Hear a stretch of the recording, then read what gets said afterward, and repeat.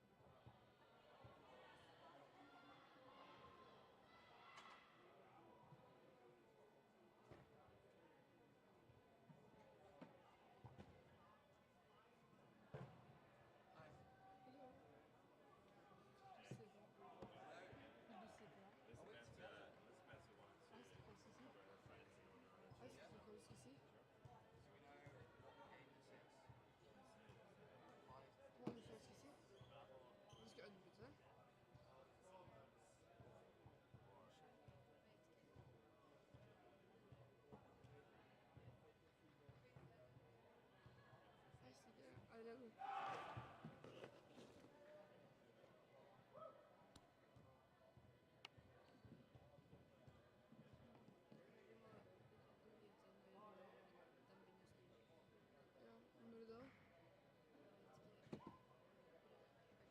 Det er ikke... When does the match start?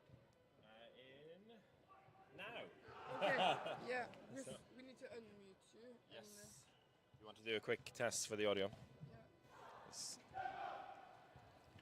Test, Hello, test. testing, 1, 2, 3. Raining cats. No, it's good. Let's get some...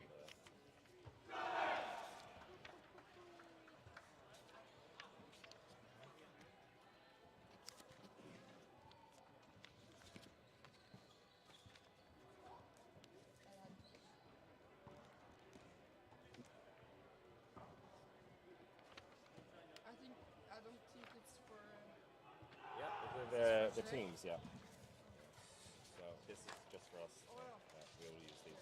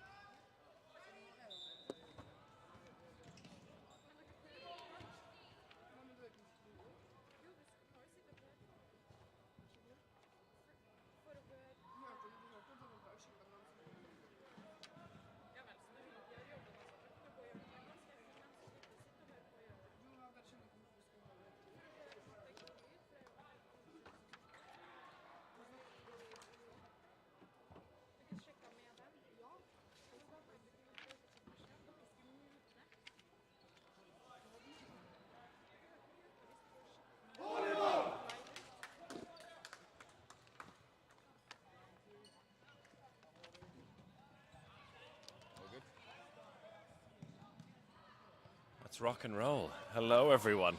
Welcome to the second day of the Northern European Championship. Ready for more dodgeball action. We have a good 7 hours or so on the way for you here in the lovely Trondheim Spectrum. And we're beginning here on court A5 with a match between Sweden 2 and Ireland 1 in the men's 5th to 8th placement matches. And always a tough game to get into for players on day 2, I think. You had probably 5 or 6 games, depending on which groups you had, playing both mixed and men's. Yep. And an early start for both of these teams at 8:30. They look pretty pepped up and ready to go, though, Nick. Yeah, definitely. The warm-ups definitely have been long. A few of the other matches have already got underway, so the referee's just getting sorted before we kick off here. Ireland finishing second in their group, but it was a group of 3, and Sweden 2's coming third in their group. So this is in effect, semi-final playoff for the 5th to 8th positioning. Winner of this will go through to playoff for 5th or 6th. Yeah, and in a 12-team tournament, or a 10-team tournament for the men's, or 11-team tournament, in fact, somewhere in between 10 and 12. There's some number of teams. Finishing. There's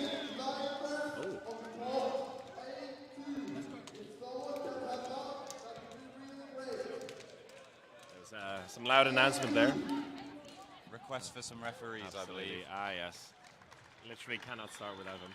No. But in a tournament like this, top 5 finish would be a good way to end the weekend for the Swedish second team. Very much their development team. Saw them in action yesterday. They used their full squad very, very well. So you feel like they'll be fairly fresh in this case, whereas the Ireland men, heavily involved both in this men's first team and also the mixed team, as both you and I covered yesterday against Northern Ireland. So let's see how they settle into this one. Yep, 3 balls straight to Ireland. Good start for the running for the middle. And a hit off the start. Really nice hit on Forsberg there, and attempted catch dropped. But so both sides off to a strong enough start. Yep. And a catch and out. A line ball. Yep. Unfortunate for Jonsby there. Did everything right except a heel just touching the back line.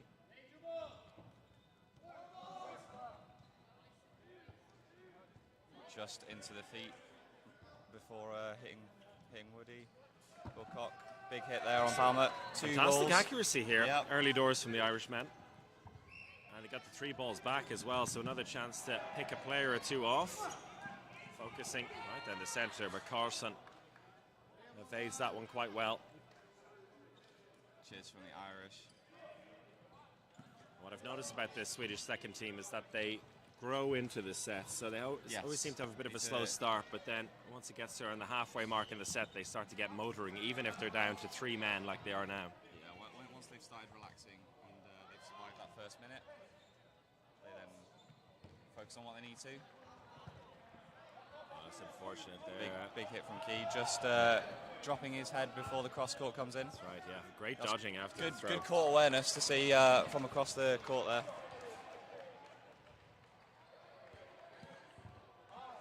Bounce.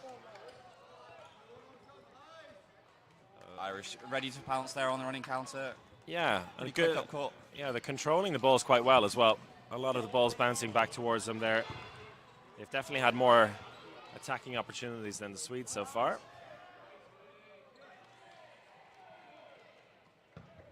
Great catch.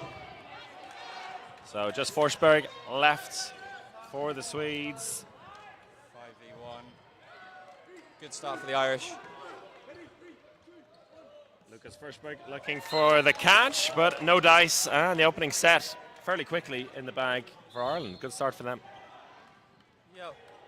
Had a base that catch there from the Swedes, not able to really turn momentum. Ireland able to regather and just focus, pick people up one off one, and they only got more players on the court after that. So I think an early sign, if they didn't know it already, Sweden, that they're facing a very different Irish side to the one they faced at the end of yesterday's action. They faced Ireland 2 in their group, got a victory in that one, and so many situations where they had a slow start, were down to 2 or 3 players, but managed to turn it around and grab the set. Ireland not able to put away their chances, but here a very clinical Ireland team in the opening set, and already one up off the One up, opening yeah. volley. 4 balls for Ireland. 2 ball attack on the right there. Get taken the winger Modin out. caught out on the right wing. Modin, who's had a pretty good tournament so far. He's been very good on his leaps of faith. Probably a good player to target and get out when you've got those 4 balls. Definitely one of the leaders of this team for the Swedes. Oh, and a very tight call there. Forsberg felt something, and that was enough for him to go off, and a good counter by Palmer. Leaving his hands trailing. 5-3 now.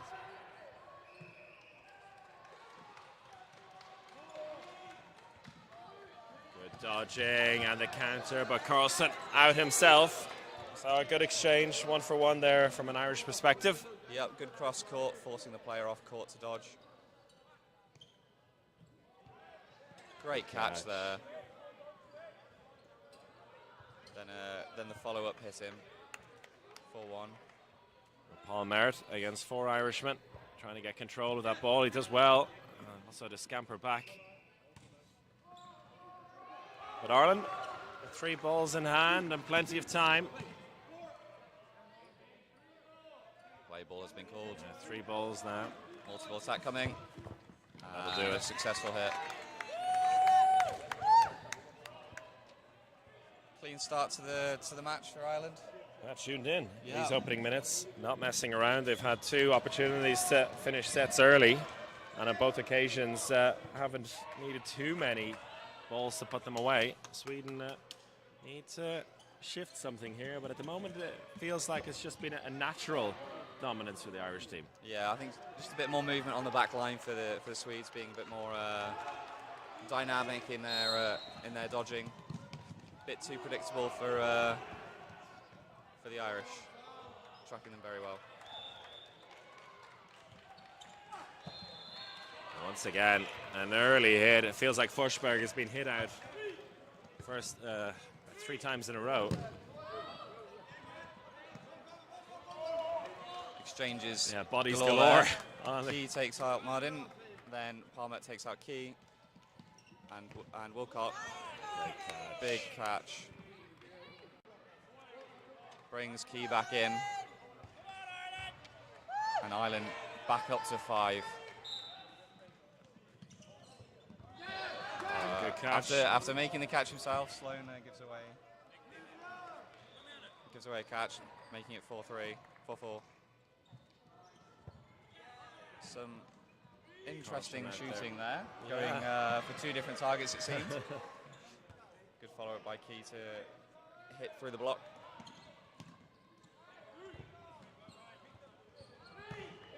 Fantastic dodging all around before Forsberg About finally 4 gets balls hit out. thrown Yeah. and a lot of covering, but only 1 hit after that. Both sides not afraid to go for the multi-phase attack here. Punish. Double hit, nicely done. Punish anyone who throws the ball. And Ireland are quite happy to do that if they can keep getting the hits first. It's the best chance so far for Sweden. Jonsby against 2. Key wanting to go up a bit, but thinks better of it. Jonsby with 3 balls. 2-ball running counter. Oh. Unable to catch it.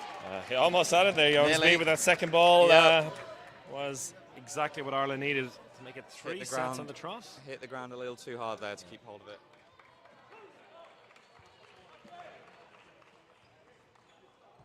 So you mentioned the movement in the backcourt from Sweden needs to improve a little bit.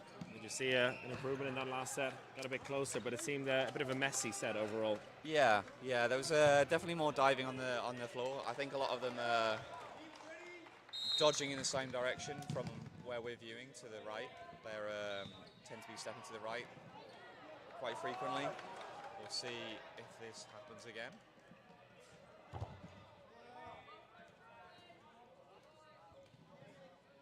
So a nice hit there from Hollinger, and Modin as well, doing a post throw.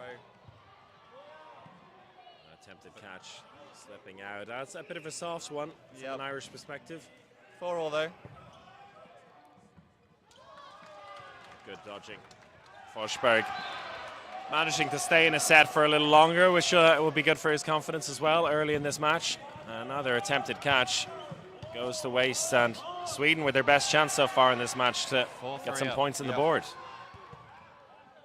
A bit more aggressive. Jonsby camping there in the neutral zone and just firing away shots. Yeah, everyone taking opportunities when they can to fire a ball off if they see a ball thrown.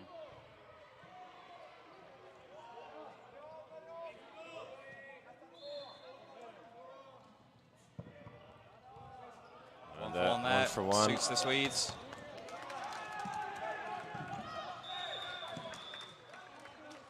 And still plenty of time in this set, not even halfway, down to 3v2. But Sweden looking a lot more active, also when they're countering. A bit more awake on those cross courts coming in. No Big catches pulls, being called from the Swedes there.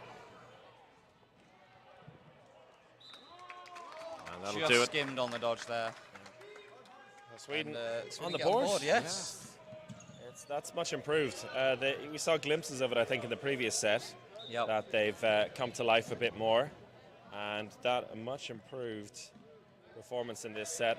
Really dominating the court as well, looking a lot more proactive in their approach and putting Ireland on the back foot a little. Maybe waking up a bit, spotting those cross-court punishes coming in, or the revenge throws. I think Ireland went for a few too many catches, feeling themselves a little bit, cost them a little bit there, but I'm sure they'll regather. 3 balls against Ireland, pretty comfortably getting the centre rush. 1-for-1 trade there.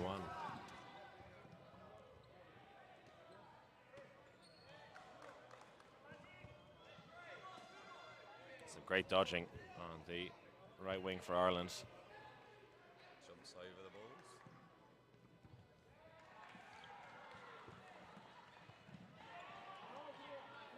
Single ball from Ireland, not finding a target.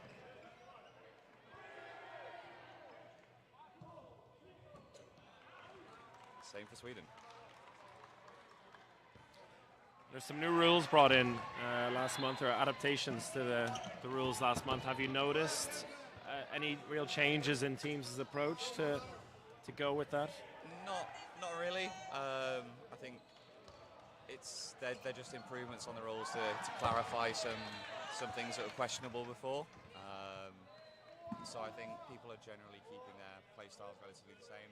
We haven't seen, or I haven't seen many matches where ball possession has been a hotly contested thing where people are slow about using balls. People are pretty happy to throw willingly, as you can see. I think some other teams in Europe would be more likely to be throwing singles and try and retain more ball possession if they could. But here, no, we've just seen free-flowing games. It's been really fun to watch. Yeah, so you think teams had already been adapting to what was expected to come in terms of, I guess, time, because really it feels like, as you said, it's been quite a naturally free-flowing approach from teams. They haven't been forced into the situations where they're just getting rid of possession. Yeah, there haven't been too many really close games where people have been trying to see out matches. Right. Christopher, he's very successful on those. Yeah, he does love them. Good leap of faith there. Yeah. Timeout called by Ireland. Yeah, the few close games we've had here, I think, have been between some of the newer teams who are still, I guess, figuring out some of the niche side of the rules. Norway getting their first win against Denmark 2s, which came after a very smart play off a Norwegian player bouncing the ball off a Denmark player who was in the neutral zone and recatching it. Oh, nice. Which really helped them secure that win. So they'll feel a little rough after that. I think actually they're replaying each other now on the court behind. I don't think you can see it on stream, but currently Norway 1s are playing Denmark 2s in their 9th to 11th playoffs. A fantastic development opportunity for teams like that in a format like this. Definitely. You know, they would have all had games against much higher ranked opposition, much more experienced opposition, which could have been a tough start to the weekend. But now in this second day, everyone's kind of been put into their general level, and you have some. I think we can expect close contests pretty much all day. Yeah, in that regard. Yeah, once everyone's filtered into their playoffs. As Norway was saying last night, they were very grateful for the community and speaking to people. I'm not quite sure what happened there. A collision in mid-court, it seems, and Tyler McBride getting caught.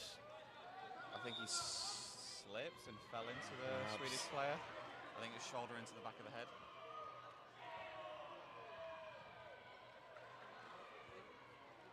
Take a moment to regather. But after Ireland flew into a 3-set lead early doors, Sweden have settled in quite nicely. Yeah, I think the counters that we were seeing originally that were working very well on Sweden, just not making their mark as often. I think Sweden have woken up. And they're aware to that, so Ireland just needs to be a bit more conservative with some of their counters, and or be more aggressive up court and really chase down the opposition and get closer to them so they can guarantee that hit. Looks like McBride is going to the outbox, and he'll be okay to continue. Lovely hit on Carlson. Such a versatile player, Carlson. It seems to be a good target early doors for Ireland to pop him out, because he's a real hassle to deal with. He's always looking for the counter opportunities. Yep, Wilcock unable to block there, so that's a big hit for Sweden, taking out one of the wingers.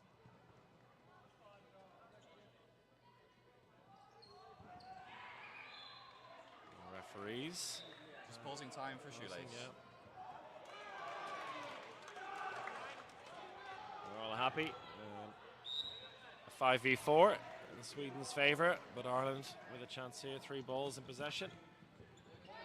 A counter from Helstad going across the face there, but not quite connecting.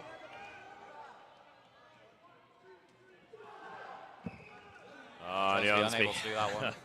Tempted into it, and he got down low enough, just slipped out.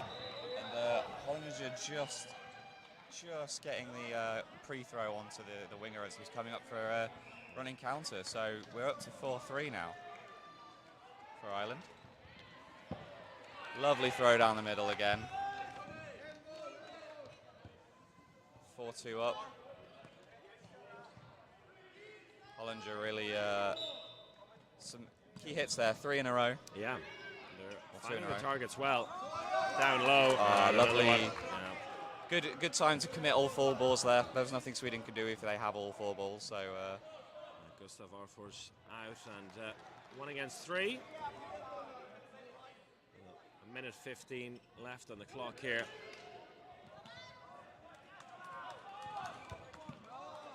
Good blocking. single ball release. Oh, Hellstad, I think, went over the line. Yeah, he says to himself. It's a tame end to the set, but a good response from Ireland overall. Yeah, very good pressure there to force the player all the way back, not realise their back line. And, getting a lot of joy in the shots down low against the Swedes. It was either catching the feet or forcing the attempts to catch down low, which we saw on one occasion with Jonsby didn't quite come off. But, Ireland have certainly noticed something, and their accuracy there much improved. Their group throws are pretty good for getting their single ball hits. 3 balls again for Ireland. And nicely contested over and over again for that third ball in the middle. Carlson ducking low that time, getting underneath it.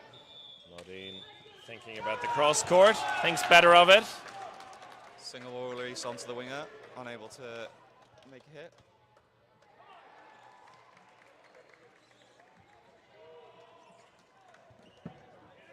Again. 2 single ball releases, gets 1 hit from it. Once again, attempting throw down low for Sweden that they try to get the catch for. Don't pull it off. That's 1 for happened 1 a couple as well. of times for them.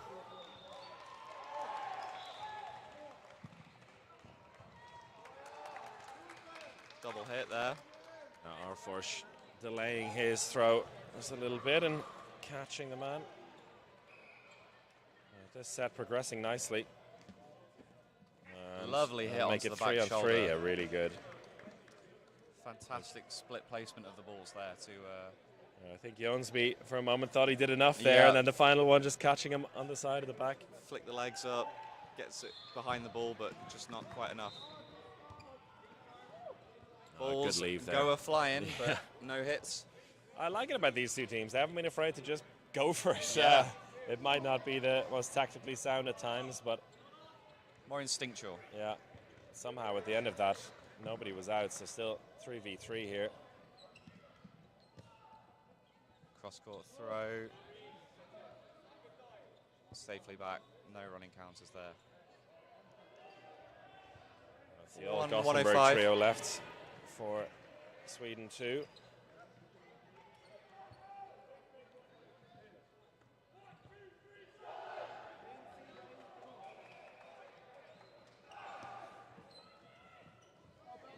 Good dodging. 3 released. No hits.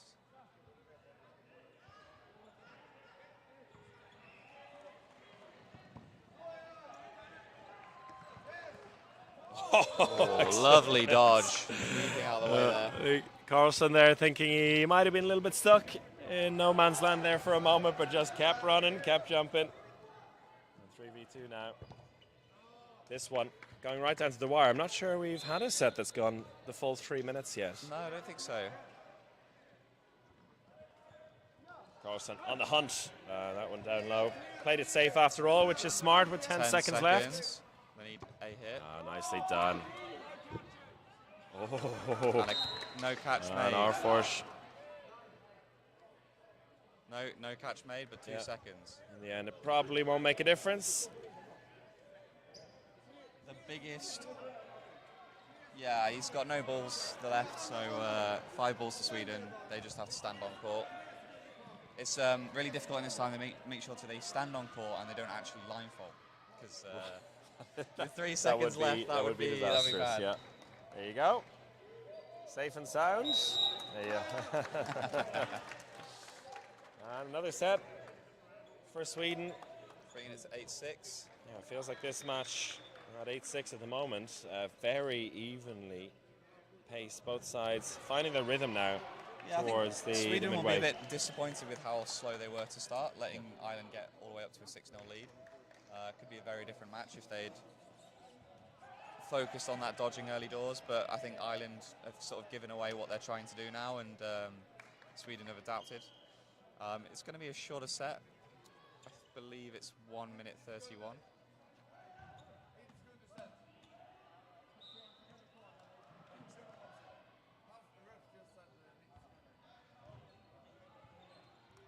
With 1:31 left. Normal set. That'll be 3 minutes. So if somebody wins this within the 1:31, we would then go for another 90-second set. So we could potentially, and the way these teams are playing, could well happen. Good, very much so. We've had opening volleys with 4 or 5 players out. Yep. So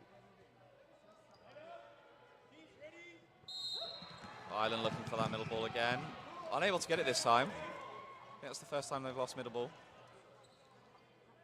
And Mikael Johansson in for the first time, number 80 for Sweden, who I believe has been trained more as a foam player, but been thrown into the cloth mix. He's a young talent for the Swedish second team.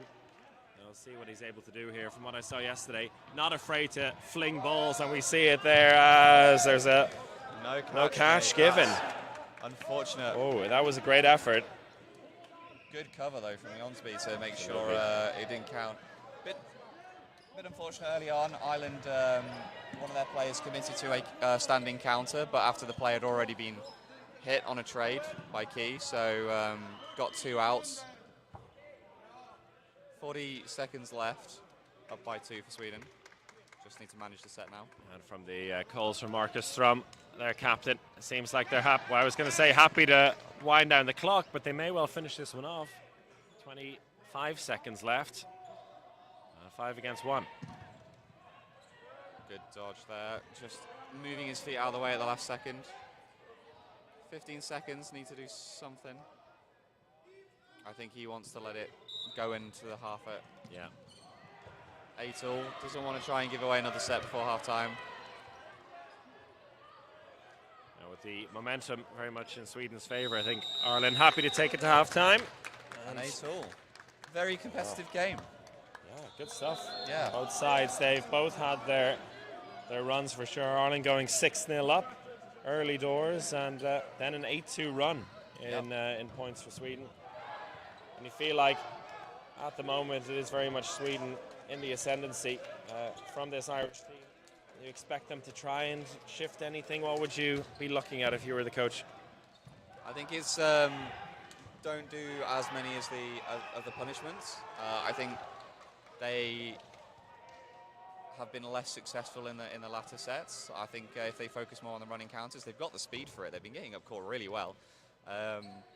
Focus on the dodging rather than the catching. Some of the catches are sticking, but if they can get out of the way, then staying with 6 players in as long as possible gives you the best chance of success.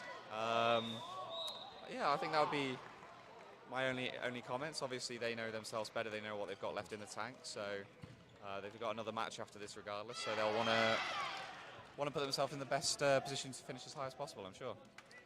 With that, we'll take a couple of minutes as both sides catch a breath. 8-8 here at halftime.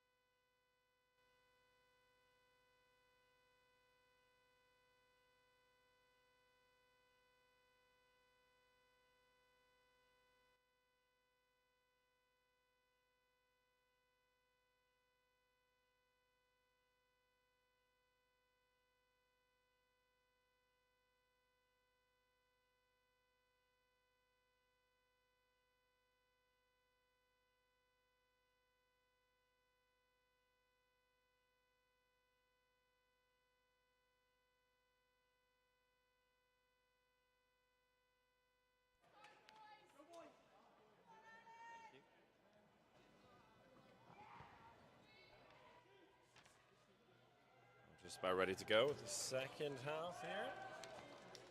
The 5th to 8th placement semi-final between Sweden 2 and Ireland 1. We're all square at half-time, 8 points apiece. After Ireland racing into an early lead, Sweden have found their rhythm. We'll see what Ireland have been able to do at half-time to figure out a response. But as they've done often in this match, they've won the opening rush and begin with 3 balls. I believe there's been a couple of subs for both teams, it looks like. McAfee on. Big catch from McBride off the floor. Beautiful. McBride. And another big hit by Key there. From the left wing into the center. They've been very successful with those opening hits in the center players. There's another one. They've caught between 2 minds there, whether it's a catch or move, and then did neither. I think the group throw is doing a good job of holding the eyesight of a few players, so allowing some shots across the court. It's 1 for 1 there. 1 for 1 there, yep.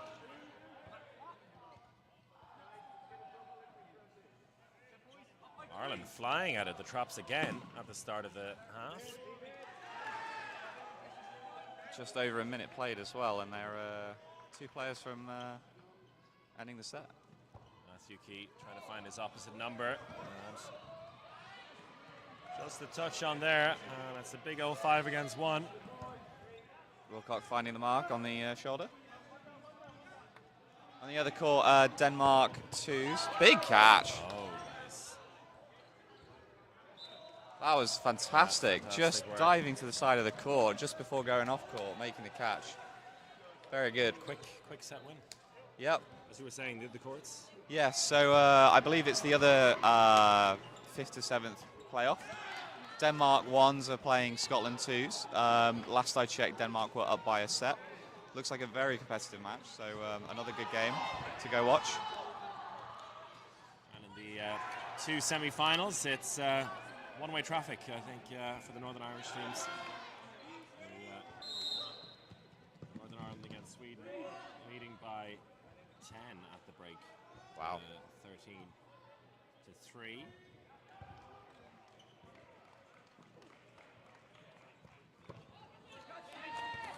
And 3-4 balls flying across. Again, court. still going for the trades, the punishments.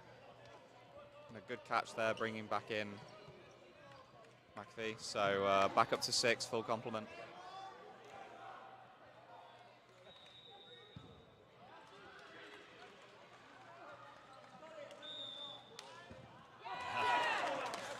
McBride looking to protect his teammate Key there, but he didn't need the help. No, just get the catch. Yeah.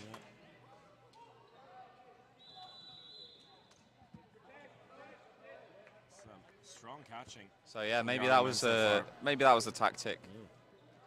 Just make the catches. Don't go for catches. Make the catches. Simple as that, isn't Yeah. it? If it works, it works. You can't fault it. Absolutely.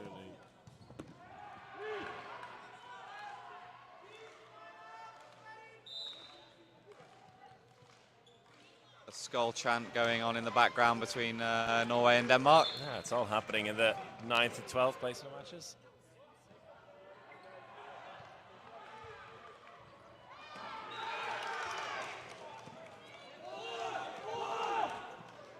Winger's looking for that running counter, but screams, "Have we got 4 balls?"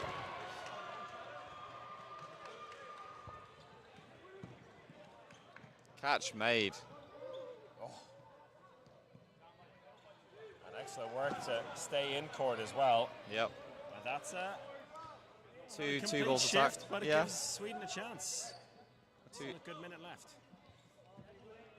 Two ball attacks, one getting caught and the other one missing.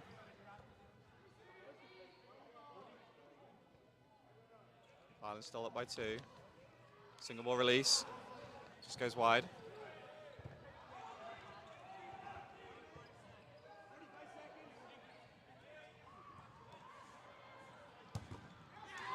One hit, A catch hit by and a Wilcock. catch by Wilcock. Seemed a bit rogue there from Davis because the ball from Wilcock went quite a bit earlier, so I think he was plenty ready enough to receive that one.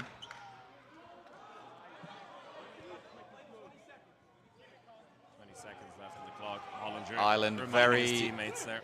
very aware of how long's left. Another cat, McBride. Just picking up the catches. And a lovely cross-court ding from Wilcock. Ireland in form. Sporting some new headwear today, it seems.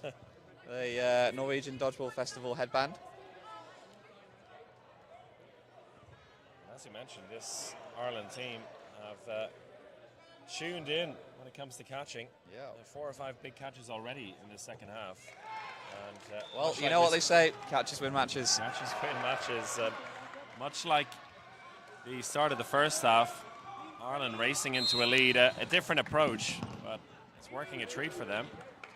They lose the middle ball for, I think, only the second time this match. Yeah, it has been an area. They've been quicker on that opening rush, not this time. Sweden not able to connect. And finally missing a catch. Hasn't been too many of those in this second half so far. All and three. A wry smile on the face of Key there, I think. Yep. And all 3 balls being released from Ireland, not making a hit. So Sweden up by 1 and with 4 balls. Wilcock going for the catch. No luck for him either. But McBride making a catch, so Key comes back in. Still. McBride is a magnet for hands at the moment. Yep. Brilliant Big dodging dodges, as well. very good. Yeah.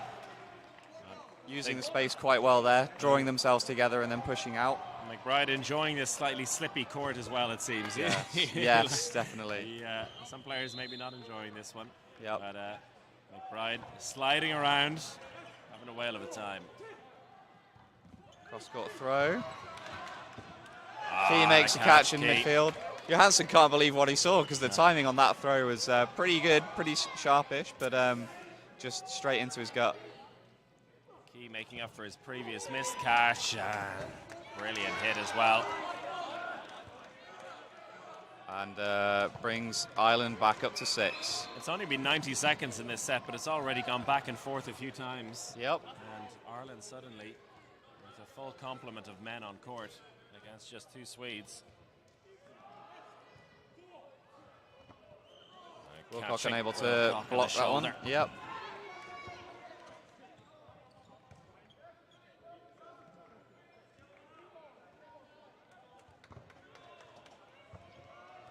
And another catch there, popping it up for himself. Yep. Well, which is very impressive. Very, very nice.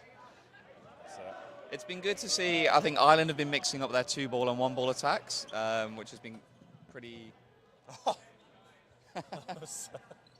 I don't know whether he was looking for a catch or just wanted to hit the ball, but either way, he's out. McAvoy giving himself up there, but Ireland will survive. 5 men left. Wing is very eager to get up there, but calls from the back to hold. For Sweden, not much he can do at this point. Try a hit on a catch, but tried and failed. Smacked on the shoulder. Ireland with another set in the bag, and they've been a different team. It's fantastic and fascinating to see how different a team can look in the space of just a few minutes. Yep. Question is, can they not concede a set?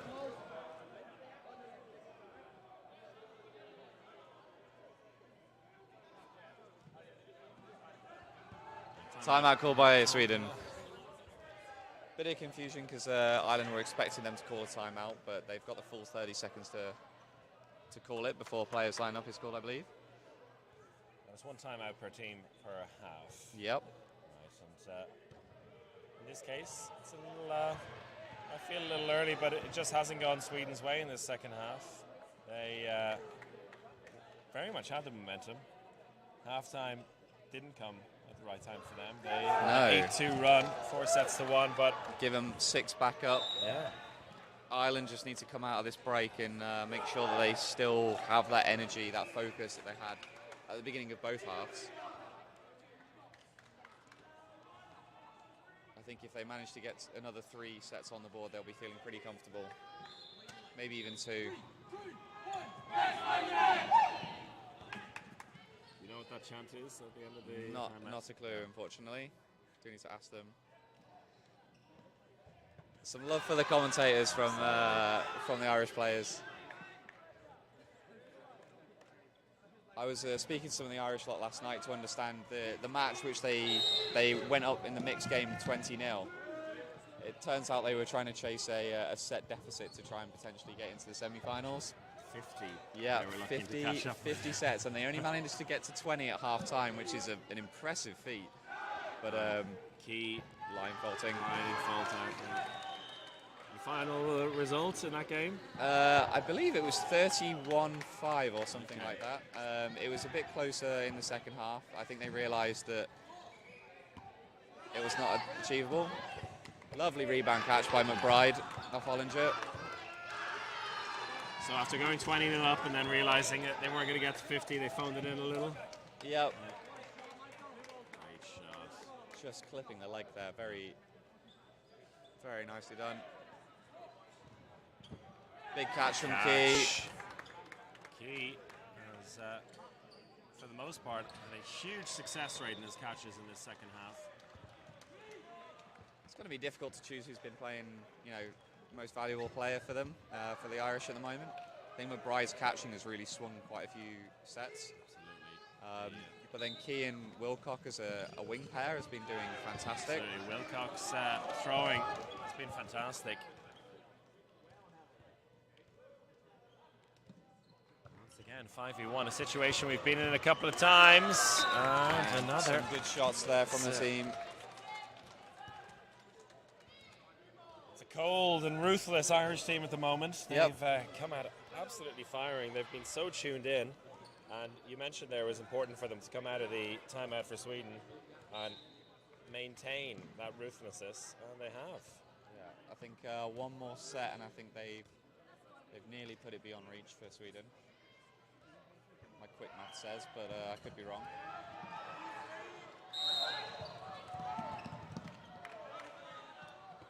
Unfortunate there. Getting the touch, but ended up going into the Swedish side, and as he scrambled back, he had his back turned for a moment. Gets and hit was on the caught free out. throw, or the quick start, sorry. Good to see that Sweden actually managed to make use of their 3 balls off the start when they managed to get it. Ball goes wide off the group throw. Single throw down the middle.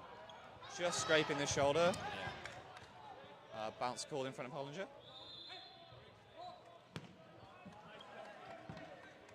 Oh, nearly caught that. 1 for 1, but just catches Key on the heel as he slides forward.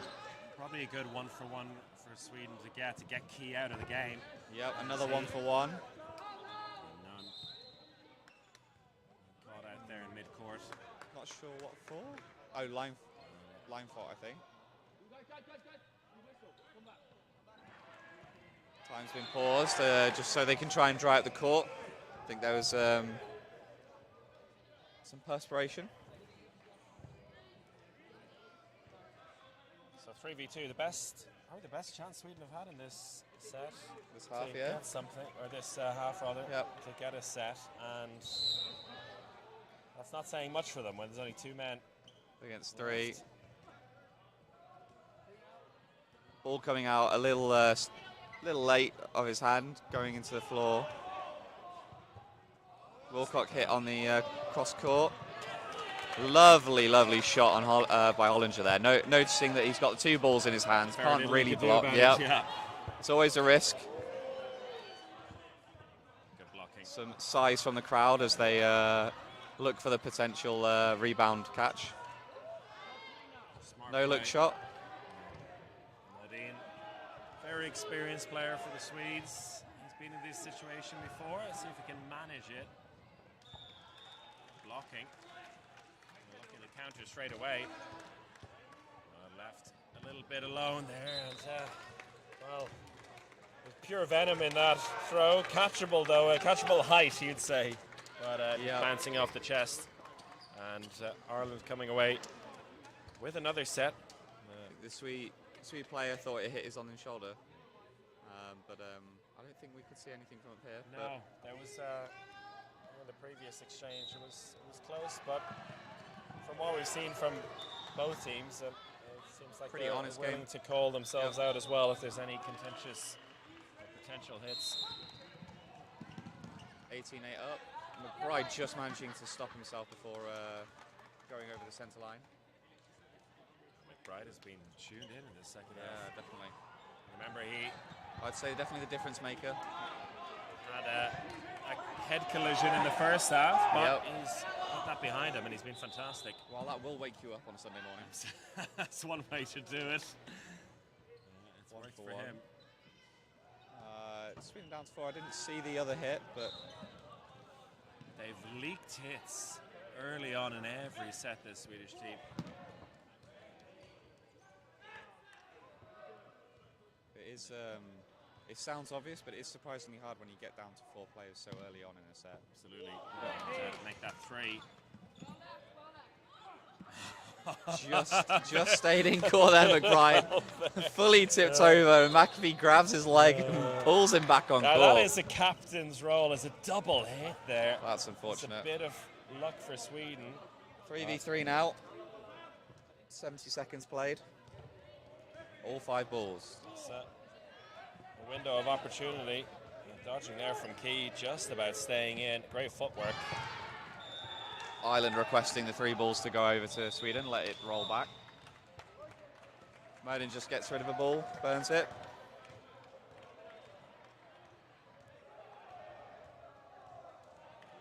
Key throws to the centre. Quick exchange and Touch in the head. And Jonsby and McBride goes to the McBride, trade a there. big fan of trying to protect his teammates with the ball, which I haven't seen that tactic too much in this weekend. 1 for 1. And we have a very exciting 1v1 showdown. In the court, it looks like Scotland 2 have Scotland 2, I believe, have made it their way into the 5th, 6th playoff. So the winner of this game should be playing one of those 2. Or should be playing Scotland. Big catch! Garvin McAvoy. Keeps blocking back and waits for the ball to come that he can just pick off. It's a big decision to make in that situation. It's an all or nothing thing, and showing his captaincy in 2 different ways in this set. First of all, keeping his teammate, his head just about in earlier. With fantastic bit of teamwork, and then snatching the set for Ireland. That's good confidence and good use with the blocking as well, drawing the player to keep just throwing at the centre because you know he's just going to block it back at you. And then when he releases, just lets the ball drop and picks the ball up. Very nice. So yes, I believe the winner of this match will play Scotland 2 in the 5th, 6th playoff if they've just beaten Denmark. So I think they'll be coming over to watch the end of this match.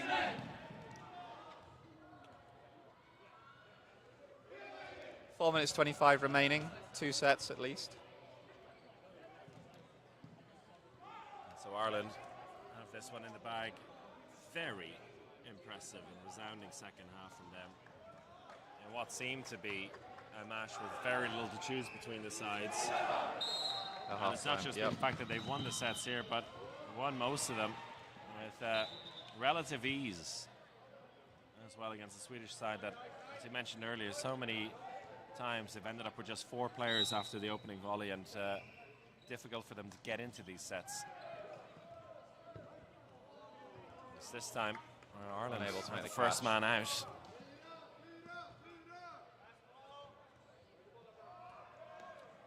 Ireland wearing their alternate kit today as well. It's a nice kit. I like it. I'm a fan. The white and green, orange naming. Big hit down the middle. McBride blocking, protecting Wilcock on the wing as well. Down by 1. 40 seconds played.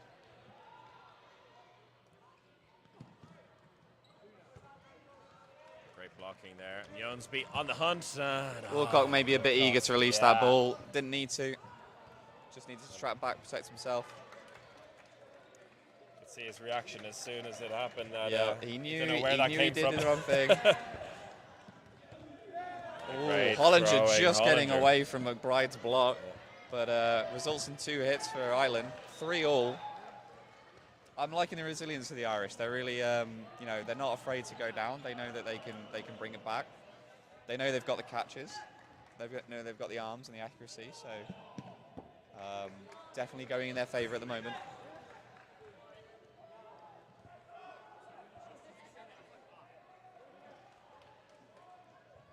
Halfway in this set. 2 hits again. So gorgeous from the Irish bench.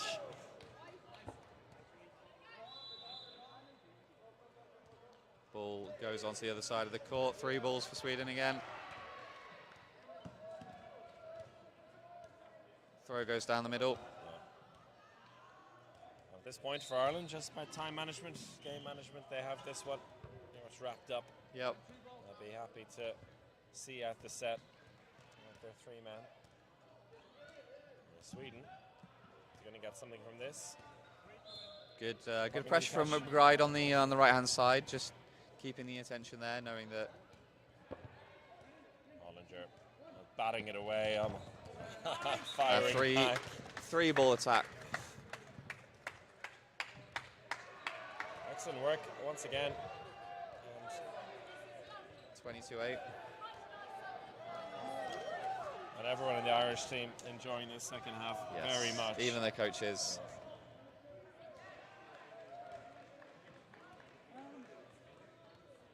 This will be a shorter set. Be about one. I believe actually it'll be a 90-second set. It will just run under. Yep. 90-second set. 90-second set. Just the 30 seconds ran out to about 126, I think. 3 balls again. Based on what you've seen of this Irish team over the last few years, what kind of progression are you seeing from at the moment? Of course, this is very much a development tournament. Yeah, I think they've had to rebuild quite a bit. I think this has been a good tournament for them. I think if they manage to beat Scotland twos in the next round, that'll be a big win for them. I think they can be very happy with that performance. I think quite a disappointing European Championships for them earlier last year or later last year, but definitely some glimmers of a team going in the right direction here. And with them hosting the European Championship next year as well in Limerick, an onus on them against. Oh, McBride! That was an insane catch off the floor. Keeps his legs wide and just plucks his hands down. I don't know how he does it. So confident in his catching. See it in his footwork now as well. It's the glow of that catch is stuck with him. Yep. But sorry, as you were saying, the European Championships in Limerick, I think they'll be hoping to have a strong turnout. Oh, another catch. It's centre court by Hollinger. And that's been the story of the second half. Not in. The leap of faith or the leap of frustration, I think, at this point. Full time. Excellent work. 24-8. A flawless second half performance. Yep. From the Not a set conceded.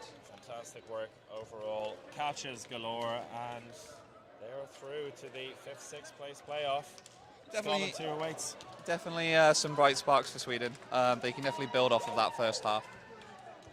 Just some, I guess, some discipline and some accuracy, and I definitely think some of the dodging at the back of court costed them at times, but I know for the Swedish second team, the approach for the weekend is that they're focusing on court time for everyone in the squad. Yep. I've seen that in pretty much all the games as well. They've rotated a lot, and you know, it's a lesson for the team in terms of development as well. It was a big change in the level, but you have to give, I think, a lot more credit in that regard to Ireland in the second half, because Definitely. they brought a whole new approach. Catching was on point. Yep. Pick up the big win, and so they move on to the 5th, 6th place match. Yep. We move on to more games coming up. Indeed. And from us here at court A5 at the moment, it's goodbye.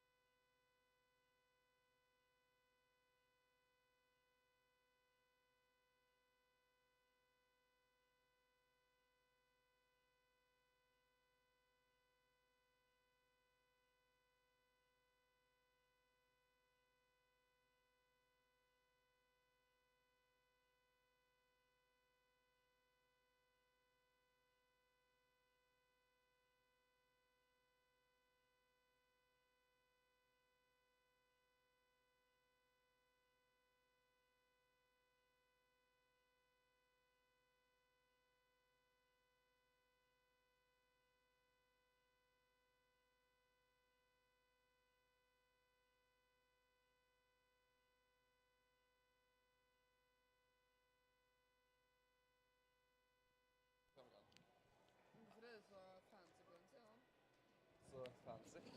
Ja, som det var som han driver og bytte kameraet. Jepp.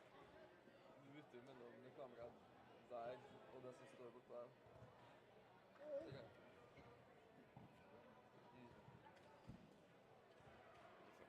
Nå søker jeg fra teipen. Hvordan del av meg skal jeg vokse? Så bukse. Ja. Armer, sånn. Tror du det funker? Ja da.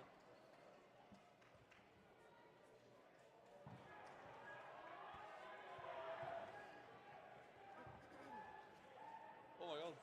Hva er det med på meg? Se, det står jeg! Jeg står der, jeg er kjendis! Det er da, oh my god!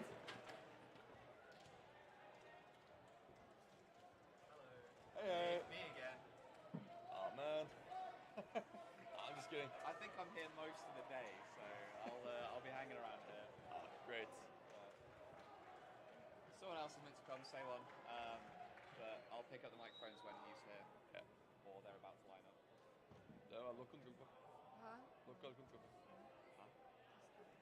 Han tar mikrofonen når han får beskjed. Hva sa han? Han tar mikrofonen når han får beskjed om det. Han kommer. Han tar mikrofonen når han får beskjed om å ta det. Var det han sa? Ja. Åja, når skjer kampen da? Nei, yeah. When does the match start? Excuse me. When does the match start? I think 2 minutes ago, but It started 2 minutes ago. yeah, let me check. It starts in -2 minutes. Is it only you? Pardon? Is it only you? Or Yeah, it might just be me, but Okay. I'll find out. yeah. You can just take it and we can unmute you when you can give you a sign. Perfect, thank you.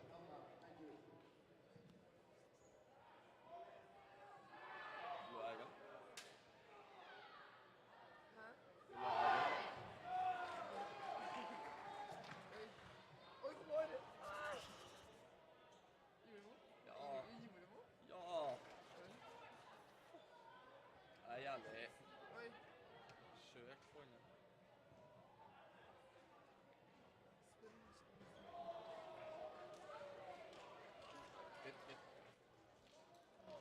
All right, welcome to Court 5.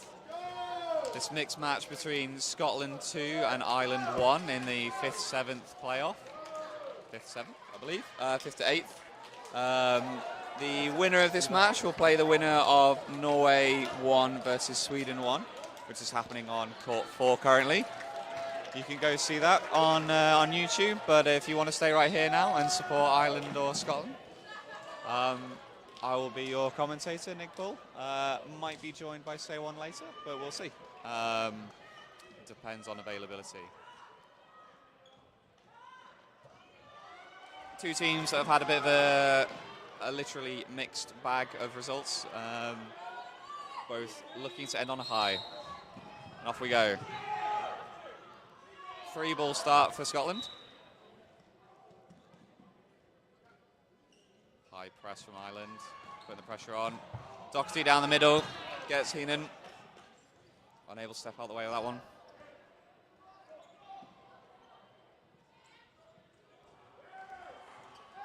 Big dodge from Scotland, getting up above Key's ball.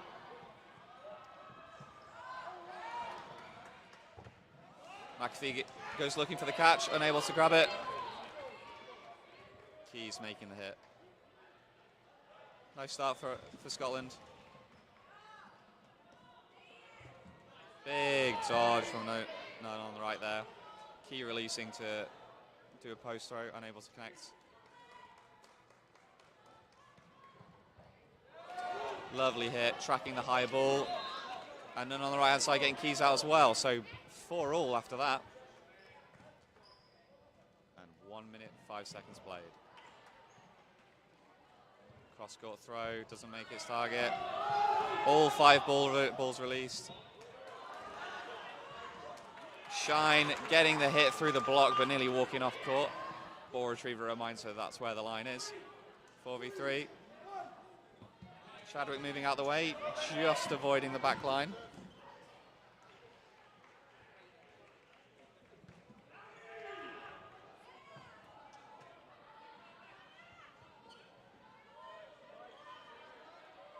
Foam ball just meandering across court.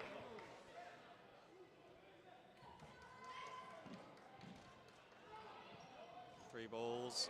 Key throws down the middle, just clipping the Scottish player on the right hip. Shine just dodging that one. Doxy dropping his block from Key's ball on the counter. Just Henderson left. Big running counter, looks for the catch. Both balls go wide. Ireland been pretty good at with this 4. Stayed in, big dodges, used the space well. Key with a big hit on the counter. Ireland get the first set.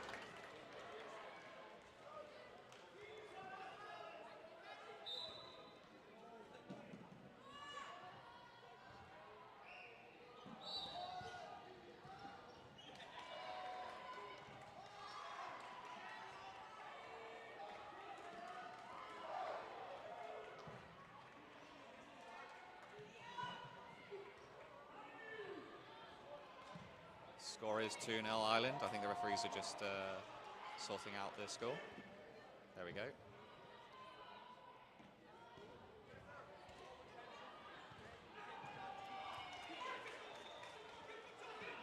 And a foam ball comes on court and knocks up the setter.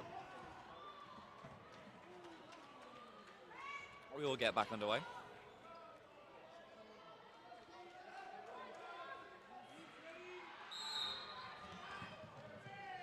Three ball start again for Scotland. Only sending 2 runners though, so not planning on starting with a quick ball. Big dodge from Shine, jumping over the ball.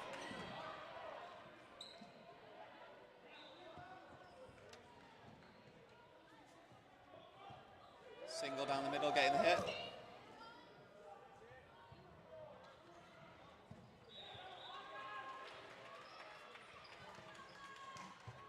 Keenan hit from Doxy. Doxy unable to catch the ball. Nearly gets it. Nunn just making sure that he's hit before he's able to gather it in. And then line faulting as he steps back with Keys' throw. Double throw onto Key.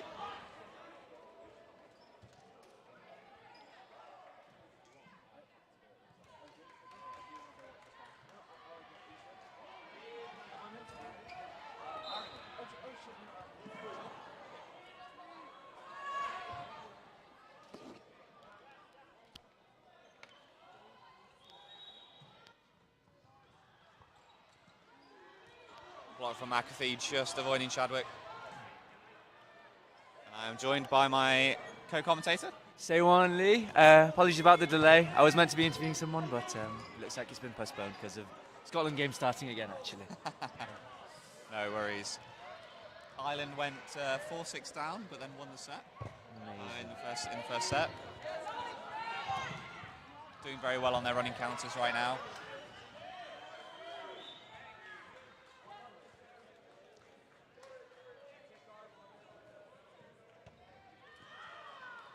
Nice fake there from 49. Shine getting hit and line faulting.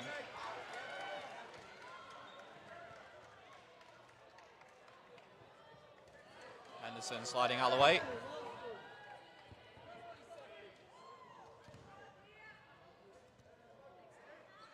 What will Scotland do? 2-ball attack. Key leaps over it. Keys. That's going to be a pain all day. Key and Keys. Yes, tongue twisters through and through. Free throw from Henderson. Unable to. Scotland unfazed. Yep. We'll see what Ireland will do here. 22 seconds. Looking for the catch. Scotland only down by 1. Can they turn it around? Big Block. Nothing needed. They have 4 balls. They are going to have to throw. Key burns 5 the ball. seconds. Big block. Nothing needed from Ireland. Scotland walking up court, hunting or asking to be thrown at. Absolutely, absolutely. Ireland knowing not to do that.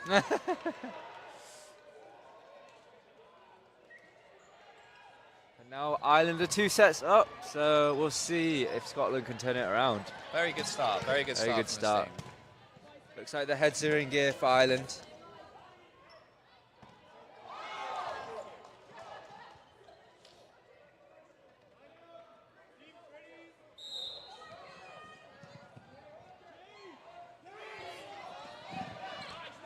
Big dodge from Heenan to get out of the way there. And Key on the cover, getting a hit on Bolland.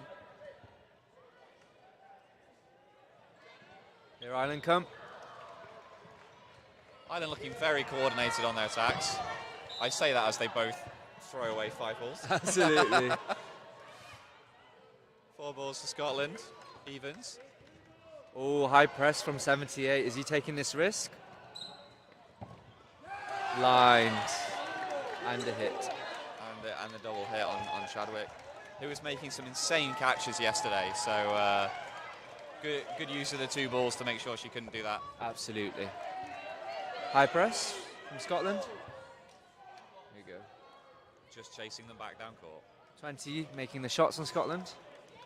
There we go. Keys onto Shines in her left leg. Unable to jump over that one.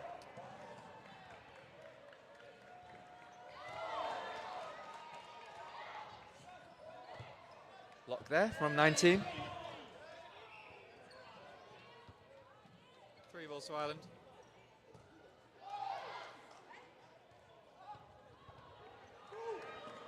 Attempt on 2 there. Ooh. Lovely dodge out the way. Oh, And amazing Keenan dodge. unable to do the running counter on that one. Doherty just jumping over it. Oh. And catch made with the free throw, taking Heenan out. Nicely done from Scotland. Just need to make a ball live, but play two has been called. Will Key survive this? Oh. Unable to. Nearly makes the catch. Nearly. Doherty very happy with that win. Glad that Absolutely. they're on the scoreboard. They're climbing up slowly but steadily. But let's see if Ireland can keep the lead. Yep. I was watching the men's just before on this court, and they got up to a 6-0 lead and then finished at half-time 8-all. Wow. So let's see if they can... Tight match. I know with They're holding Scotland, even the men's game I was watching before this, their stamina is very good and they seem to be winning those middle balls. So Yep. let's see if they can keep the pace up for this game too. I don't think they have a plan for what to do if they do have a quick start, though, Yes. it seems. They are only running with 2 runners. Key's running for 1 ball. Or 2 Oh, balls. quick start there. Doherty. Yeah, no. Quick start was available there. Oh. Double hit. Great. Skimming both players. Diagonal.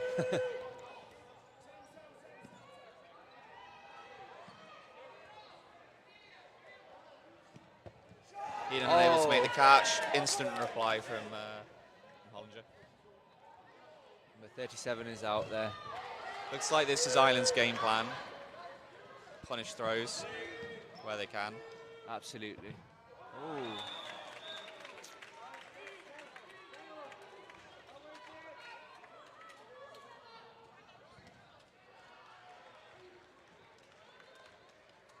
What does Scotland do? Ball at the ball holder on the wing. Nothing to be found there. Single ball release. Just skimming the go. player. Honesty there from 13. Yep. Just Doherty left. Play ball called. Through the legs. Oh.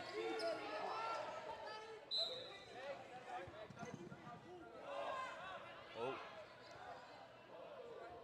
Ireland off. I thought that was a block, to be honest, from where we were seeing, but Looks like the ref called it. refs called it. That's fine. Some calling from the other side. We'll see if the refs address that after this set. And a line fault.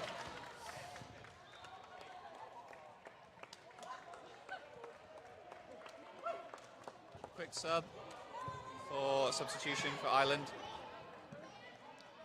O'Leary on, Heenan off. Halfway through this half. 6-2 to Ireland. Entering the second quarter of this match, so Yep. we'll see how they do from here on out. Referee doesn't look like they've paused time, but just a quick discussion. I think referee, just telling them stop calling, be on his feet. Yep. Because at the end of the day, it is the ref's decision, and if you're arguing, it does delay things. Both these teams have played long enough to know that that's the case. So hopefully we see no more of that. 3 balls again to Scotland. Oh, Slow start.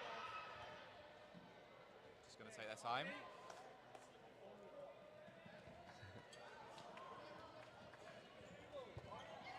Two balls released, miss and a block.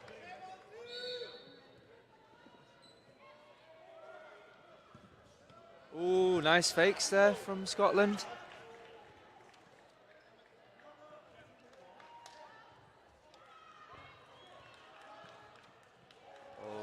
Exceptional dodging there from middle. 20 on the Scotland side.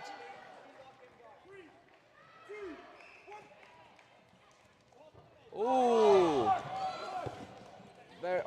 There's a war zone there in the neutral zone. A lot of attempts, but fortunately Doherty was hit out there.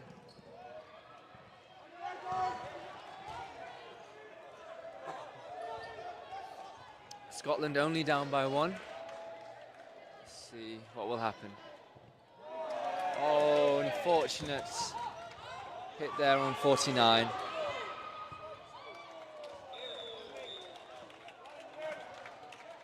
Here Scotland come. Nice dodging. Quick running counter there. Straight on the knees. 5-2 up. I think unlike in previous matches, Ireland are doing a good job of managing staying up. Yes, yes. Big improvement on that. Big dodge from Wilson. Ball's split just in front of him, crossed over. 4 balls to Scotland.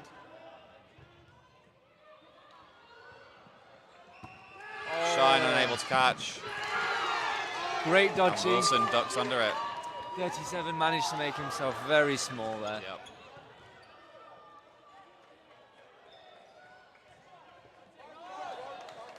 Two-ball release. Big dodge. I think they're going to look for a running count here by the sounds of it. Or a block. Yep, just blocking it back.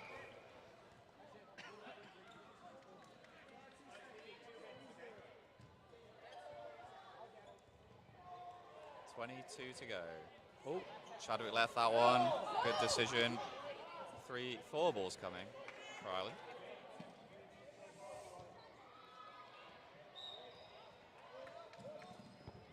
Oh, very good.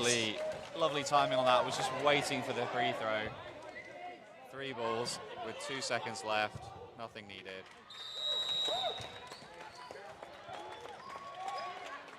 Valiant effort from both teams, but Ireland again reigning victory to that round.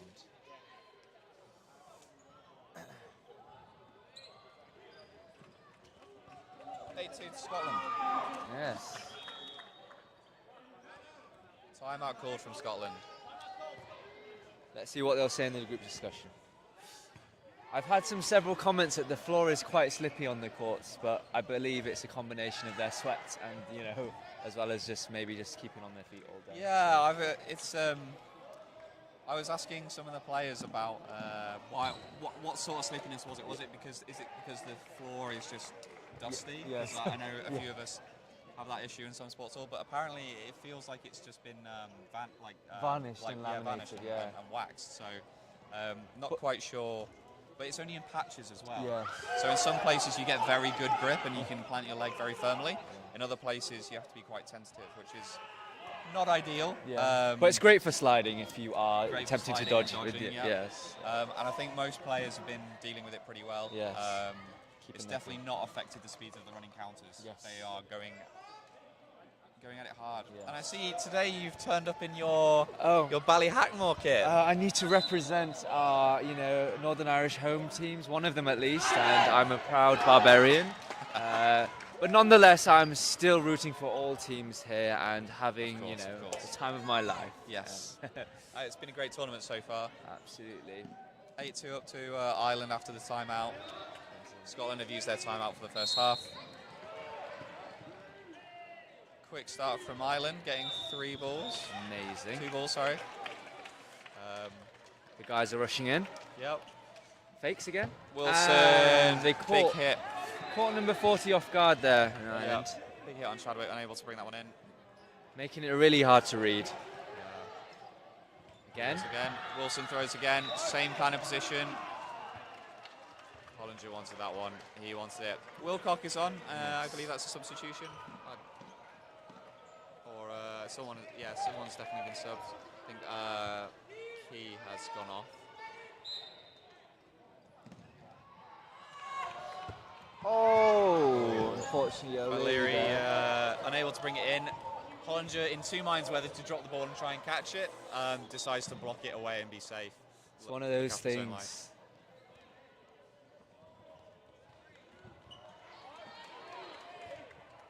No hits. Hollinger playing quite defensive with Wilcock being a little bit higher up court. Oh, Lovely post throw, 2-step throw, but from Wilcock getting the power behind it straight into Keyes' chest. I think Ireland know all they need to do is just keep these sets up so they're able to play slower. Yep. There we go. Wilcock will take that hit. Great trade. Good trade for him. 3 balls to Ireland. But Scotland are up in numbers. Catch made there. Hollinger throwing straight at Doherty as he drops down. Very clean from number 18.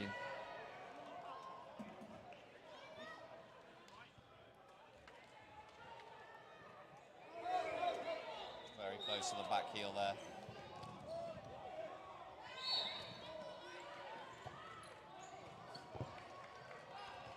Block into the floor. 52 seconds remaining.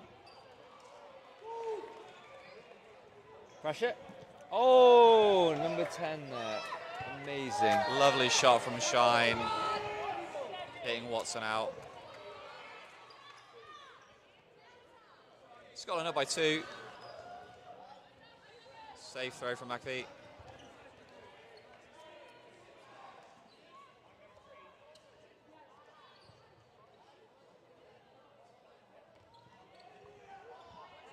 Big catch off the floor and block. 3 apiece with 15 seconds left to go. I think Ireland would be very happy with a draw here. They don't need to do anything. Just a single throw. The set's over. Safe throw there. Shine losing a footing slightly. Oh. Just watch it. Equal? Yeah, 3-all. Shine just keeping in off the sideline there and dodging the ball. Yes. Scotland will be a bit upset that they let that one go.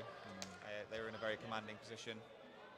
Absolutely. Fantastic catch though to bring it back up. Yes. I noticed as well, number 10, he was dodging as well, you know, the 2-ball release as well as, you know, making this catch. Very well. He's a very good defensive player, Yep. I presume, so maybe Scotland might pick that up. And aim for other targets on the court. Indeed. Short set now. Be about 1:45. Ireland again not challenging that middle ball, but Scotland only sending 2 runners. High pressure from Ireland. Hollinger just retreating there. Wilcock unable to block both balls. Immobilized. Hollinger calling the shots. Nice dodging there from Chadwick. Post throw from Keyes, unable to hit.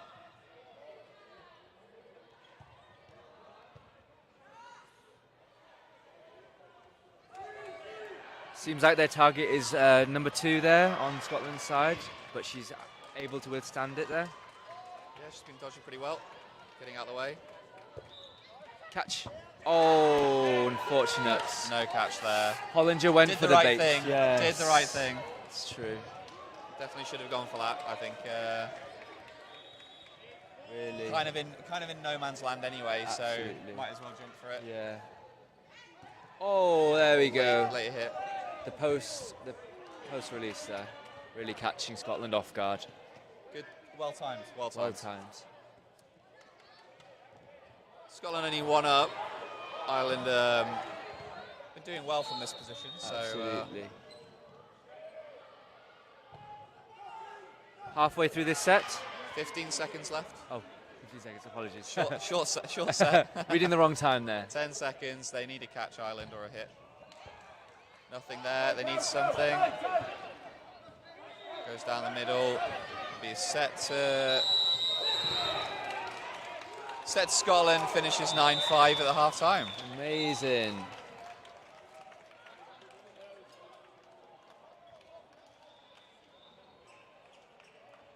I think that's a fair reflection of the match, the score at the moment. I think Scotland definitely very much in this match, very much up for it. Ireland being a bit more consistent at staying in and managing with their 4 players, not giving up easy hits at that point, giving away too many catches. It's a very disciplined play at times. Any standouts to you on the court there today so far, between Ireland and Scotland? Any key players? I think McAfee's been playing well at number 10. He's made some good catches. Hollinger as well has been very quick up court and taking advantage when they can. Shine's been playing well today. Yes. From Scotland perspective, I think Doherty seems to be the one that's staying alive the longest. Yes. So that really helps. I think Keys just needs to manage his life a bit better on the wing. At the moment, Wilcock is definitely getting the better of him. And same with Wilson down the middle, needs to just get back quicker. Yes. But the women playing very well for Scotland. Good dodging, good catches when they can. So just a bit more consistency, I think. Absolutely.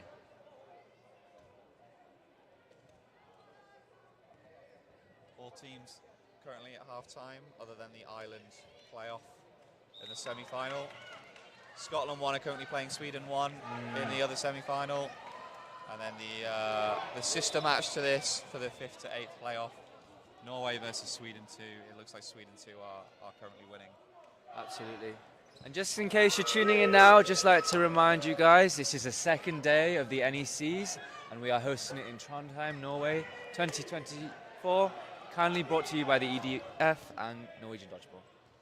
Yes. Norwegian Dodgeball have done a very good job hosting this. It has been run very smoothly. One of the most relaxed events I've been to. It's been wonderful here. Even like the media team, everyone, the camera crew, everyone's been making it so easy for us to kind of commentate and do all the things we want to. And I just want to give a huge props to them. Thank you so much. Definitely. And the free chocolate as well. Oh, I'm not sure if you managed to get the free chocolate, but go and collect one if you're here. And the merch as well. The merch has been fantastic. Absolutely. It's been a top event so far. Top event. Even Zoe Wells, I'd like to give a shout out to. Thank you for making it, this opportunity happen, and even organising behind the scenes. I know it's been chaos there, but we're managing to pull through. And again, thank you so much for all the hard work that's not seen on here, but we really thoroughly appreciate it from our perspective. Definitely second that comment. Lots of love and appreciation for Zoe and everything she does for EDF here. So. Absolutely. And everyone involved in EDF, of course. including yourself. Yes, and yourself. We've got to thank ourselves. Let's thank ourselves. Yeah, we are amazing. But of course, Max and Dan Henshaw has been doing wonders organising us on the ground here, and all our other commentators. The referees, of course, as well, have been pretty good. They've I've not seen many or any issues actually with the refereeing. Yes. People have been getting on pretty well. Good levels of honesty from all teams, I think. I think some matches have got hotly contested, but generally speaking, the attitude's been there. It's been great.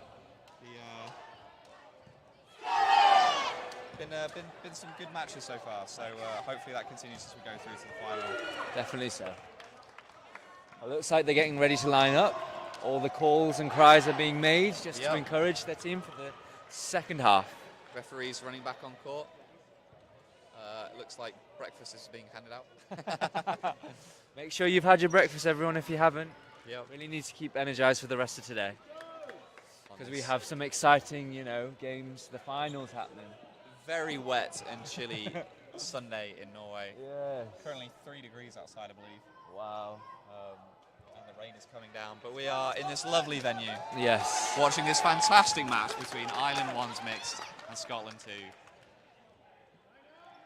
Second half underway. Scotland 3 balls running for the middle ball. Again, unfazed. Uncontested, yep. Yes.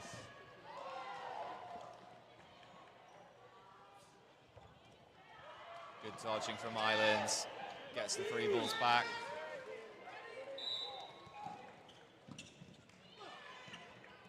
Big Hit hit on mate. Watson there from Key. Good Just- dodge, just unable to Just keep- on the wrist there. took the wrist in the end. It's very important with Ireland giving up that middle ball straight away that they're able to dodge that initial volley, because otherwise they're going 5-6 down every time. But they've been really good at dodging, and that's, I think, been really valuable for them. Great double hit. I do not know what was he the was kick doing. for? He would have been an invalid or something. Yeah. But big hit from Wilcock and another No hit need for elsewhere. that. Well left. Well left from Doherty. Let the ball retriever do the work. So we missed to say earlier when Ireland had those 2 consecutive hits, that was really cost them a lot here. So we'll see Yeah. if Scotland can bring it back. And I think the best bit for Ireland there was Scotland burned 2 balls and Ireland were able to get out of the way of them. Yes. So again, Ireland's dodging's been fantastic today. So Props to them. But Duncan there making a sliding dodge, which was very good and very effective. Ball being something's ball happening. being replaced. What's happening? Again, I think it's part of this slippery situation, but it must be sweat or water this time. Yeah. One of the 2 liquids. No chance of mop this time. No mop here. But Kitchen roll for the win. I have to give it to Norway here. The stadium's very clean, very very well kept, and it just makes it so much nicer for us to host and everyone to play in. Yeah, and when this court had its issues, they brought the mops out, they cleared it of all the dust. So Absolutely. it's definitely not a dusty court. So yeah, I think if I was to make one comment or one complaint, it's just that the obviously we don't have painted courts here for dodgeball. Yes. We'd love to have that, but the black and blue lines are confusing a few players. I'm not Yes. sure if you've seen, there's been a few people stepping and assuming it's the blue line. Henderson called out there, I think it was a block onto the thigh. Great. Big dodge, Doxy getting key. Duncan really sliding away from those fast balls. Yep. 1 minute left. Ireland up by 2. Doxy looks for Heenan, unable to connect. Big fake from Hollinger, pushing Doxy back. Hollinger making the calls. Single ball from Wilcock. Push, pressing. Calls for Ireland to let that ball go. Force Scotland to attack. Duncan making Time the calls. Lovely catch from O'Leary. Attempted, all the way cross court in there, but Doxy was drawn in by O'Leary. yes. Moving over to Wilcock to shadow him. Oh, Lovely pre-throw from Duncan getting Wilcock, but good follow-up by the team. definitely. Shine and O'Leary. Absolutely. Duncan ball. almost made that catch, but just Yes. slipped out her grasp there. Good effort, definitely. Good efforts. Track the right ball as well. Always the difficult part of managing a multi-ball attack is which ball to track, which ball to follow. Absolutely. Doherty reminding Graham, who's just come on, just jog for the middle ball. They're not competing. That's how confident they are. Duncan goes for middle ball, and of course on that time they do compete and get the ball. 3 balls to Ireland.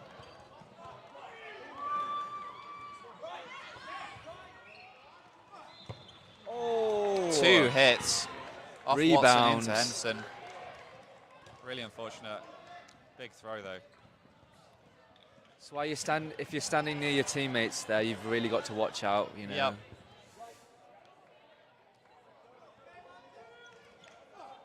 Singapore release from Key. Just missing Duncan. Oh, on the feet there.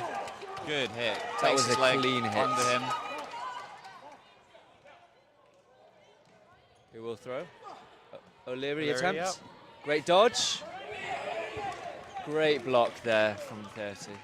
Key doing a good job of putting the pressure on there just to make sure if Wilson did release, keeps himself safe. Wilson survives the post throw. Any counters? Only one player in it. Key looking for that one-step throw. Truly. 9 making a lot of fakes there. Oh, lovely shot from Key, right on the toes of Wilson. Great commitment there from 9 Graham and 30. hits O'Leary, but Wilcock and Key quick to cover. Single ball release from Doherty.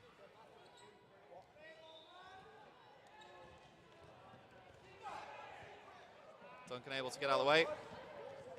Slow counter, didn't take it. Down by 2. Doherty at ball. Duncan unable to block that, popping up over her ball into the chest. Doherty v4 Irish. Clean block there from number 9. They are going to let that one go.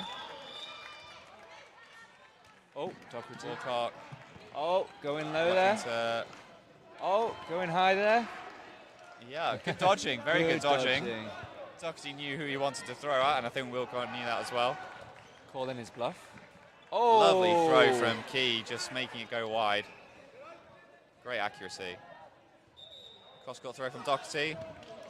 Oh. Wilcock pushing Doherty back, chasing him all the way back to the back of court. I'm telling you.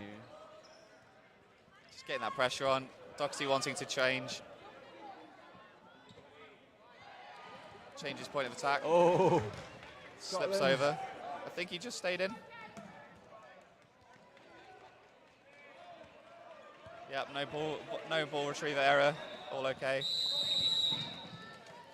And that's time. And Doherty unable to Secure the leap leap of of faith. faith. Yep. 15-5, I believe, to Ireland.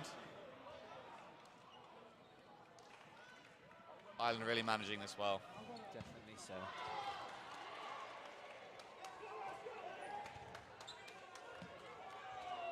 If you bear with me a moment, I'll go find the score of the sister game. Yeah.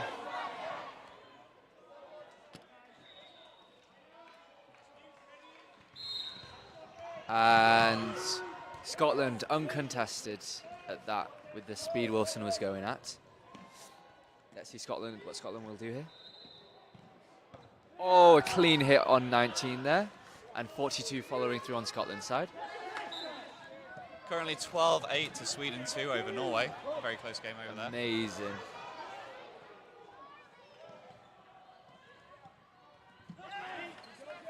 Nice dodge from Bridges getting over that.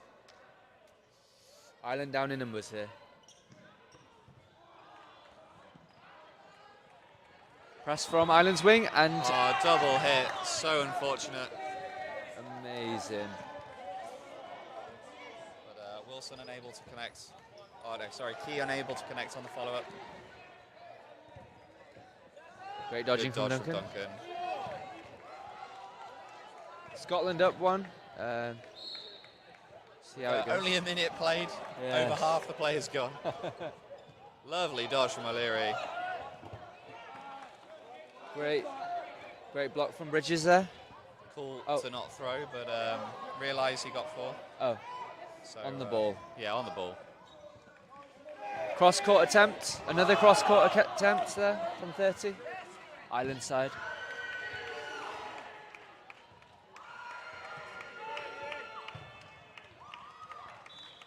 Lovely catch.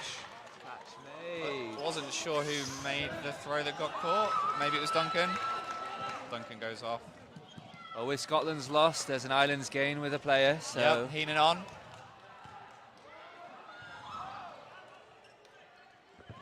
Bridges Lovely block again. block. 19 well left. Ball broken. Yep, on Bridges. He does make the hit on that one. Just Graham left. 3 balls.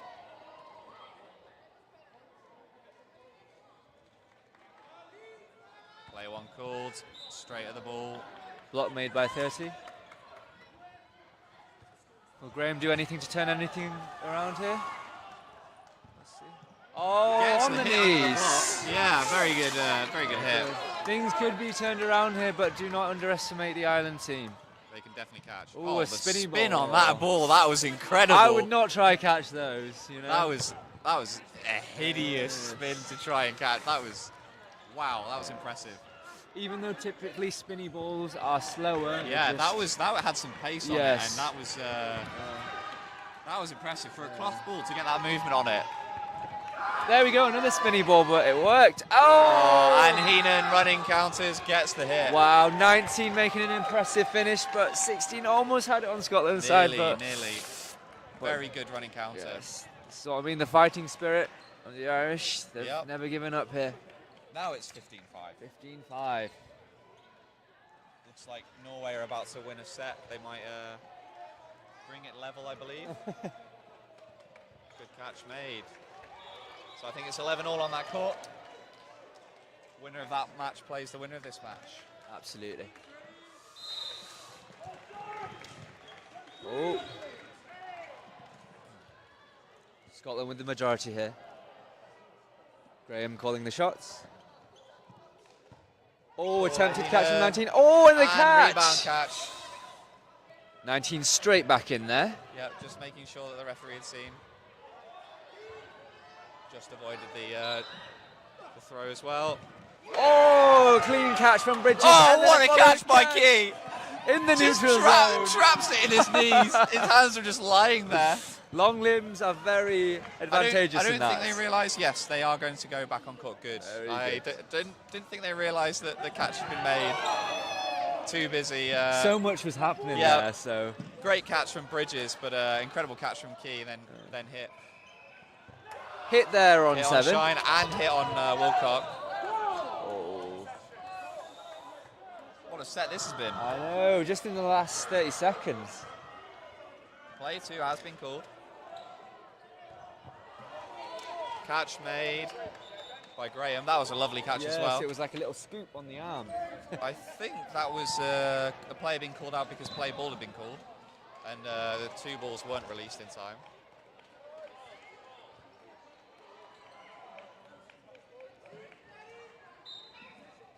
No, it can't have been. It must have been the majority rule. Yes. Oh. No. Well, misses the player straight into the floor. Yeah. Make sure your throws are accurate, folks. I mean, he didn't give away a catch. Yes. Aisling is a known catcher as well, so Yeah. do not be fooled. Do not be fooled.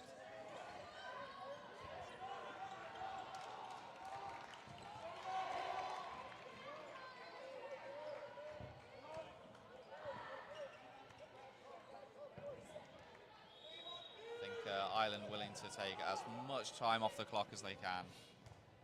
Scotland really need to finish this one quick. Safe throw from O'Leary. 3 balls again with Ireland. Single ball thrown. Holland leaving that ball. Good technique. Throwing it cross court means it'll be trapped. Ball gets thrown away. 4th ball goes. Pre-throw, really stunting them there. I think just to eat up more time. Definitely. Great Oh, dodge. wow. Really committed. Scotland need to realise that they need to get this game That's it, moving yeah. to, you know. 7 seconds left. Play ball will be called, but I think O'Leary's done a great job here seeing the set out. Yes. Really spreading that time out. Really Amazing. good job. Really good job. Cheers from the Irish as they know how big that is. 15-7, 6:35 remaining. There'll be about 6:10 when we restart. Definitely. Potentially 2 or 3 more sets. Scotland really need to timeout call from Ireland. So 6:20 remaining. They need some quick sets here if they want to win it. Absolutely. I think judging from that set we just watched, Scotland are very apprehensive about Ireland's very defensive play style and how they can make those catches and those dodges. So I think Scotland need to have more faith in themselves when they're committing to those throws or managing their time with the game, because every second counts here.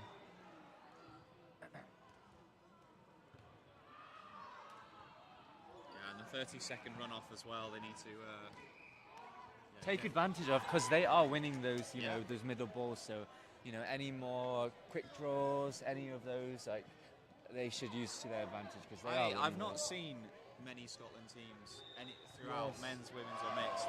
Yes, it must be their tactic from the start. Yeah, however, well, I spoke to one of the players last night, and they said they don't expect to win the middle ball, and if they don't expect to, they don't train it, which surprises me, because they do have some quick players. Yeah, no, even against NI as well, who are also very competitive. NI are losing those middle balls, and it's just Scotland, have faith in yourselves. Yes, have faith. Believe, they've got 3 balls here. They're a bit slow getting back, but they haven't got a setup that allows them to take advantage of it. Absolutely. I know in mixed, in Euros, we saw a lot of women running for the middle balls instead of men, which meant that the men were able to do the quick starts. Yes.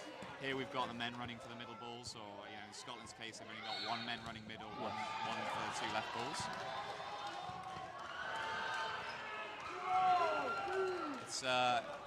It's quite a critical stage of the match, because it's how you start, and if you can start with a hit, if you can get that hit quick, it can really throw off the other team. Make a difference. Oh! What a catch! Catching the line, but still. And pure chaos, absolute chaos. Taylor back on court there. So that was a hit on Scotland. There was a counter hit, I believe, on Ireland. Ireland then give away a catch, line fault, catch attempt from Scotland missed, and then a catch from Ireland, bringing them back up to 5. Absolutely. I believe that is everything. Yeah, no, because I think everyone was just drawn to this catch in the corner in here the on bottom Scotland. right-hand corner, there was a missed catch. Oh, ball broken.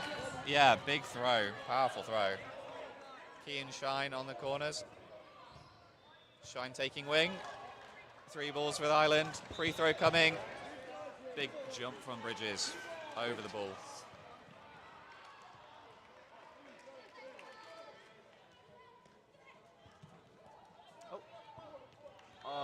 Just skimming Duncan there. Definitely so, on the knees. Yep, a lot of power behind that throw. Manages to get the accuracy just to get the clip. No hit there. Oh, Scotland making a big dodge. Nice, hitting the deck. I think just throws. 3 balls. Oh, And Heenan makes the catch. Great work. 17-7. I think that secures it for Ireland. Yes. I think I'll be very happy with that. Yeah. I think I'll be very happy. I think deserved. They played very well. I think a few substitutes. Bollandon, Farquhar. I was watching I guess it's not the same thing, but it was a women's Scotland versus NI match, and it was 10-2 to Scotland, but they managed to turn it around, and it was 16-10 to NI. So who knows? But we'll see where it goes. With 3 minutes left, I don't think so. But 5-second sets. We'll see. With 5 balls, that would be impressive. Just only double hits. Yes. Keys unable to get the block off. Caught in mid-court. Ireland doing really well on these counters. Oh, quick stumble. Yep. Looks like it was vanished very well on that side. I think that was into the ground. Nice block on the wing. 3 balls back with Ireland.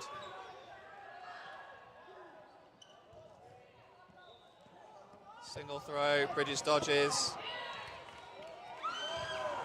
Bolland unable to block, hits his forearm. 79 out. A Farquhar hit on the far side here. Ireland with the full complement of 6. Block made.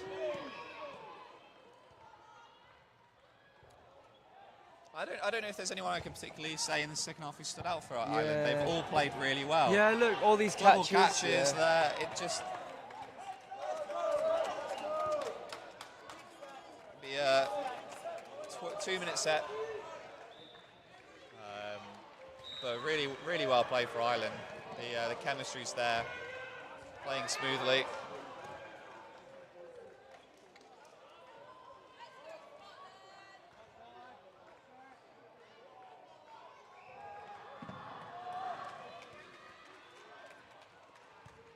Sweden and Norway having a good tussle. Looks like Sweden's managed to get the better of them so far. It's a very close game though, by the looks of it. He's contested the middle ball successfully. Yep. 3 balls Scotland. Oh, great direct hit from Bolland there. Yeah, free throw goes a little amiss. Oh, 79. Oh, great commitment there from 78. Really paid off. Yeah, Keys slides about 2 meters, but doesn't quite take the dodge. take the catch. Oh, Right Taylor. down the middle, and Taylor Really makes the positioned catch. herself well there with the Yeah, catch. lovely catch.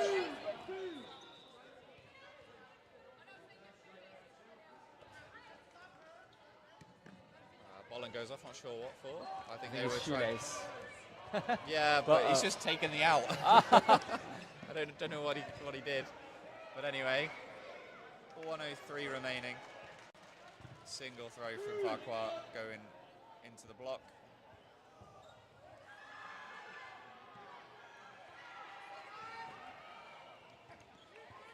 Oh, Keys there, being careful. Looking for the catch. Safe throw though. Oh, very good throw there from Keys. Oh, Hit on Bridges. Oh, great. Scotland could win this set. Last player in. Ireland looking very jolly though, knowing Yes. that they've done the job. Oh, there you go. Well finished from Scotland. 90-second set.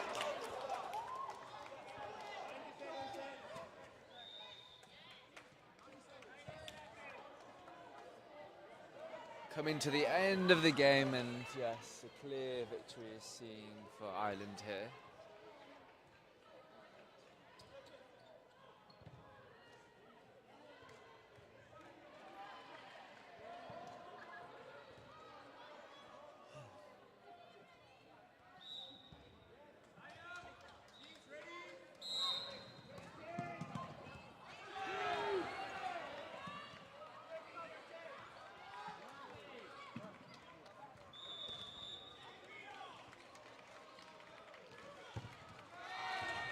Great tracking on that. Bridges' Wow. dodge was pretty good. Great trade. She got great height on that dodge, but just good tracking to follow her up. 1-for-1 trade on the right-hand side, and Farquhar gets the block there, so 1 minute remaining. ooh, good dodge. Kicks his foot up just in time. Ireland making the shots here. Faking, and then 78. Oh, Unable to make the catch. nice work on Farquhar there. Keenan taking wing. 4v4, 30 seconds. The ghost catch. Does all the action of the catch without making the catch. Yes. 20 seconds to go. Oh, Lovely nice free free throw. And a Unable hit. to make the catch. Oh, Lovely follow-up from Keys. 3v2, 7 seconds, 5. I don't think either of them are going to do anything. And time's called. great. 19-11, your final score here. Match finished. Yep. What was your overall summary of the game, would you say? Very impressive performance from Ireland. They looked Indeed. very consistent. Level-headed, Yep. kept their cool. Good team performance as Yes, yes. well. You know, I think the MVP can go to all of them. They can be very proud of their performance there. Scotland, yeah, just not making some of their hits, and Ireland really dodging well, especially in that first half. Yes. Getting out of the way made a huge difference with ball retention. Absolutely. Yes. So, I believe, looking at the other court, might be a tied match. Referees have brought the captains in just to tell people to calm down, I believe. But go and watch court 4 right now and see the rest of that action. And the winner of that match will be playing Ireland in the 5th-6th playoff. 7th-8 will be against Scotland 2, and whoever loses that other match. I have been Nick Bull. And Sewon Lee is I was signing off. signing off. Thank you very much. Thank you.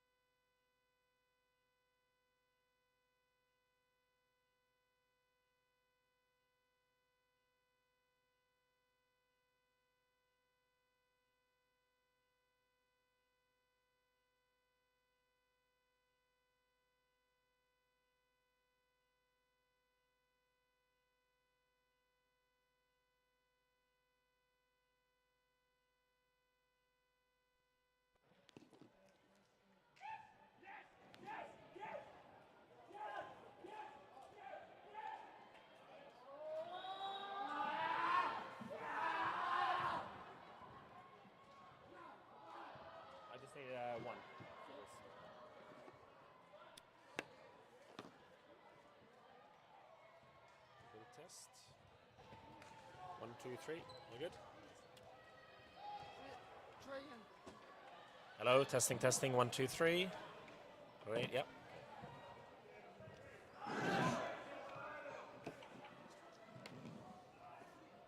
Hello, everyone. Welcome back to Court A5. And after some thrilling mixed games, we continue the day's action. Day 2 of the Northern European Championship in Dodgeball with men's action. And here on this court, we have a placement match in the round robin to decide places 9 to 11 with Norway against Ireland's second team. And Norway already involved in a thrilling match this morning, drawing with Denmark 16 points apiece. So looking to come up with something special here against an experienced Irish team to get a victory today and potentially secure 9th spot in the division. But Ireland playing their first game of the day, but they've had mixed games as well, so pretty much all of these players already warmed up, and the Norwegian men, the Kjellberg boys in the center, getting pumped and ready to go. And Kjellberg in particular with the headband. He's a character. Somebody I've had the fortune to see already a few months ago in action in the Scandinavian Open. It's Chris O'Reilly here with you live on Court 5 and recovering after a dramatic and fantastic mixed semi-final between Scotland and Sweden, which Scotland came out on top in. Now we're underway here in this game. 2 by 20 minutes of action. And it'll be interesting to see how the teams feel each other out. An early hit there, and I think a little bit of an injury as well. There was a loose shot by Matty McStay, and then I think he was hit in the hand. Good hit, and hopefully he's okay. Hopefully it's nothing too serious. The later I think we get into the competition, the more prone bodies are to maybe some injuries or everything hurting a little bit more. And Ireland early doors already down to just 3 men. So a bright start from the Norwegians. A trade there, actually a 2-on-1 for Ireland, but they still have a long way to go here. There's that ball blocked out. Good blocking by John Taff, the vice captain of this team, the number 66. He definitely has the catching and throwing ability to turn a situation like this around. Ireland down to 2 men against 4 Norwegians who are looking to put the pressure on Taff. Good dodging from the big man. Norway still in possession, and as I said, he has a catching ability, but that one's slipping away from him. And Ireland with just 1 man remaining.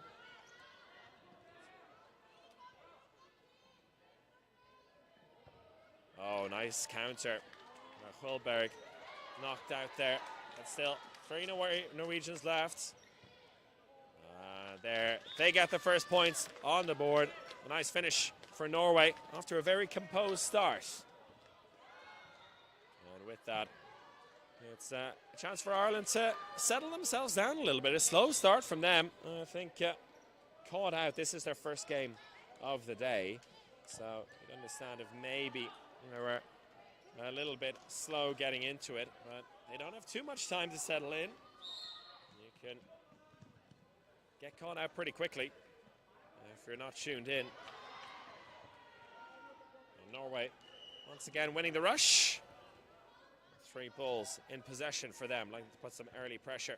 Focusing on Taft there, and a good catch. That's important for Ireland, the bright start to this second set.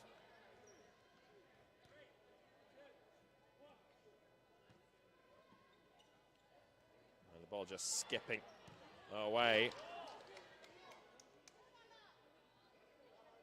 But Ireland much more composed this time at the start of the set and looking to build up a bit of advantage, but that's a good counter. Luke O'Malley caught in no man's land in the center of the Irish attack, and Lundberg catching him out. There's the cash from John Taff we were talking about.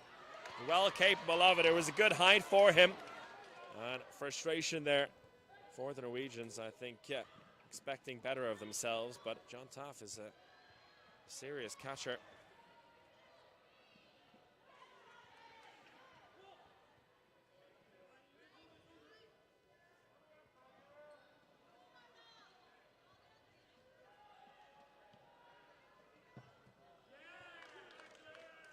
That's good work from Ireland. They're building up this set nicely. And Hulberg having a chat with Hulberg, the only two boys left for Norway. And that's much better. The two men focusing on John Taff and picking him off. Still 5 Irishmen left for the two Norwegians. But they have the ability, that's sure, in the arm. And blocked away there. Simple enough stuff. Hulberg.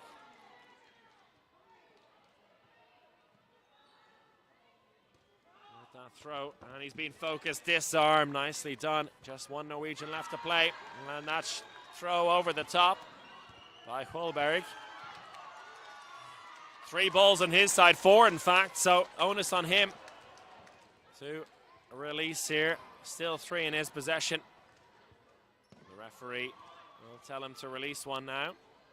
Doing it from very long away. I'm not sure what he's hoping to achieve at this point. A catch or two is what he needs. Still 30-odd seconds left in this set. Good dodging, looking for the counter, but from a long way out. He's going to have to push up a little bit. This Irish team, very experienced. And he's just a bit silly. He's batted the ball away into Irish possession. And now onus on Ireland to finish him off. He gets a catch and out, and he's happy with himself there. It really makes no difference in the overall scheme of things. 2 seconds left, and that'll do it. Ireland win this set, and we're at 2-2. But enjoying every little success. This Norwegian team, big celebration after the catch by Hulberg, even if, as I said, in the end, it didn't make too much difference in terms of the set. But every little helps in terms of building confidence for these players.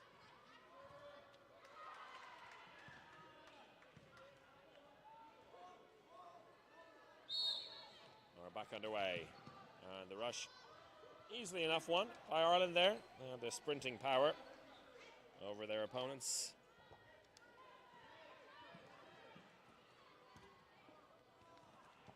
Quick exchange there. Oh, unfortunate for John Taff. Reached out looking for the catch there, but unfortunately for him, not to be. Oh, and a slip on the court there. And there has been a couple of issues with players slipping and sliding on this court over the couple of days. An embrace on the sideline between the two men. Lundehag with that cross-court shot, and in fact, he was knocked out. Lundehag and Hulberg trying to catch that one, slipping out of his reach. So both sides letting opportunities slide by here early in the match. A big hit there by Sanda. Plenty of power in that big right arm of his. And it's 3v2 in Norway's favor. Looking for the one-handed catch. Oh, that was ambitious, but not to be. Ah, a nice hit there, catching the left foot of the Irishman. Sanda with a fantastic set there. Important throws from him, and he helps give Norway a 2-point lead early in this set.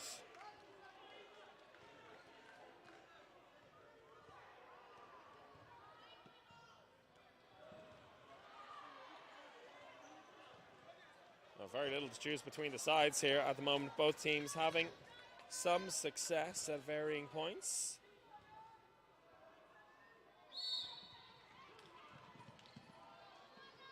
And the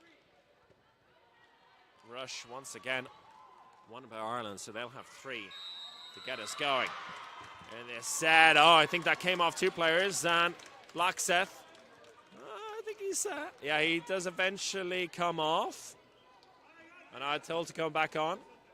I think he was right that he was indeed. hit, but he's been given a reprieve by the referee. So Blackseth back in the action. From up here, it looked like he was caught out, or hit out rather, from the rebounded ball, but not spotted. And it's easy for me to see right above the action here. Not so easy, with so much happening for the referees. But Ireland, with 3 balls in possession, a full complement of players, and now Blackseth is out, went for the catch, and 2 Norwegians out in that volley. 1 Irishman bites the bullet, but it's Ireland in their changed kit of mostly white with the green. Very nice kit on display today, with the advantage. 5 players to 3. A little touch there on the ball. Hjelberg saying that he managed to block that. He wasn't hit.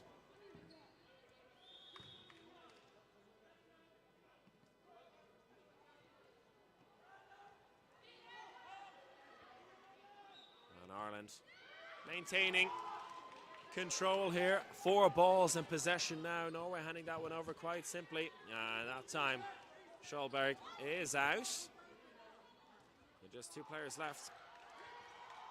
It's Hjelberg and Olsen for Norway, with a lot of work to do. Still plenty of time in this set, but Ireland, with plenty of experience, will know how to run the clock down. The onus very much on Norway to do the business here.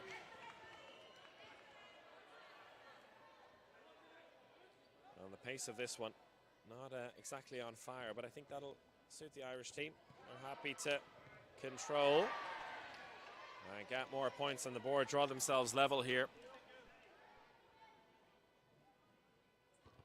Blocking again, not too much venom on those throws from the Norwegian men, and living on the edge there, and indeed a foot going over the line, taking himself out. Hjelberg. Just Olsen left for Norway now. What can he come up with?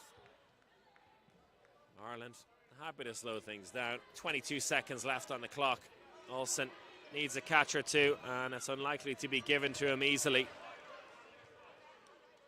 Olsen has 3 balls on his side, so the onus on him to push.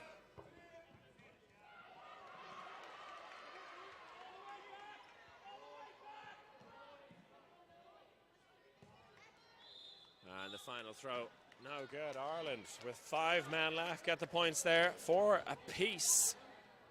Olsen doing what he could to influence that set, but in the end it feels like maybe lacking the firepower a little bit in those situations, and also trying to fling in throws from long range rather than go into the neutral zone and try and put some pressure on Ireland to force them to throw at him.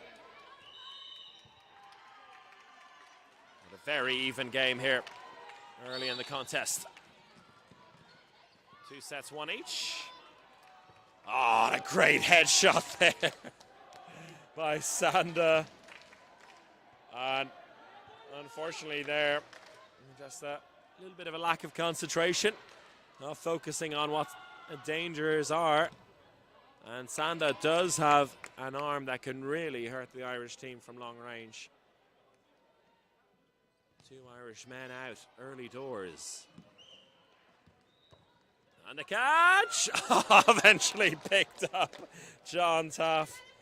He juggled it there for a while, but in the end, the catch counts. That's all that matters. And a quick turn of events as Ireland go back 5v5, and a couple of hits there, 2 out, 1 back in because of the catch on the rebound from Olsen.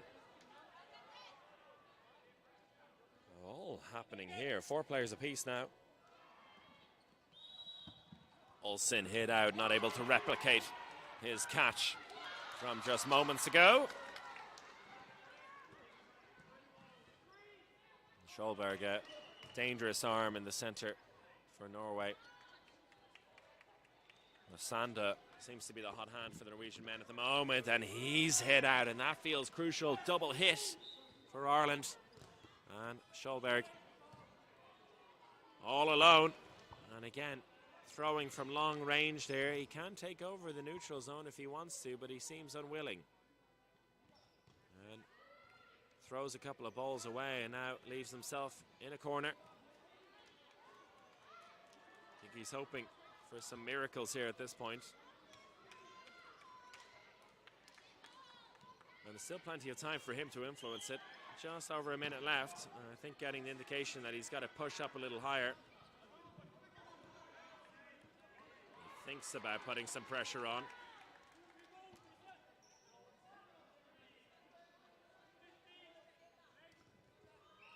And not much of a throw there at all, but that's on purpose. They're trying to make sure that he can't catch anything. And this is the third time that Norway have been in a situation like this, and they haven't really looked like turning it around. Ireland controlling the play very well. And they know how to kill the clock in these situations. Two throws, again, well managed by Ireland.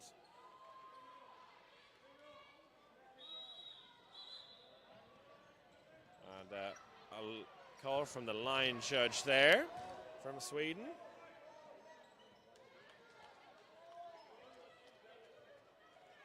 And I think it's due to invalid throws. So that means that Ireland win the set and with it take the lead in this match. And Norway have to consider now how they're going to approach this situation.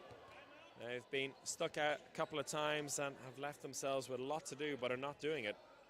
They take a timeout and we'll see what they can figure out here in the huddle. And this, our third set of games for the day. 3 more to come at the moment alongside these placement matches. We have the women's semi-finals going on. Then we have the mixed finals coming up. Northern Ireland against Sweden. And that'll be a fantastic game.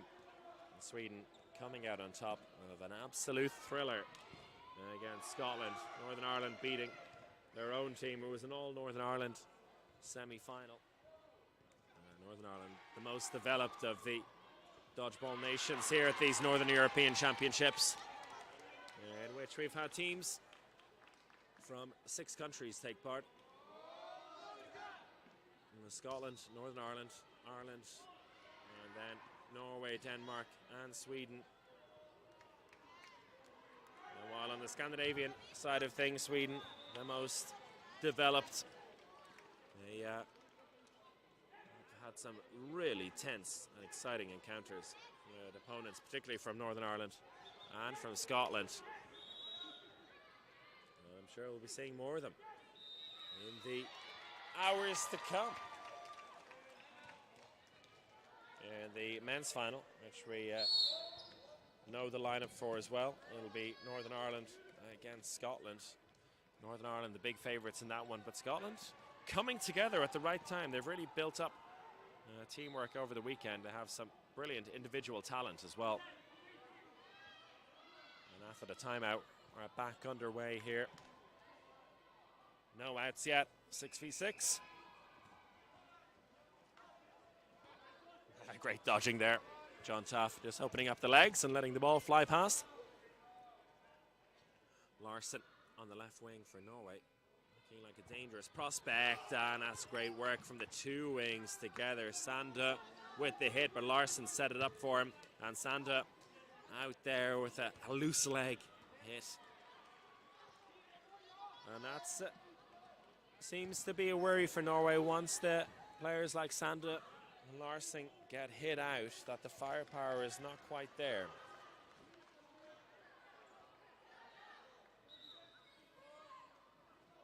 Lockseth going for the catch. Oh, a barrage of throws coming in afterwards to make sure he doesn't get the catch. He almost did everything perfectly there.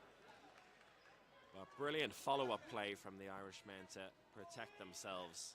And with that, they have a 1-man advantage as we creep towards the halfway point of this set.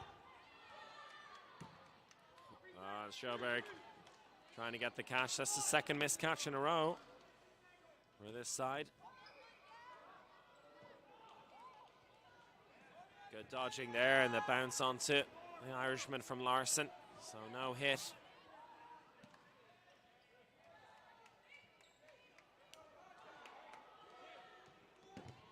Nice work again. Schulberg and the catch and the rebound, which means there's just one Norwegian left and 5 Irishmen waiting. How many times have we been in this situation? This time it doesn't take a whole minute to figure out that Ireland will win. A quick hit on Olsen, and that'll do it. Ireland on a roll, and with it a 4-point lead now. They've been really growing into this game. It was Norway who took an early lead, but Ireland taking control now. 4 points to the good. And we see that Norway do have some weapons here, but Ireland's experience seems to be key. They're picking their targets well, and once they gain control of the set, they're not letting it go. Larson is out there. Oh, and another hit as well. Schulberg was trying to pick up the loose ball and had his eyes off. Good targeting there from Ireland from long range as well. And they've very much tuned into the fact that the Norwegians at times can switch off a little bit. Both sides can be guilty of that at times, and they have been punished well. And Sand hit out as well, just clipped him. And this one going by quickly. Norway down to 3. Blackseth in the center with some good dodging. I haven't been able to see him release any shots yet. His job very much staying alive in the center and trying to catch.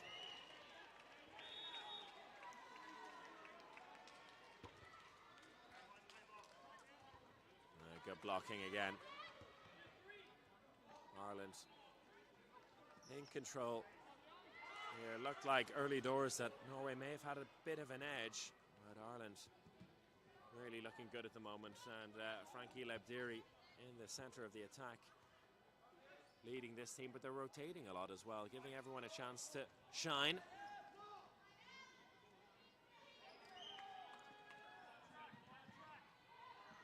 4 balls to play with, and a big hit on Olsen. Very little he can do. Taff reaching for the catch as well. He knows he has it in his pocket, but lets that one slip out. Not that it hurts Ireland too much. They still have 5 players to go, and a minute left to play in the set. Blackseth on the left wing, and Schulberg on the right for Norway. That's nicely hit.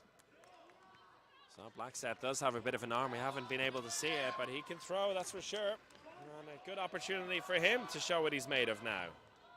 He definitely has an arm. It's perhaps a question why he hasn't been used until now. He's very much camped in the center of the Norwegian defense, but gets a chance to show what he's made of here. 3 Irishmen left. Schulberg is called out. I think he was claiming there was a block, and he is indeed out. I think he doesn't believe it. But the line judge calling him out, and Blackseth looking for the catch here. And not giving it. Smart play. In the end, Blaine Murphy. Thankfully, he's okay after suffering what seemed to be a bit of a nasty injury yesterday, and thankfully only a muscular injury. So he's back running around today. All is well for him.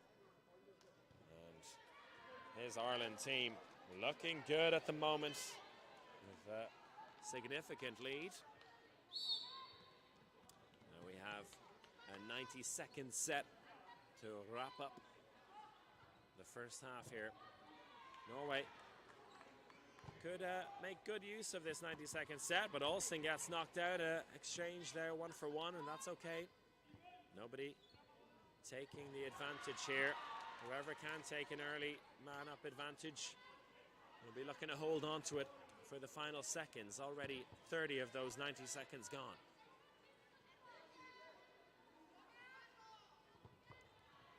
Good blocking. And the hit as well by Larson. That's key. Norway need to play smart now. Schulberg and his side. Looks like they're going to get some points after all. It's 5 against 2. 30 seconds left to play. Norway have to play smart. Give away no catches, and they don't. Ireland looking desperately to pick up something. And it's one man against 4 now. Norway in defensive mode. Just over 10 seconds left to play. A catch needed and a hit to go with it if possible, but no dice, and Norway finish this first half on a high after a run of sets going Ireland's way. Norway show that they are very much in this game and will give themselves an outside chance of working their way back in. A lot can happen in between two halves. A lot can happen in a half itself. And the two sides will have 5 minutes to figure out their tactics for the second half. We'll take a break of our own and be back with you shortly.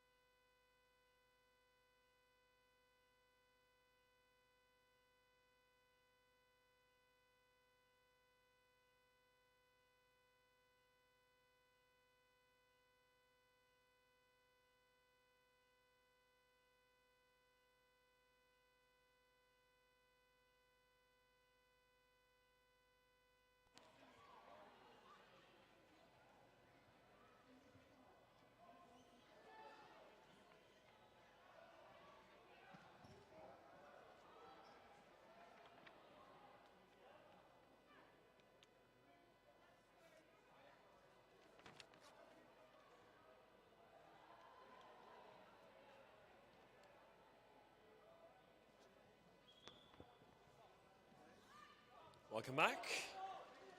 Just in time for the second half of Ireland 2 against Norway. This placement match 9-11 in the men's competition of the Northern European Championships for Dodgeball. The final day of what has been a fantastic festival overall in Trondheim Spectrum. With this Northern European Championship in cloth, we've had a foam European Cup competition happening at the same time, and underage competitions as well throughout the weekend from Friday until now. And at the start of this second half, Norway off to a bright start until that double hit. And one Irishman getting knocked out meanwhile. But 3v4. Ireland 1 down, but make that 2 down, but 4 up in total. And a bit of lax play there, unfortunately, from the Irishman, as John Murphy gets caught out a little bit, trying to pick up the loose ball in the neutral zone. Leaves Frankie Labdiri all alone. A good hit and a good start to this second half for Norway, who make it 2 sets in a row for them. Ireland were on a run before that and opened up a nice 6-point lead.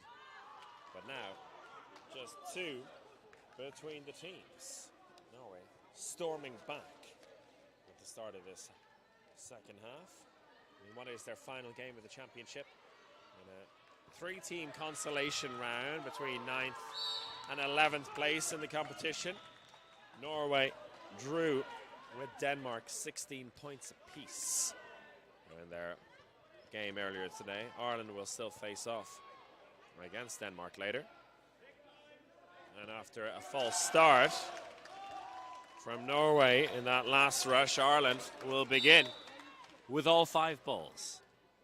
Labdiri in the center, leading this team in the attack, and that's a nice piece of play. And John Murphy, after being hit out softly in the previous set, makes up for it with a good hit down the right-hand side.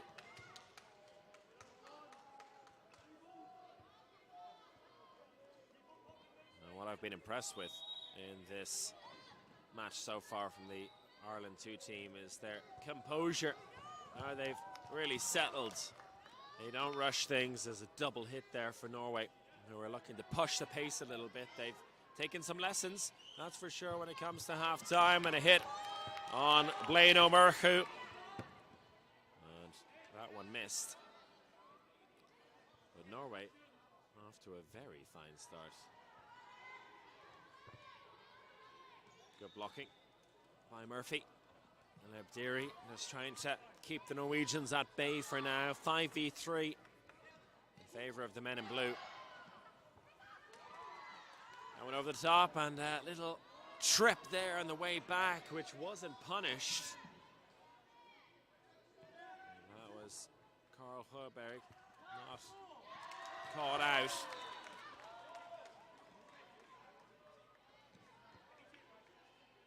So Ireland now with 3 balls for their 3 players.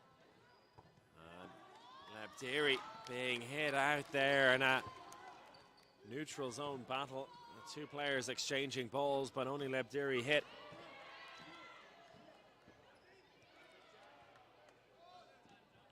And Jack Murphy doing well to protect himself on that occasion. Just over a minute left. And good hit there, nicely done. There's Ireland's Matty McStay, who I think was a little bit frustrated in the first half, but finding his way into the game now nicely. That was a good hit. Now he needs a catch here, but no dice. And a line fault as well by Murphy. And that is another set in favor of the Norwegians. And they've drawn themselves level here. 3 sets on the bounce. Really good work from the Scandinavians, and they've found something new. We talked a little bit about the fact that they were passive in the first half at times, not really pushing the counter, not really pushing themselves as far as they can go in their attack. But here, with seem to have figured it out. And a little bit of a word with the two teams after chatting to the referees.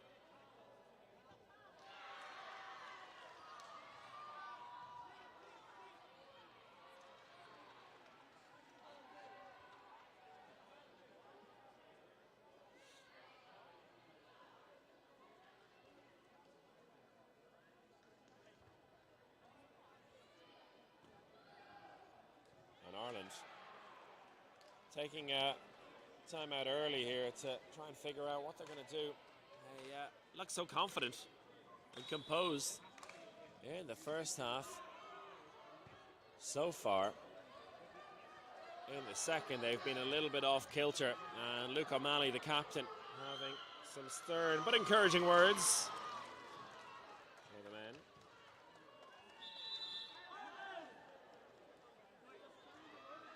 Before we get the action back underway. So 10-10, still plenty of time left in this second half.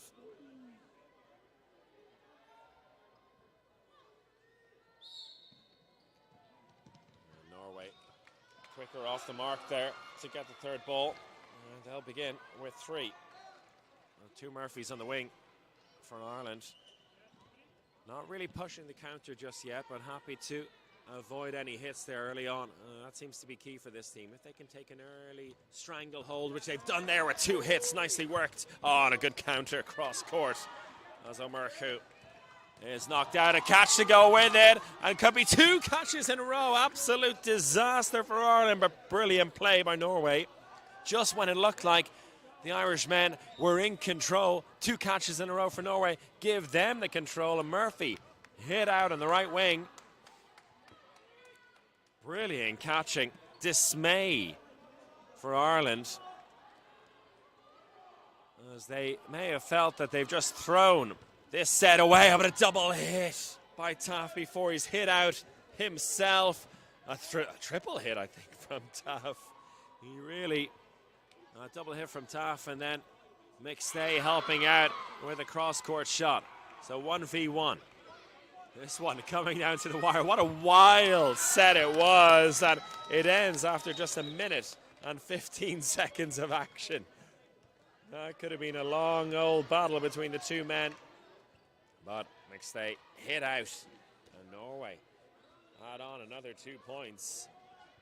Their run, their fantastic run from 10-4 down to 12-4 ahead continues.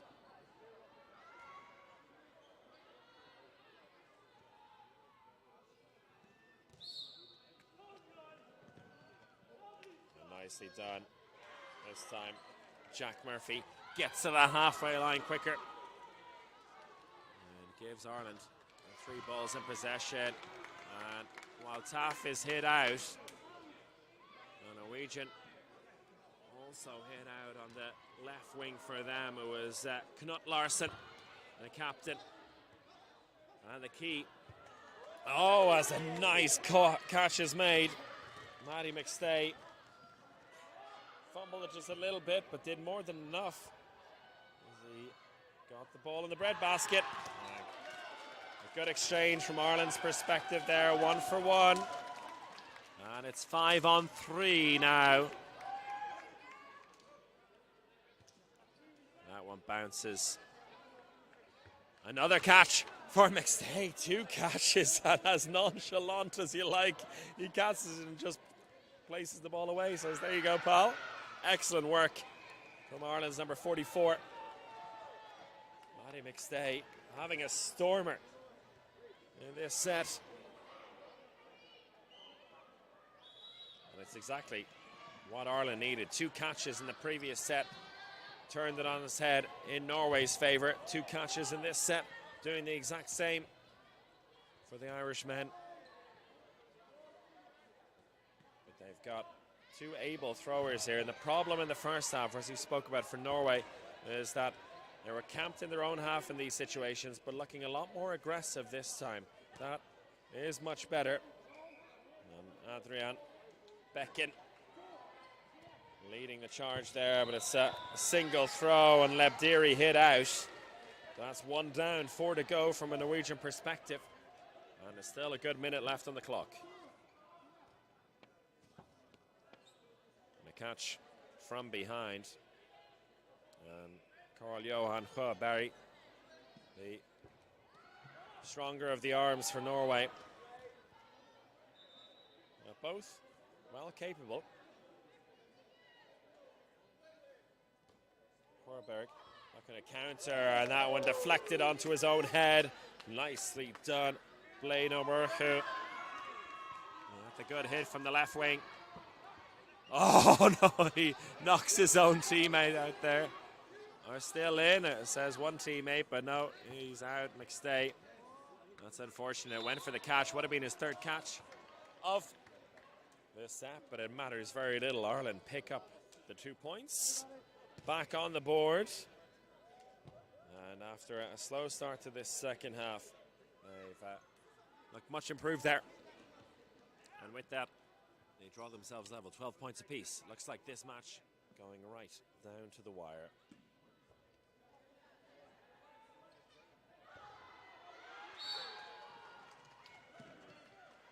Jack Murphy doing well to win the rush again and give Ireland the early 3-ball possession. Good hit on Lebdiri, key player to hit out as well. Very capable at both ends of the court. Great catcher is Frankie Lebdiri, captain of the mixed second team for Ireland as well.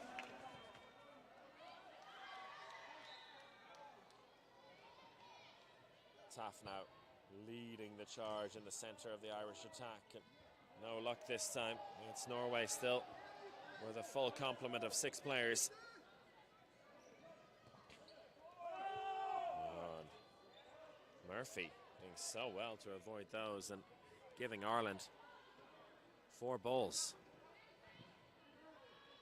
And a hit on the arm, well called and appreciated from the Irish players. Knut Larsen out again, and whenever you have Larsen and Sanda hit out early, from a Norwegian perspective, Ireland will always have a chance, and that's exactly what they've done. The 2 big wingers, the 2 big arms on this Norwegian team, Larsen and Sanda, both out early doors. And with that, Ireland will try to maintain. Now 5 players against Norway's 4. Still a long way to go, halfway through the set. And O'Murchu hit out there. It's a little hit on the shoulder. A 4v4. And 2 players out. I think one with the line fault, another one with the cross-court hit. Nicely done, Sagoy. I think his eye off the ball, and he was punished for it. And a catch missed, and there you have it. Brilliant end to the set from Ireland. 4v4, but in 2 consecutive attacks, Ireland take out a pair of Norwegians. And they give themselves the lead again. They've bounced back very well after what looked like momentum had shifted well and truly in Norway's favour. Ireland with a couple of sets back to back again. And as we edge towards the halfway mark of this second half, it's Norway who take a time out. They themselves now need to figure some things out if they're going to turn this game around and claim a win today.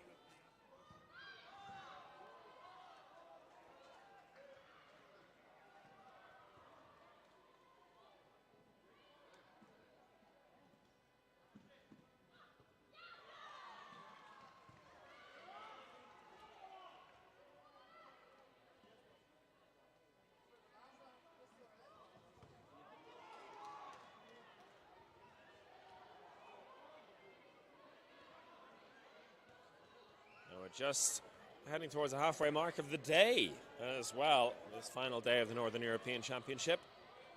We have the women's semi-finals happening concurrently. We have Northern Ireland currently beating Sweden in one semi-final, and Scotland beating Scotland in another semi-final. We'll have Scotland versus Northern Ireland in the men's final coming up in about an hour and a half or so. Next up, I believe we have the mixed final, which will be Sweden against Northern Ireland. And then at the moment, looking likely to be Northern Ireland versus Scotland in the women's final as well. So 3 potential different winners of the titles here, which is always good to see. But Northern Ireland showing how dominant they are in this particular region, having a team in all 3 finals. The women's semi-final not over yet, of course, but significant lead at the moment for the Northern Irish. So I'm making an educated guess that that'll be the case. Nice double hit. Ireland, Taff, while retreating there, placing his shot very well against a standing leg. And it's Ireland with the early advantage here in this set. And you can see O'Malley this time, as it was Taff previously, trying to control the court quite well. They are quite aggressive and they're countering Ireland, also on the retreat. And now with 3 balls to try and pick off another Norwegian. That's exactly what they do, and I mentioned it before, but if they can ever get Yngve Sander out on that Norwegian right wing, it's a big advantage for them. They've done that. And Sander and Larson on the wings, the targets for this Irish team over and over again, and it is the key to success for them. Another player out, and Carl Sjöberg leaves Norway with just 2 men remaining. And this Ireland team, after a dodgy period for them, really come back strong. Blaine O'Murchu with the catch, leaves just 1 Irishman remaining, or 1 Norwegian remaining rather, and 6 Irishmen. And somehow no hit there. A good response by Adrian Becken. Sjöberg Becken. Now he's in trouble. He gets hit on the knee, and that'll do it. Another set in the bag. Frankie Lebderi putting the finishing touch on that one for Ireland. And their momentum swing continues. They're really firing here. The Norwegian timeout not helping them out. And Ireland, all of a sudden, with a not insignificant lead as we head into the deciding phase of this match. Final 10 minutes. It's a 2-set lead for the boys in green, this time with mostly white. And surviving that opening exchange as well. Taff in the center, Lebderi down the left wing, and Murphy on the right, catching a central player out. Good cross-court shot by Jack Murphy, and Taff is out. It's a momentary lapse in concentration, I think. 4 balls now for Ireland. And exchange there, 1 for 1. And so we're all even, 4v4. Deary blocking that one to the ground. And the Irish coach saying to stretch this set out as long as possible. The fewer sets there are to play, the better for Ireland at this stage. Oh, a catch and out. So 2 players out, but 1 back in. But more importantly, a Norwegian out as well. So well worth it in the end. And Taff living on the edge there. Watch that back line, Johnny. The call from the sideline.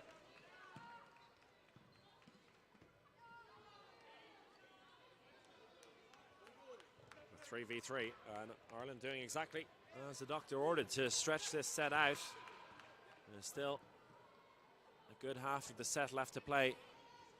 4 minutes in total, 1:20 left in the set. And a perfect scenario for Ireland in this case would be either to win it or share it. Taff reaching for it. He's such a capable catcher, so you can understand why he goes for them, but sometimes just leaves himself a bit too much to do. Good hit there.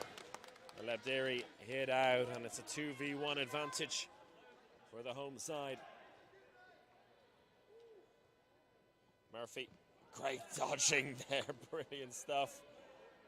Excellent work. And Jack Murphy keeping himself alive, and Norway come back at him with 3 balls and a catch. Almost on, instead goes for the block. Could be in trouble here. Leap of faith and put away.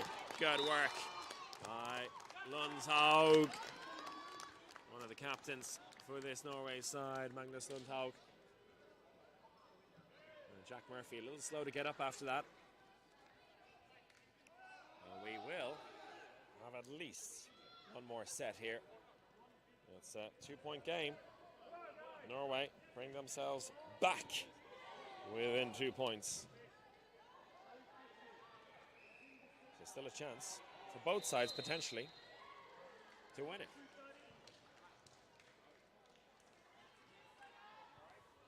And Norway will be looking to win this as quickly as possible and give themselves a chance to win the match overall.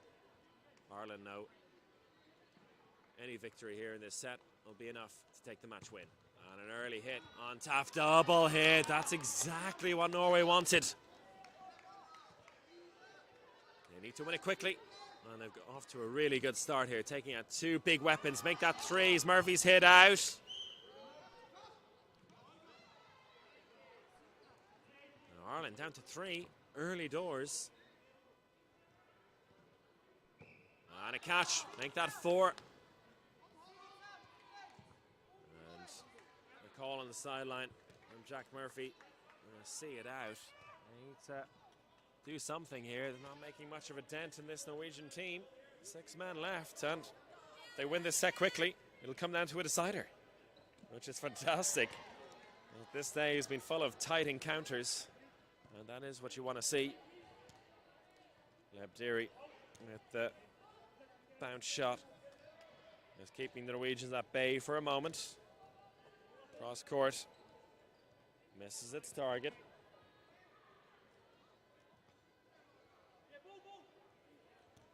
Theory asking for the ball in the corner. 3 Norwegian balls. Good blocking by McStay. Good dodging to go with it. A minute left.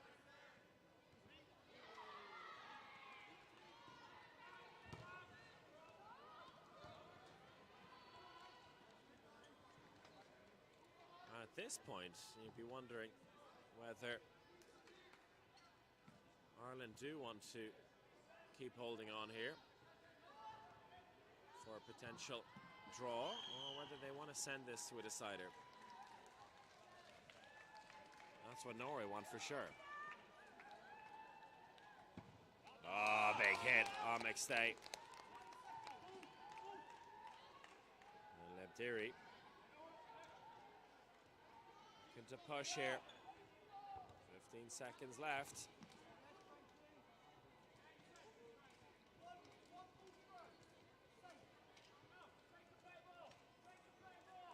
Saying to take the play ball.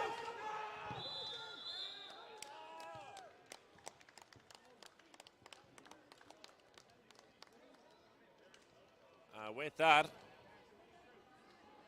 Norway take the set. Some discussion here before the end. Looks like everyone's content that the game is over. There's still a little discussion on the sideline, but yeah, it is indeed done. An outstanding game. There overall nothing to choose between the sides right until the very end, and both sides really enjoying some shifts in momentum as well. It was Norway who came back strong towards the end. Like Ireland, it felt like they left some points behind at various stages in the set. And that'll do it for our coverage of this game. We'll head on over, I believe it's to the mixed competitions next. We have some finals coming up in the men's, women's and mix over the next few hours, so stick with us here in Trondheim.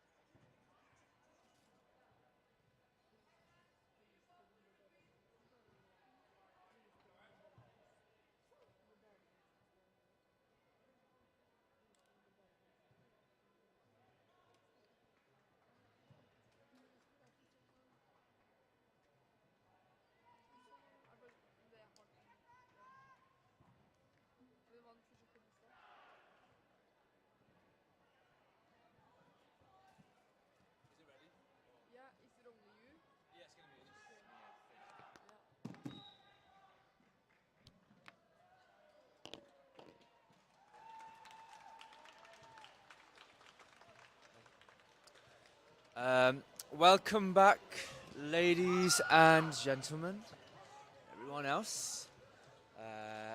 Today's game for this round will be hosted by me. My name is Sewon Lee, and you are watching the Sweden versus Scotland match. So we're just warming up there, and we'll get started shortly with this mixed match. Just having some pep talk on both teams before we get started, and Scotland is just warming up.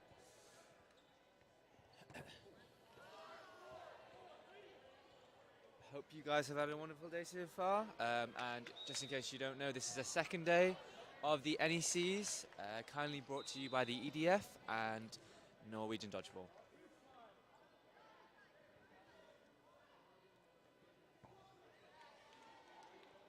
I expect great things from both teams today. Sweden and Scotland have both been in the dodgeball field for quite some time now.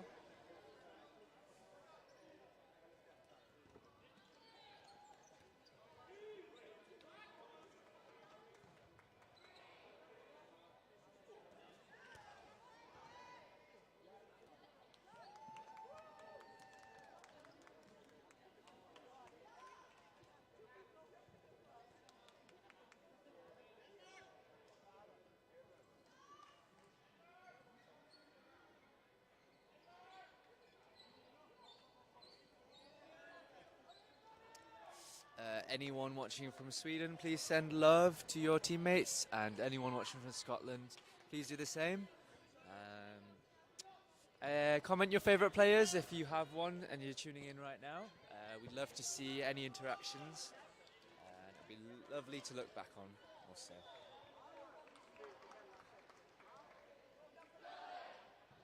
If you've never played dodgeball before, please get involved in your local clubs. If you're just watching, you know, a friend, colleague, family member here, it's a great community sport. The more the merrier, and it's accessible to all, despite your age or, you know, anything. The game's starting. Sweden wins a middle ball contest, and Sweden in the majority here. Moden making the calls. Attempt on the middle player, but unsuccessful. Nicely dodged by 20 there, Keys. Attempted catch from Magnussen, but sadly it did not work out there. 47 advised to do something here. Oh, but apparently 52 was hit out there. Fortunate, but players move. Oh, great two ball there. Greatly times. Tomasini catching that winger off guard. Great release there across the court. Was not expecting that, especially with 4 balls. Great block there from Tomasini. Great slow ball on the wing. 20 on Scotland's side was not expecting that. Delayed throws are just as deadly as the quick throws. Oh, ball broken on 49, and Tomasini was consecutively hit out also. Looks like they're whittling each other down with a pace. Cross-court attempts. 99 applying pressure.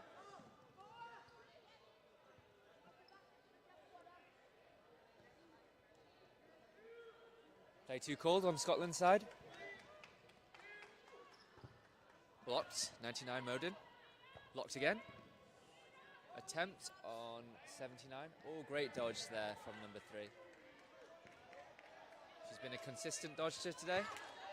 37 exposed. Back to the drawing board for Sweden. Let's see what they'll do. Great dodge there from Nilsson.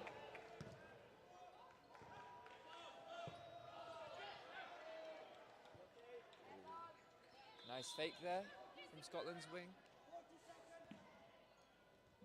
Oh, great dodge. Nilsson getting low so those high balls can't catch her out. 30 seconds remaining on the clock.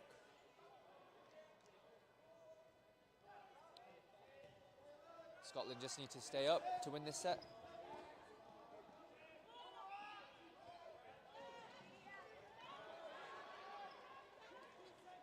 "15 seconds. Will Sweden do anything here?"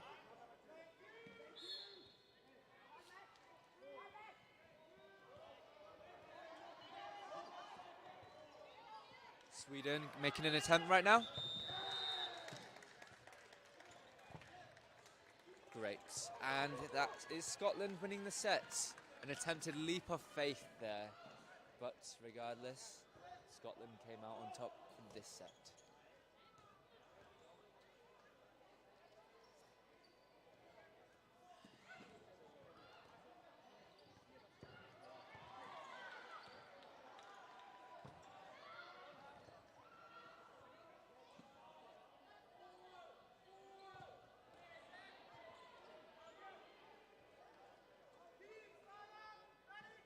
And here we go again. Oh, there we go, Sweden winning that contest there. It just slid down the middle. I thought Scotland had it, but it went to Sweden there. Oh, attempted catch there from number 3. But didn't quite work out. 99, advising 47 here. Great, Nilsson getting low once more. It seems to me that Scotland's going for the chest there, and maybe Sweden's figured it out, so going low or going high is working out for Sweden here. But regardless, Scotland are still, one of the last sets, so we'll see how Sweden maintain this game.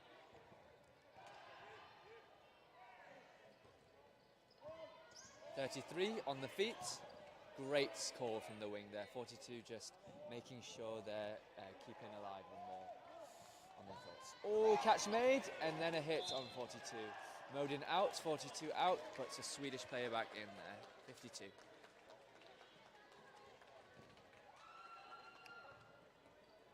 Cross court there from 79, and an attempted reactive throw there from 47, Helstad. Here Scotland come. And a great dodge there from Nilsson. 90 seconds remaining.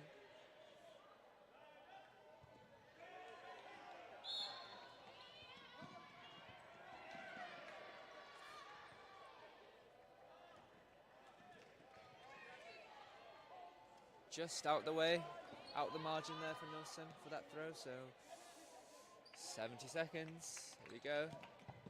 Oh! That was a throw and it hit 52, but luckily another Swedish player made a rebound catch there. On the knees! Oh, Sweden could win this set, they just need to play it cool. Great hit there on Sweden. Ball being retrieved. 40 seconds. Sweden need to keep their cool. What will Scotland do here? Through the legs. Applying pressure. Faking.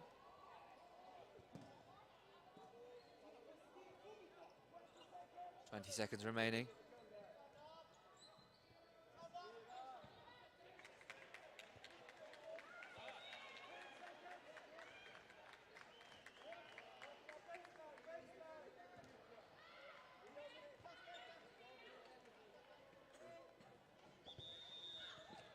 Great. So there we have it, folks. Sweden maintain their ground, making sure that Scotland were desperate to kind of get those hits, but unfortunately they couldn't get it towards the end of that set. However, we'll see how Scotland do as the game progresses. I'm sure they've got something hidden up their sleeve to win back more sets.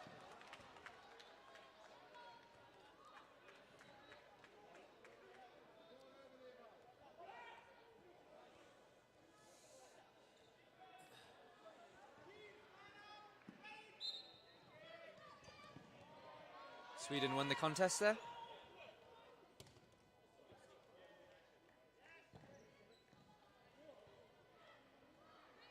attempted on the middle player. And a confirmed hit there on 99. Close range from 42 on Scotland's side. Communicating. Great pre-throw there from Hajsab. 3 balls for Sweden. Great foot shot, 47, making the hits, and so is 33. Great work.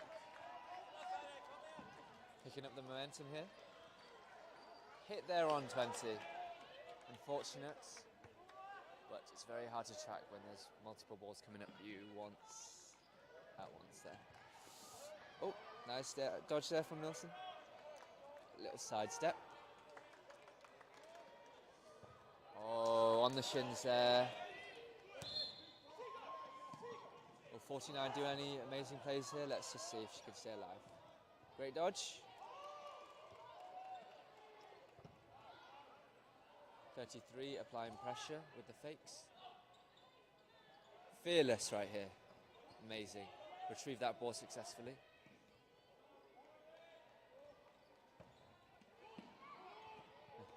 Great job at staying alive there.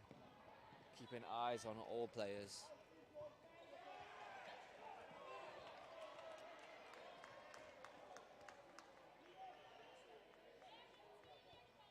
Looks like Sweden are trying to stretch out the time as well. Safe throw there from Magnusson. 1 minute left.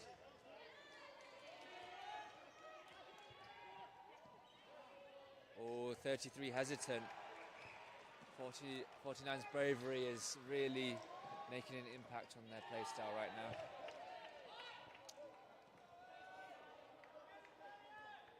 Oh. Attempted throw there from 49. Oh, well left. 90 seconds. Oh, almost. Almost. Was reactive there on the eyes, but unfortunately the hands did not coordinate correctly. Wonderful set for Sweden there.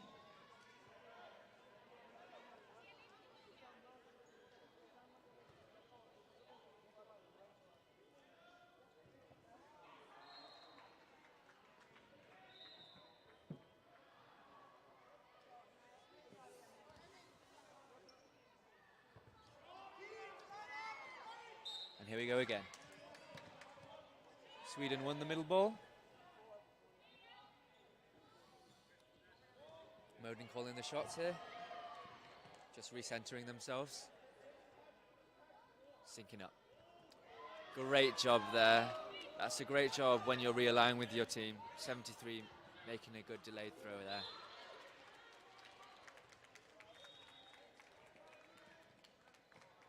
Great dodge from 82 there.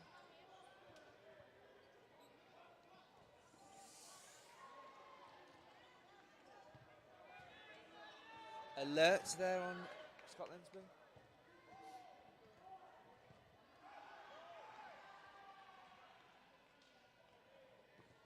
Great clip there from 20. Oh, keeping their eyes up. That's great on Scotland's side.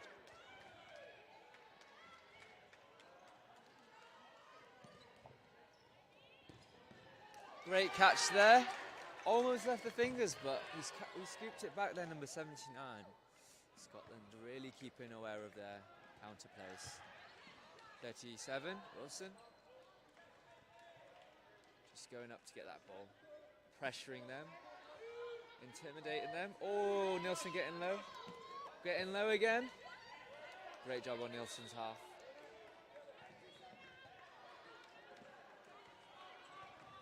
.30 seconds to go.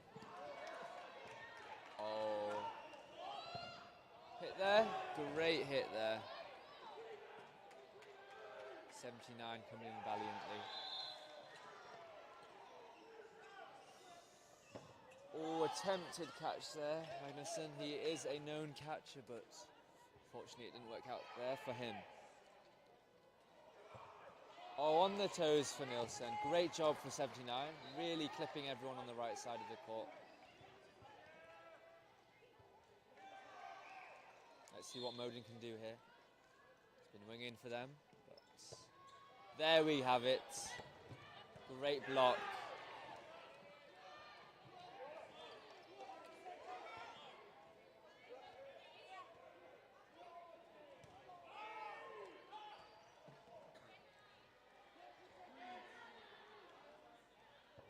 Great block again. Great clip on the knees.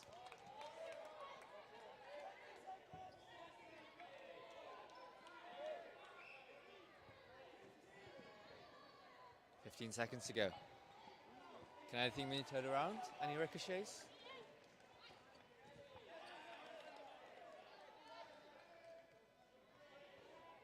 Hit, mates. Even. Wow, very good. Well, you see how things can be turned around in the last seconds of a game. Sweden certainly proved it there. Just make sure every second counts.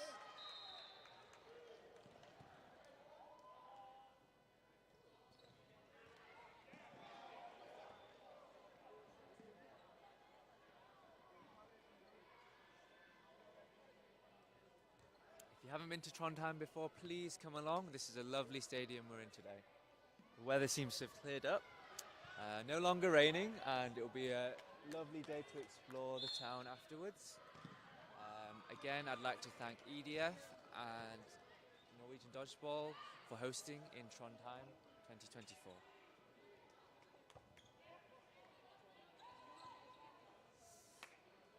Although today's been exciting, it is sadly going to be the last day of this dodgeball event, but nonetheless, happy to continue it until the very end.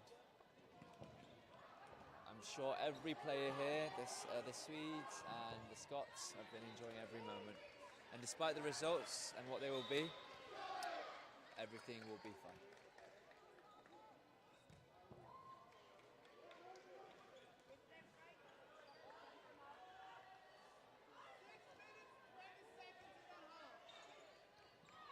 Six minutes and 20 seconds in the half remaining. That's time for approximately 2 or 3 more sets, but we'll see there.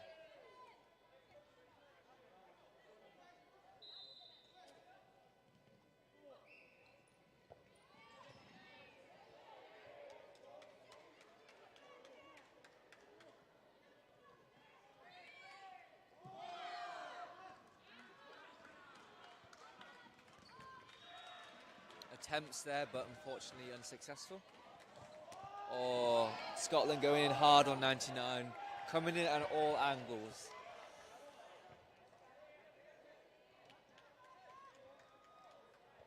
Oh, nice block there, reactive from 79.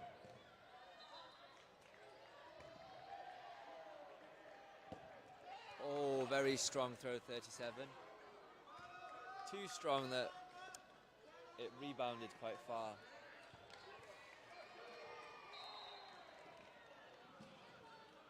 Five balls for Scotland. Great catch from Werner, and the player back on. That was Scotland's opportunity to seize, but unfortunately it worked in the Swedes' favour, so that's fortunate for them. Great job on the Swedes there.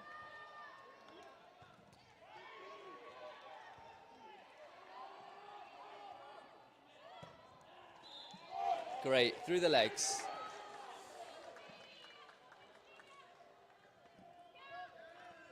Great hit there.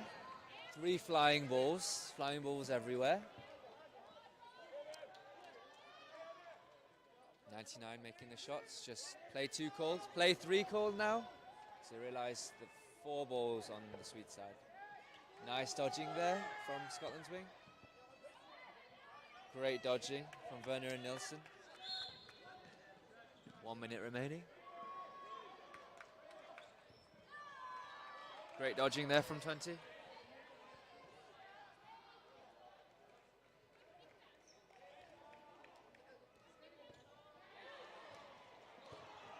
Oh, ricochet from Modin.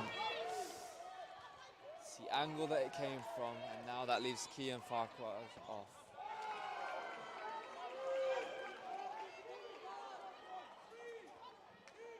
Nice dodging there from Nelson.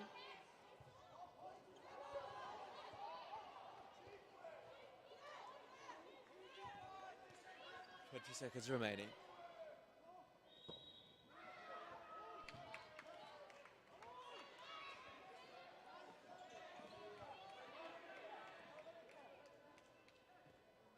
Sweden are up. And will Scotland do anything to bring it back down for them? Bring them down? Nope. There we go. Time called.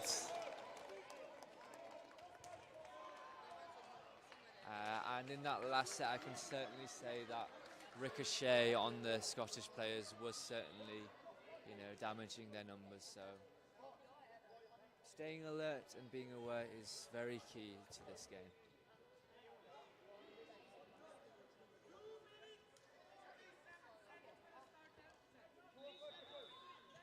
2 minutes 47 seconds on this half, so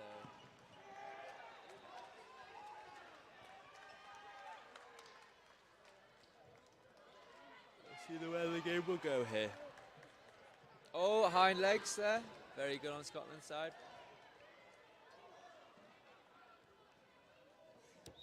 Amazing catch there from Onusson. Really showing his asset to the team. Helstad, unfortunately clipped on the toes. Scotland making an impression right now. There we go with 37. She is dodging very well.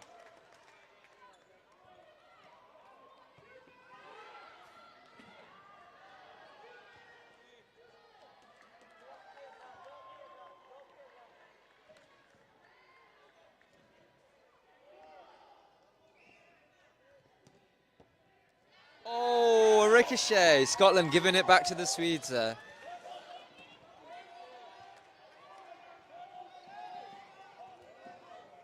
Ball's over. Looks like the Swedes faltered there, unfortunately.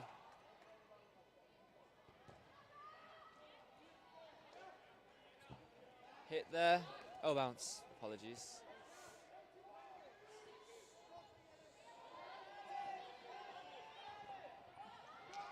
Oh, attempted catch, but unfortunate there. Scotland calling to settle, but we'll see what the Swedes can do.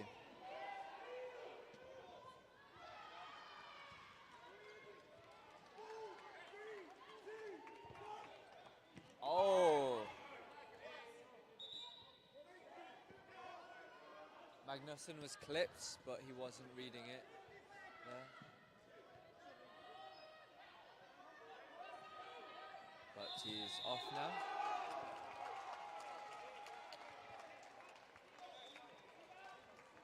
Oh, some conflict going on here. So.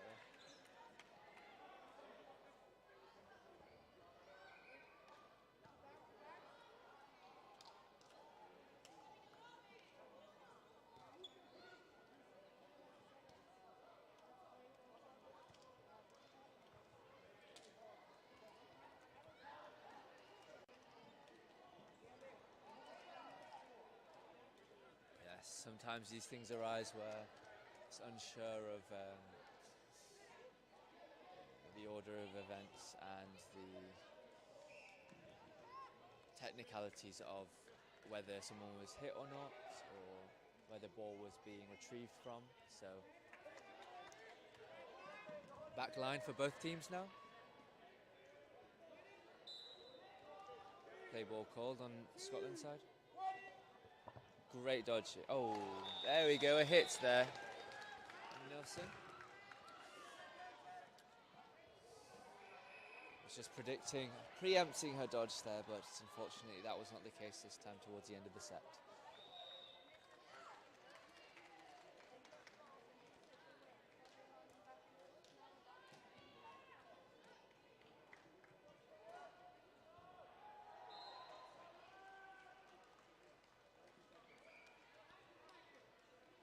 Second set before the end of this half.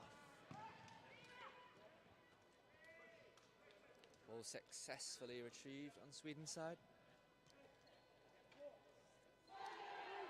Attempt to throw on Scott's inside wing, but Modin did not succeed there. So this leaves the Scots to make a move.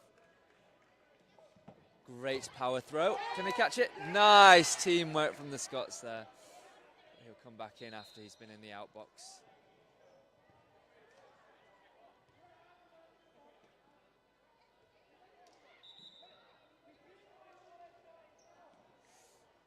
There's some discussion here whether he was in the outbox first.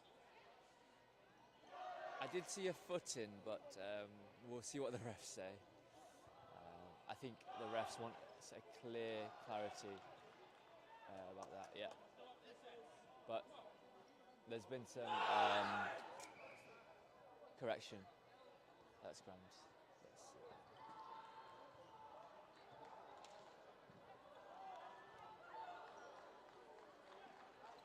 Looks like it's been allowed for him to come back on.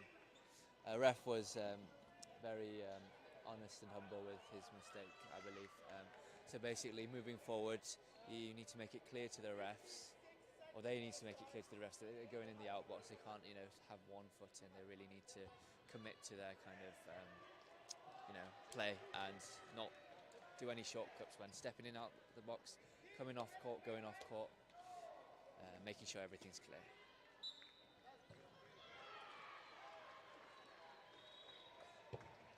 Great hit there.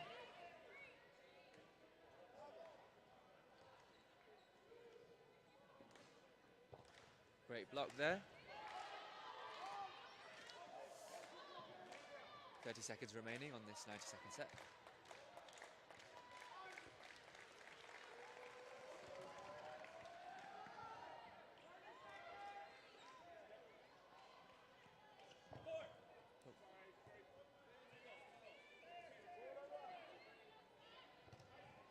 Great block there from the middle player.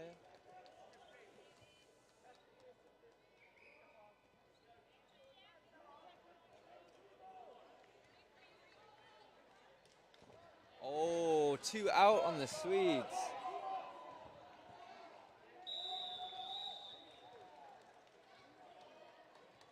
Amazing to the Scots there. Won this set valiantly.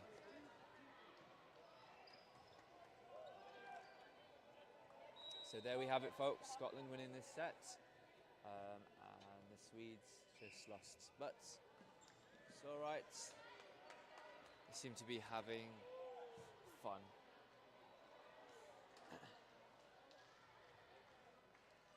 So just swapping sides now as we enter the second half. We'll see how they do and how the Scottish and Swedish perform. Sweden, will perform once having let me correct myself here. Once swapping sides, let's see if their changing perspective will affect their outcome. Apologies about that, I seem to be having a bit of a brain fog. I'll clear myself up with some water there.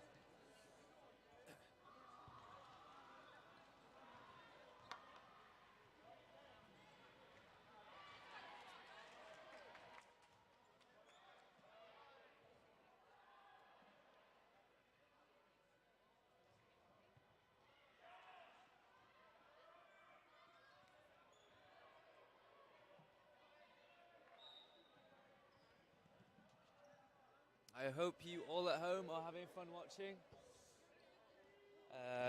So again, if you're tuning in, this is a mixed game for Scotland and... Oh, okay. Right now?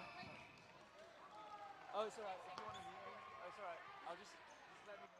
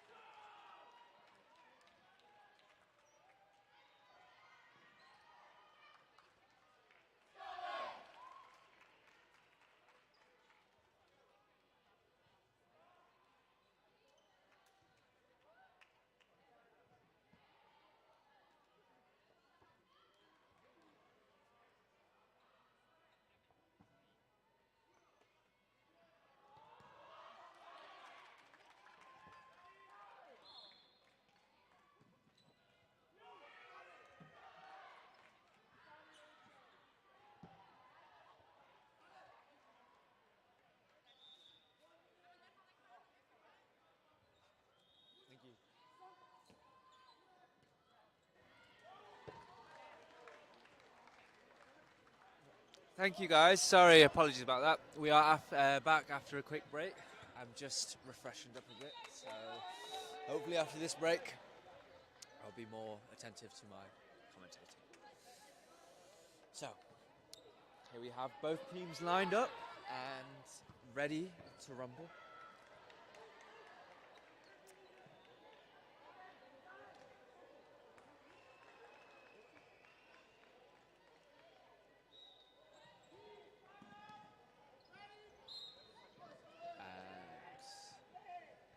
Sweden winning the contest there. How will Scotland counter this? Bounce there.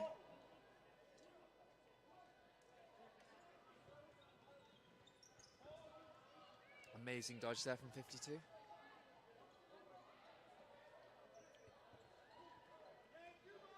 Play two called on Scotland's side. Great two-ball release there, with Scotland making a successful hit and both balls rolling back to their sides. Play two balls called again on Scotland. And their two-ball release working. However, it cost 18. His spot there, catching him off guard.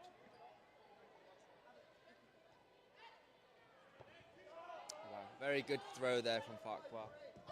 37, the hand reach catch there.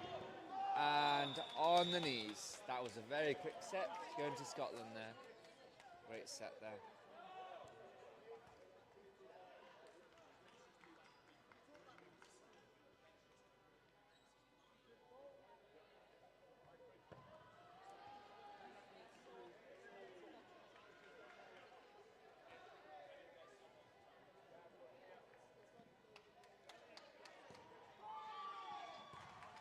So if you haven't kept up with the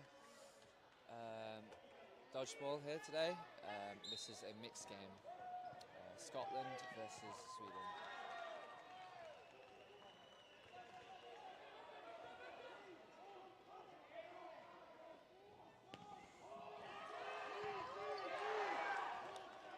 Attempted throw there from Sweden, but let's see what the Scots will bring. Attempted pre-throw there from Sweden's wingers.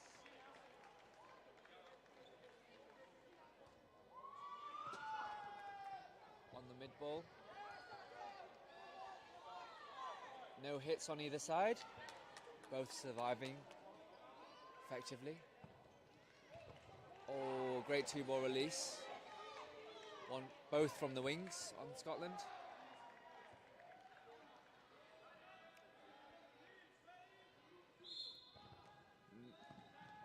Great block there, and a hit on Sweden's winger, number 40. Let's see what the girls will do here. Catch made, 37. 37 really pressing high there. He's confident that nothing will be made. Oh, and 52 there hit out.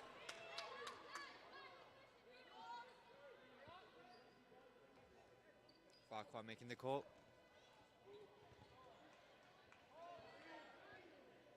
Great hit there on it from 82. But Scotland still high numbers. Low ball.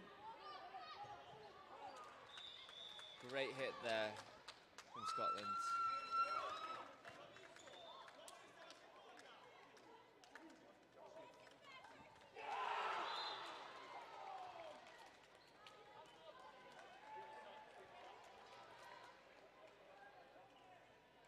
Looks like it was a tough game there. It's all right.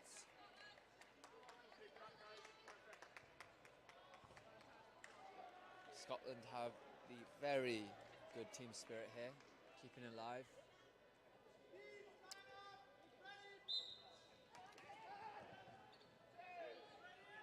Retrieving. There we go, through Bridges and Watson.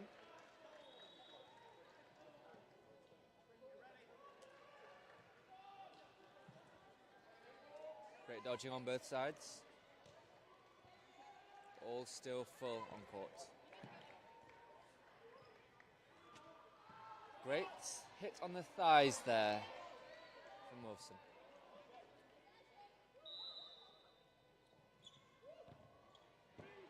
Great hit on Doherty.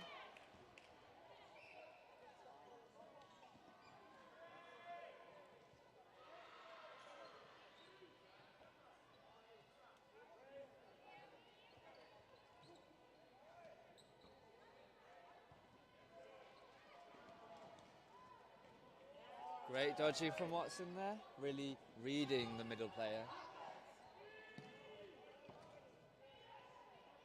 Great fake from Watson and an attempted throw on 37. Oh, great. It was a trade, I believe. 2 players out. Oh, there we go. Unfortunate on Watson's part, but number 40 there, really taking it on Sweden's team. Let's see what Farquhar's and Bridges will do. High knees. Very good to see.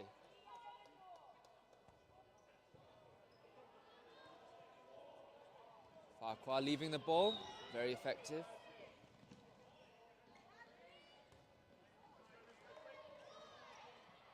Scotland need to make a decision. Play 2 called. Oh, Bridges unfortunately not able to catch that. As 40 again making a strong throw on the exposed opposition. Oh, fumbled there for Farquhar. But it's all right, it's all right. So, if you want an update on the scores here, it's currently 11-9 to Scotland. They've drawn 1 game so far. It's a very close game, if I would say so myself. So please keep an eye out on what's to come. The tables could turn, but we'll definitely see towards the end of this second half.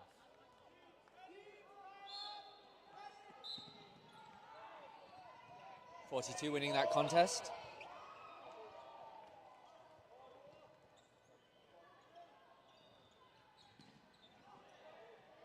Through the legs of Sweden.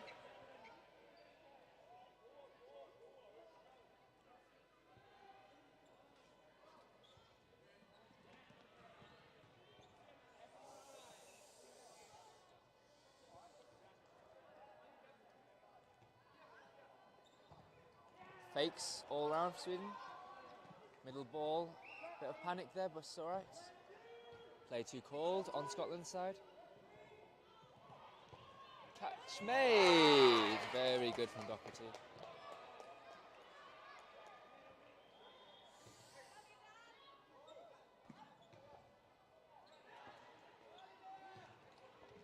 Block made from Bolland and a hit on Farquhar. Great on Sweden's behalf.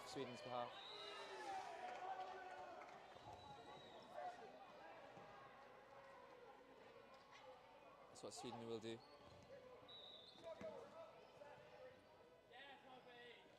It's great to see Sweden communicating in their home language there.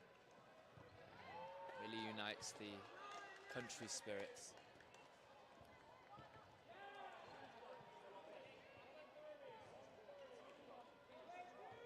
Play 2 called on Scotland's side. And a hit made.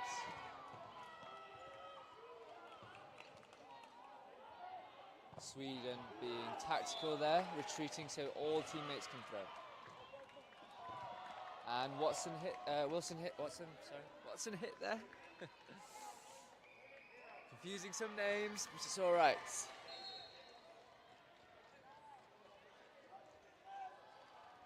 Right, what will the Sweden do?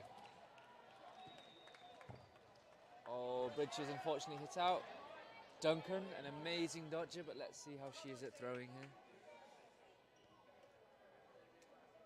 Will she survive this and make a catch? Great dodging, would you look at that? Very reliable in that department. Oh, just clipped there, unfortunate end, but still, valiant efforts.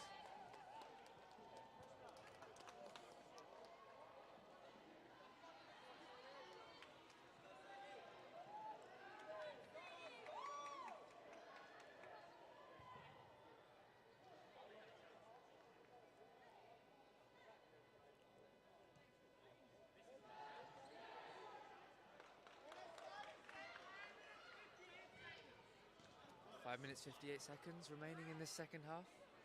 Total game.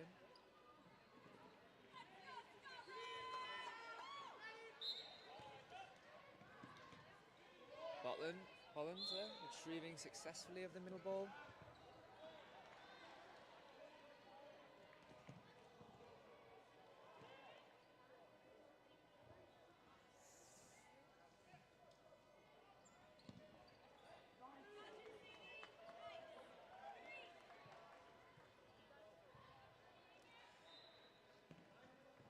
Oh, great throw there from Bolland, clipping or hitting directly there inside wing, the captain.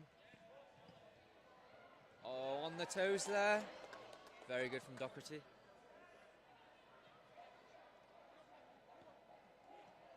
Fakes, followed through with the middle ball. The guys take the lead on Scotland, and let's see where they'll throw. And a trade, very good protection, or attempted protection from the midfield. Covering. Very good push. Play 3 called. Great hit there on Scotland.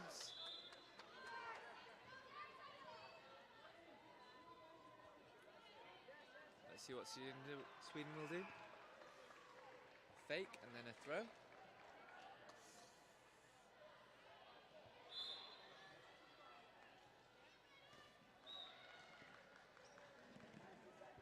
Seconds remaining.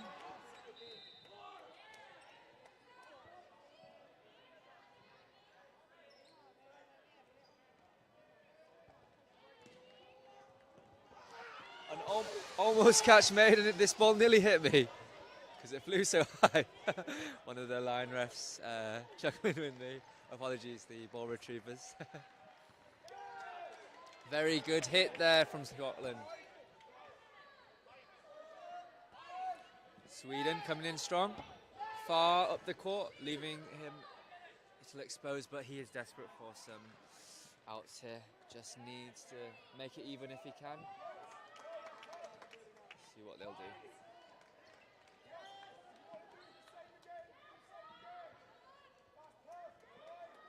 Let's see what he'll do. Great dodging there.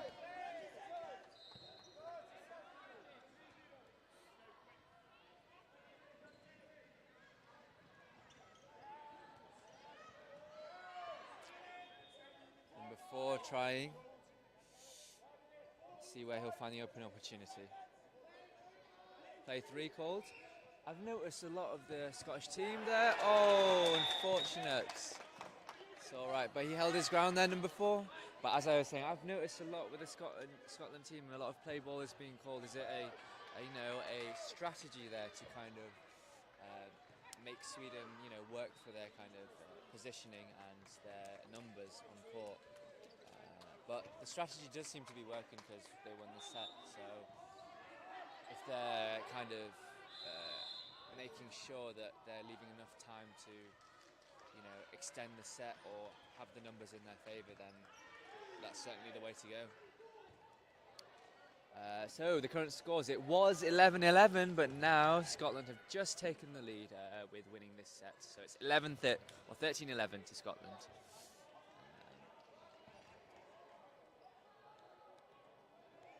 Teams once again getting that pep talk just as the final set or sets, 1 or 2, rolling in.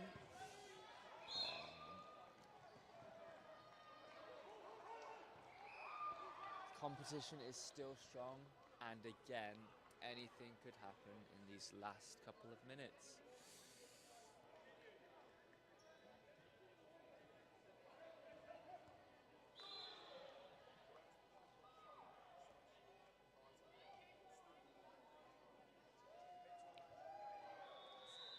Again, just about when play ball is being called, you must release it after within the 5 seconds, or else you will be sent off.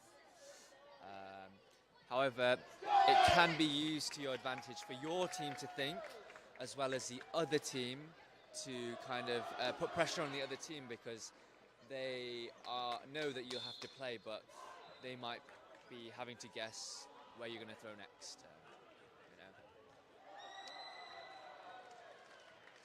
It's just how well can you handle that pressure within that crunch time. Definitely a risk factor when you're considering whether to go into that kind of play ball time or to, play ball before play ball is called. Sorry about the tongue twisters. I'm sure once you get more advanced into kind of these rules of dodgeball and these tactics, it will make sense to you for beginners to dodgeball. But otherwise, please just enjoy people getting hits, people getting caught, and people dodging out the way.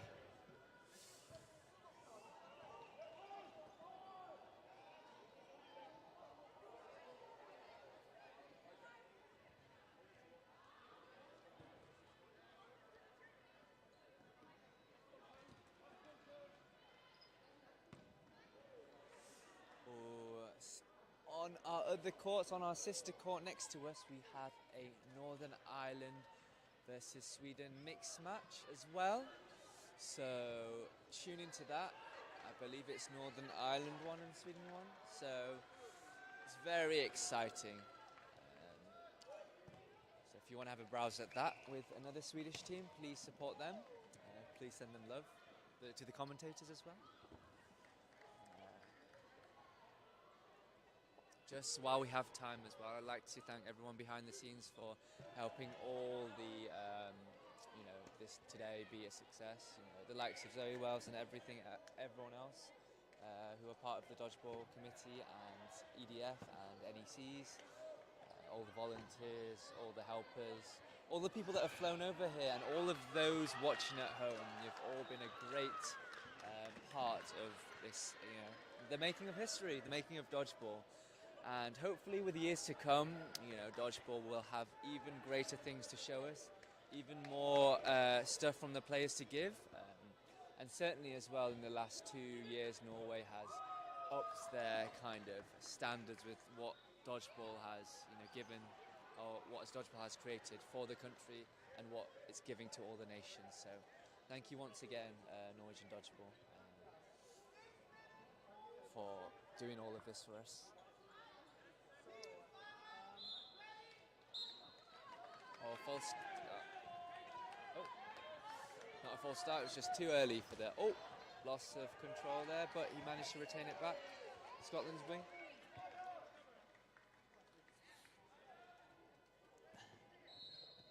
Catch made, a clean catch made on keys. That suction pot is a deadly zone. And that is the stomach area. Oh, right on the hip from Bolland. 97, Davis was not expecting that. Great hit on Duncan. Cross courts all around. Oh, rapid fire around this one is. But here we go, they're even again. One guy and two girls on each side. Great dodge there, 49. Great knee catch there for Sweden, bringing them up a margin. Really could be making it even there, Sweden can. And that will be play two called on Scotland again. Catch made! Amazing performance from 49. Really valuable there. Now, once again, this could turn the game around and Scotland could win. But let's let Sweden not give up. Oh! An attempted catch on 97. Great splits there from 52. Scotland being advised to use the time. Sweden are only one player away there. Oh, hit made! Great job. Play slow. Playing slow for Scotland is being advised. What will Sweden bring out here for number 37?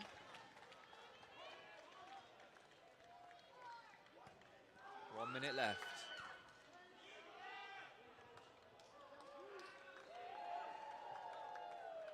Are Scotland looking to time it out? We'll see. Catch made! 49! Amazing impression there, really impressive. I mean, that catch and then the block, and then the catch once again. We're doing everything here, Henderson. I'm expecting great things for you later on. and we'll see the development of the rest of the team, you know, and how it will go for the rest of the day.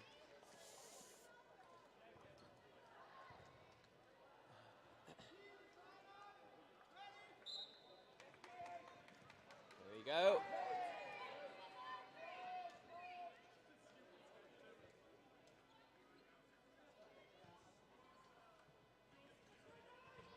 Great hits there from Sweden.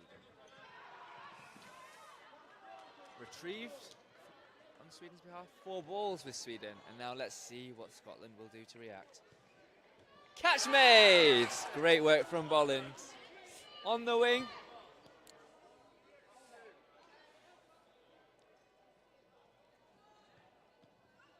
Scotland really showing them what they're made of here. But unfortunately Bolland was hit, and so was Graham.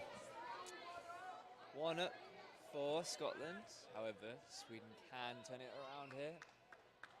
Just need to believe in themselves. There we go, a hit on Henderson. Oh, double. A rebound, and look what, as I just said, things were turned around in a matter of moments. Was there a catch there? No, too far. Looked closer on my perspective, but looks like well left. See if for any prees. Oh, Key successfully dodged.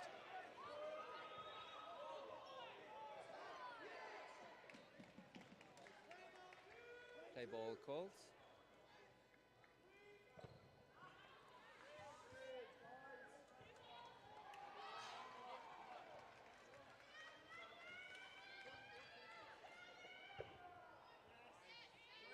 Great defence there on Scotland's. 1 minute 20 seconds left. Play ball 2 called on Scotland. Oh, hit on Duncan and a dodge. Oh, great job there. It was a rebound catch. Make sure the angles you throw aren't catchable, but I guess that is hard to predict. Great job on Sweden. That was amazing teamwork. As I was saying earlier, Scotland were up towards the end of that set. However, Sweden turned it around for them. Very good. So the current scores are 13-15. If Sweden win this set, it will be even.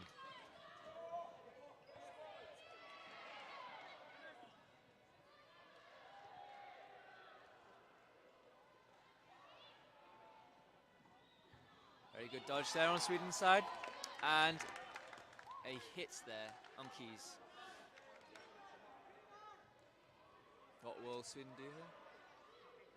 Ball retrieved there.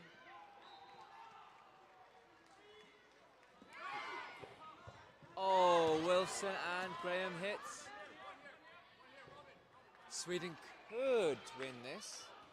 Scotland are down, and that will go 53 seconds. Let's see what will happen in these last 50 seconds. Oh, Sweden clipped there. Now they're even. Sweden making a move. Great hit there from Sweden. Sweden could bring it back. Scotland need to keep their cool.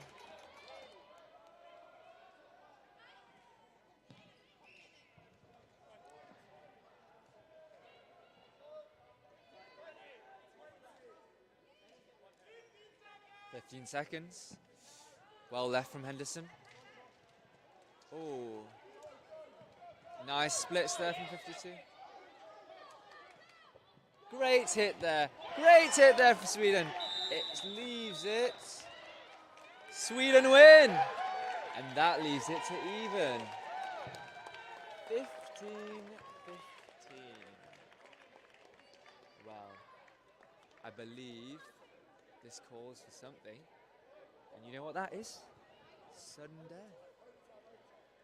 Or overtime. So this is the determining.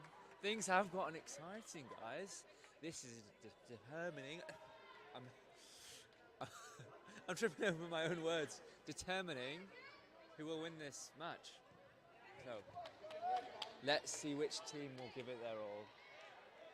Let's see who will win.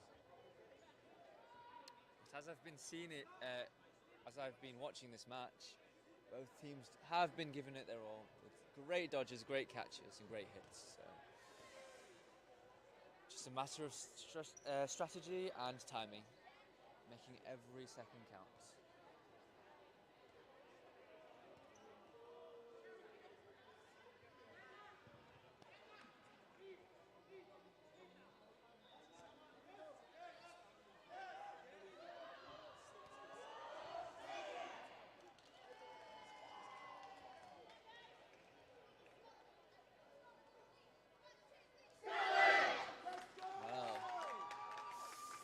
Here we have it, folks. 15-15.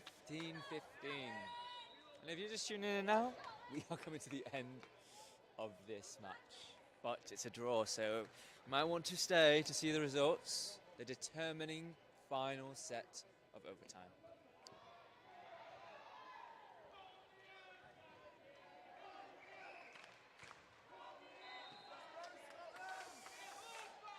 Sweden having their chance there, and also Scotland following up.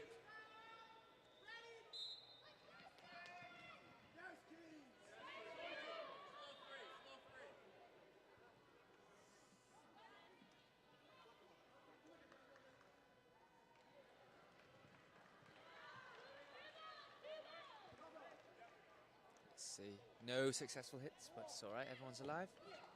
Nice block from there from Graham. Letting it roll.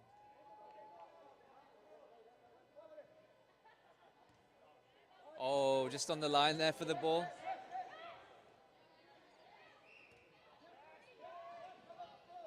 Pressure on Scotland there. Ooh, that was a risky release there, but I think the wing on Sweden was a bit worried they'll get hit. Oh, hit there on 37 there. Sweden down, first to player. Well left by Keys.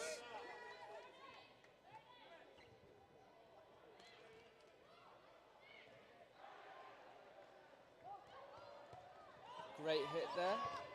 Great hit there. Well, that leaves 5 on court for Scotland and 4 for Sweden. Very good dodge there from Watson.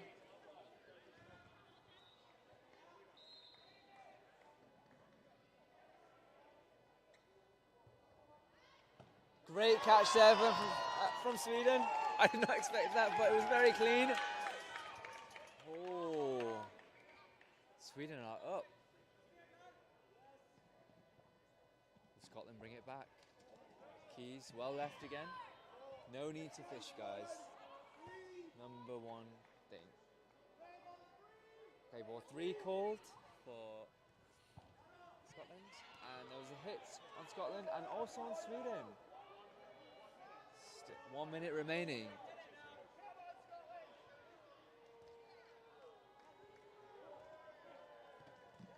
Hit on Keys there.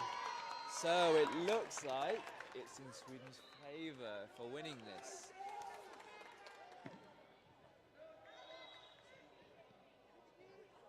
But let's see if Scotland can turn anything around. Oh, hit on Henderson. Very good on Sweden's. 30 seconds remaining. Is fate sealed? We'll see.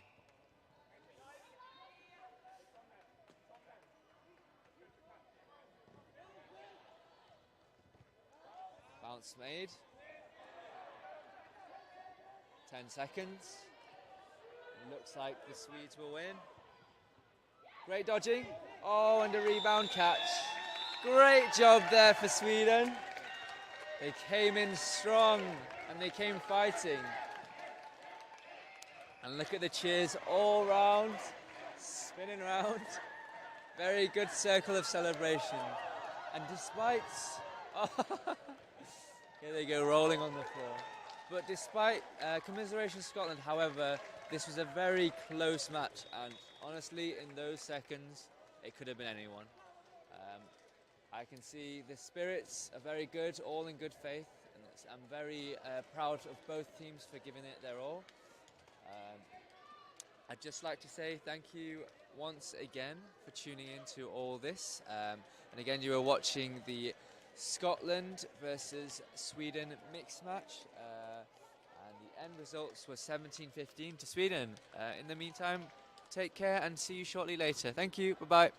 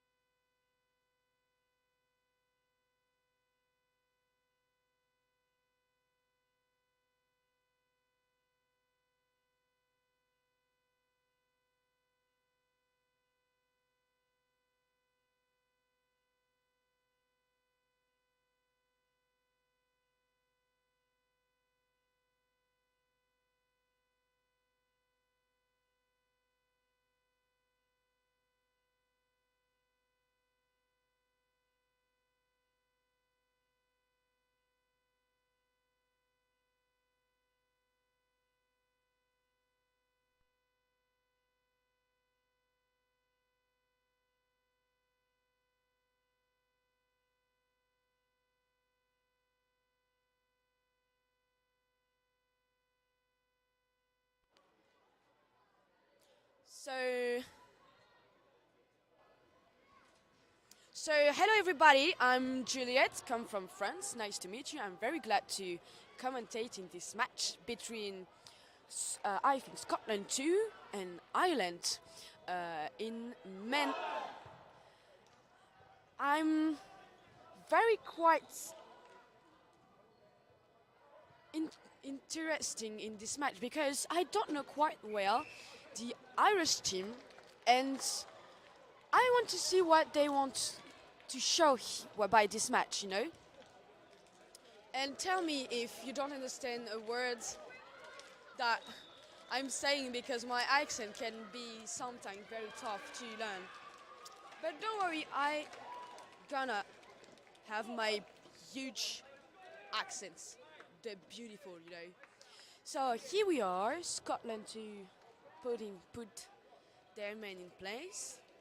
And in the other half, the Republic of Ireland with quite two beautiful teams.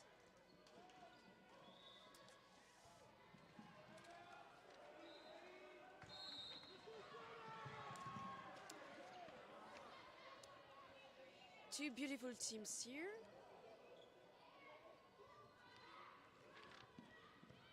With, ooh, really nice touch here.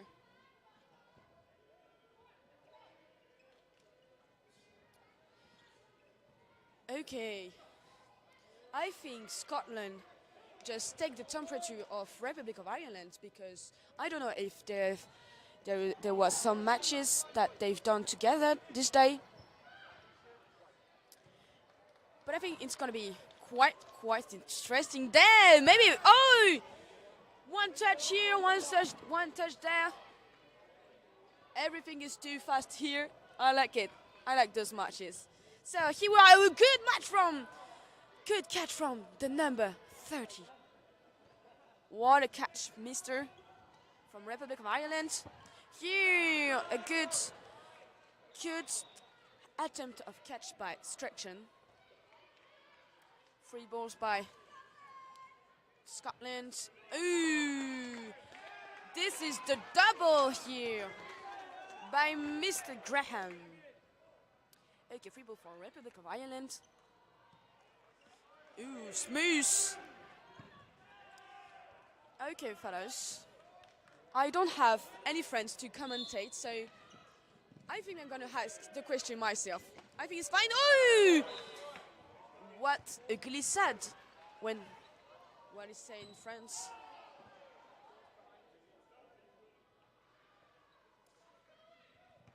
Oh, what a hit from the number 27, Barrett.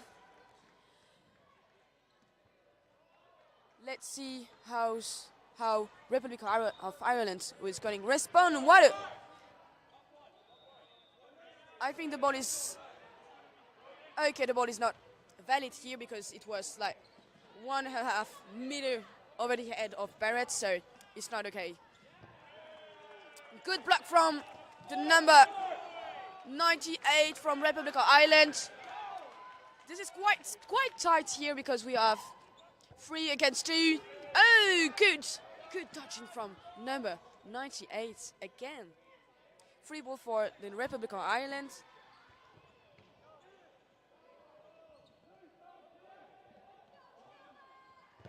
Ooh, that was a hit. And counter by Scotland. And it works. This beautiful counter.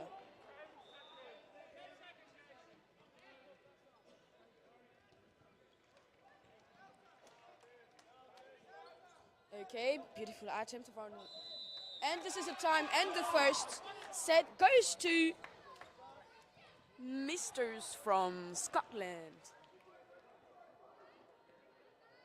Sorry, you don't have the time, but I have the score, and I'm gonna try to give you the time here. Okay.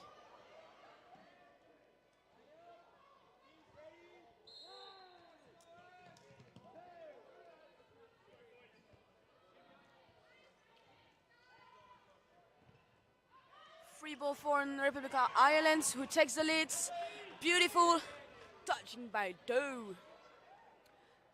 I saw some of touching here by this beautiful team with Doe, Barrett, Strahan here. That was quite impressive. And some catch. They were like, oh wow, don't have words to describe that. Ooh! I'm so interesting by the play of Republic of Ireland. Ooh, good counter. Oh no! The ball was catched far by Doe. And 2 minutes left on the score, on the set. Here we are, 3 balls and a good temptation, yeah. A good attempt, sorry. Temptation is not the same thing. Okay. Good. Good touch from the number 78 of Republic of Ireland. Sorry, I don't have the name because I don't see quite well from there. But I will do have them in the second half of the play. Okay, 3 balls for the purple one. The Scottish. Here, 3 balls for Republic of Ireland. What are they gonna do? Oh, what is quite a catch here from Strahan. Strahan? I'm quite impressed by all the catch that Scotland has done here, and very good throw by number 98 here of Republic of Ireland, but Scotland has responded with a touch here.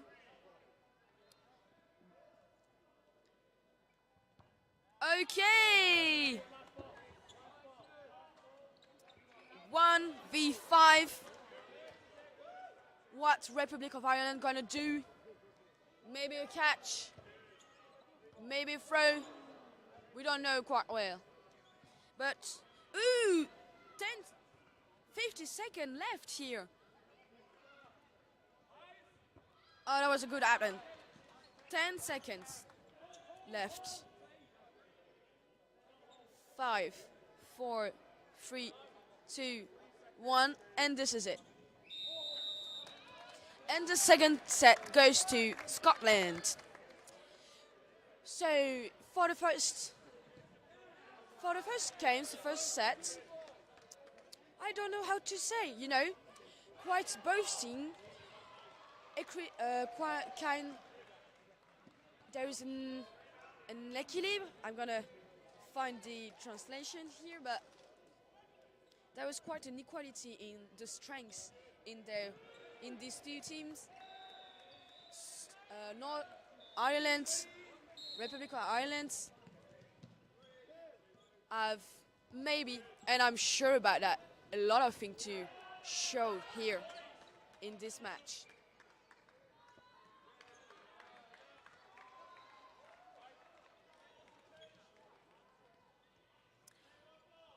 To remind you for this one, for the new ones, Scotland have 4 points, Republic of Ireland 0 points, but maybe, and I repeat because I'm sure about that, Republic of Ireland's gonna show some quite a smooth move like that. I think that was a really good move because bring the ball in the middle. It's a quite thing, and they can keep 4 balls. And there is a catch from Barrett. I'm so impressing. So impressed there. Okay. A lot of experience here for the Scottish team. Republic of Ireland too, but maybe not quite so in international. I'm so sorry, I don't know quite well the team, but I want to know. Seems to be very nice and very strong team here. Very concentrate. Concentrate. Okay, 1-4 on the wing. I think this is important to aim also the middle, because sometimes it's when the wings have two balls, you know, they have two balls on the wing. It's very hard to touch. But in the middle, like you see right now, it's more interesting. The counter that we see just right now with the Scottish team, it's more easier to touch in the counter, to touch the wind by counter, you know.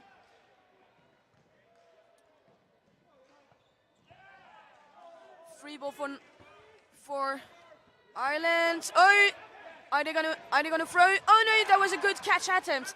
And number 94. Oh, that was that was so tight. No, you have to be very careful with that, Mr. Bridge, because that was a good attempt. But when you are in the mixed zone, you can have a problem if you throw the ball too strong, you know, on the other player, because it could be considered as a yellow card. So you have to be very careful with that. But sometimes it's an obligation, like here.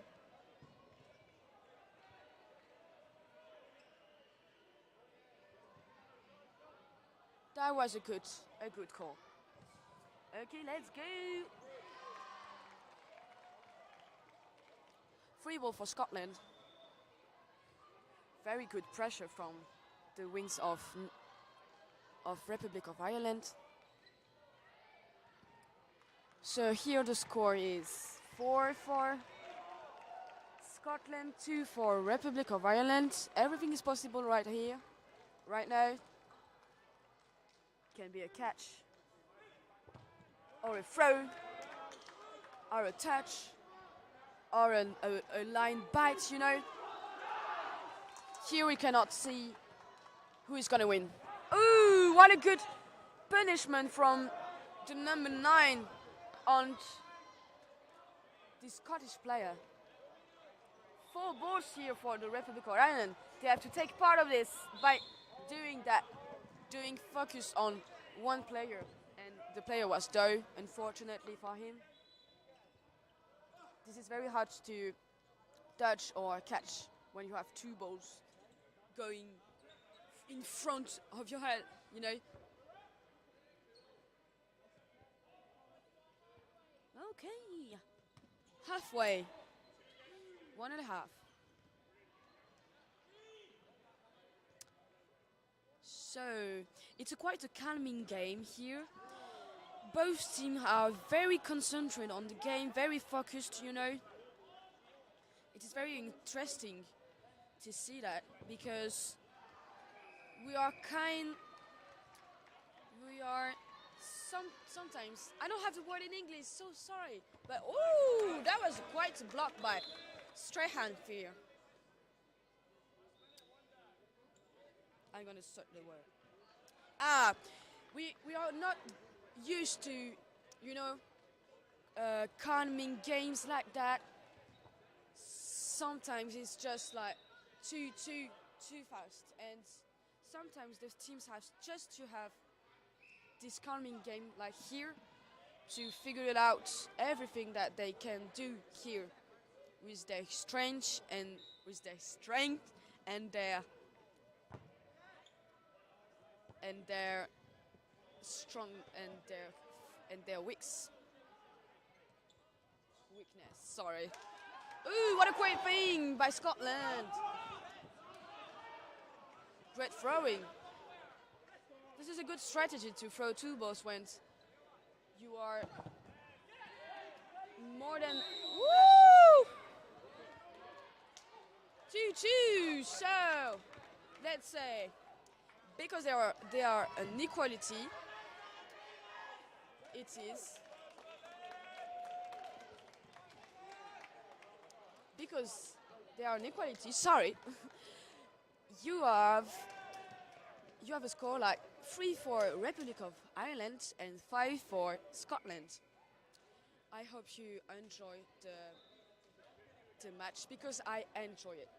I'm so glad to meet those teams that I don't quite really know because in France we don't meet this team quite so much. So I'm very glad to see that and see that this is a really fair play, you know. I love it. Ooh, that was hard. Here, Republic of Ireland take 3 balls here. Very smooth dodging back stretching, so they can have 3 balls and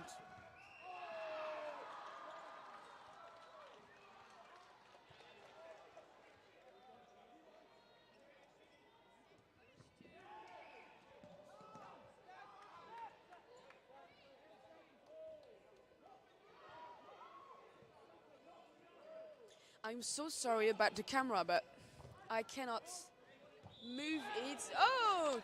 I cannot move it because I'm not the one who do this. It is the organization, so I think it is the best view you can have. But I can describe everything, so it's not, I know it's not very cool, but I'm gonna try.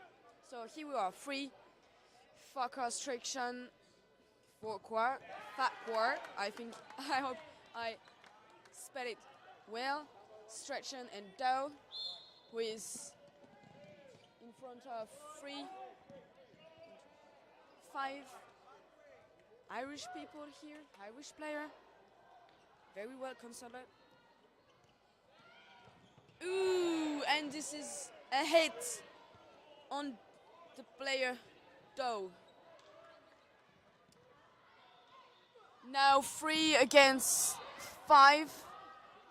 And now 2 against 5. Not. No, I don't. Oh, that was a good block. Very lucky. Republic of Ireland have 5, so 5 players, so they win this set.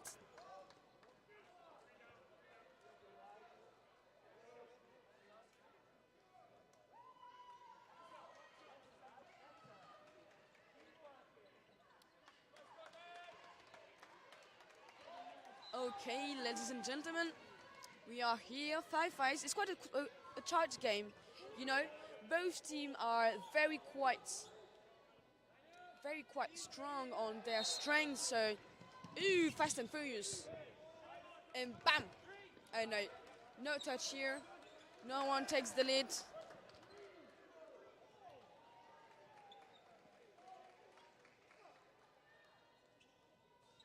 If you have questions in the chat, don't worry about that. I can respond, if I can, with my accent.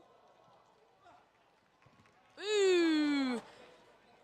Again, a touch by Koemans. 3 balls. Farquhar, Koemans, and Edge. Okay, a really good opportunity taken by the number 9 of Republic of Ireland. This is very important that when the counter has no ball, to take the opportunity like he made, you know. Okay, 3 ball for the Republic of Ireland. Republic of Ireland has 1, 2, 3, 4, 5 players, and Scotland 2. It's a very tight game. Both teams are very strong.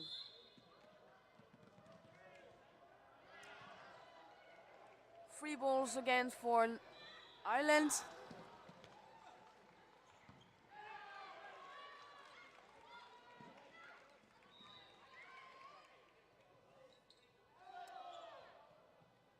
Oh, that was a good hit. Whoa! What a dodging and a hit by head. It is hard to dodging that. Ooh, that was tough. But no, but what the? Wow, that was quite impressive. What a dodging thing by number 24 of Republic of Ireland. That was That was so beautiful the way that he just get up. I like that. Ooh, what a catch from the number 9 of Republic of Ireland. This is a 3 versus 3. Ooh. Very nice there. Oh no. Now, the only players of Scotland, Mr. Barrett has, his work to come back and maybe catch some ball here. Barrett throw the ball because he don't want to be embarrassed by all that, and yes, maybe go for a catch because this is the last time, and this is the end of the game in 5 seconds, and that's it. And the point, the set goes to Republic of Ireland with I think 5 for Scotland and 8 for Republic of Ireland. Please send love on the team. Please send love for the team. Republic of Ireland or Scotland, they are very strong. And just next to me, they are the final of men with Northern Ireland and Scotland 2, Scotland 1. I don't know the score. I will tell you later, but I saw quite a hit. But I think this is Northern Ireland who leads the game now. But here we are, we don't care about this final. So, here we are with Scotland 2 and Republic of Ireland.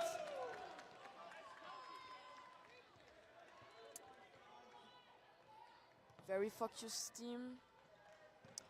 So, for the new who comes here, Republic of Ireland have 7 points and Scotland 5 points. Ooh, that's a beautiful way of catching by the number 24.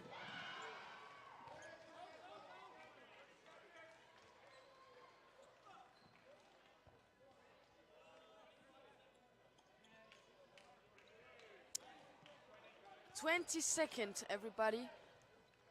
This is important for Scotland to come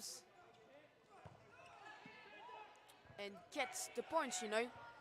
But maybe it could be a good idea to just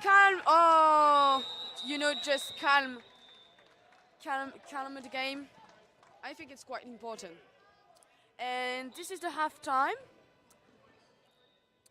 We have 5 minutes to rest and for the team rest. If you have a question, don't hesitate to tell me in the chat. I'm just looking at it. And have a good rest. See you in 5 minutes.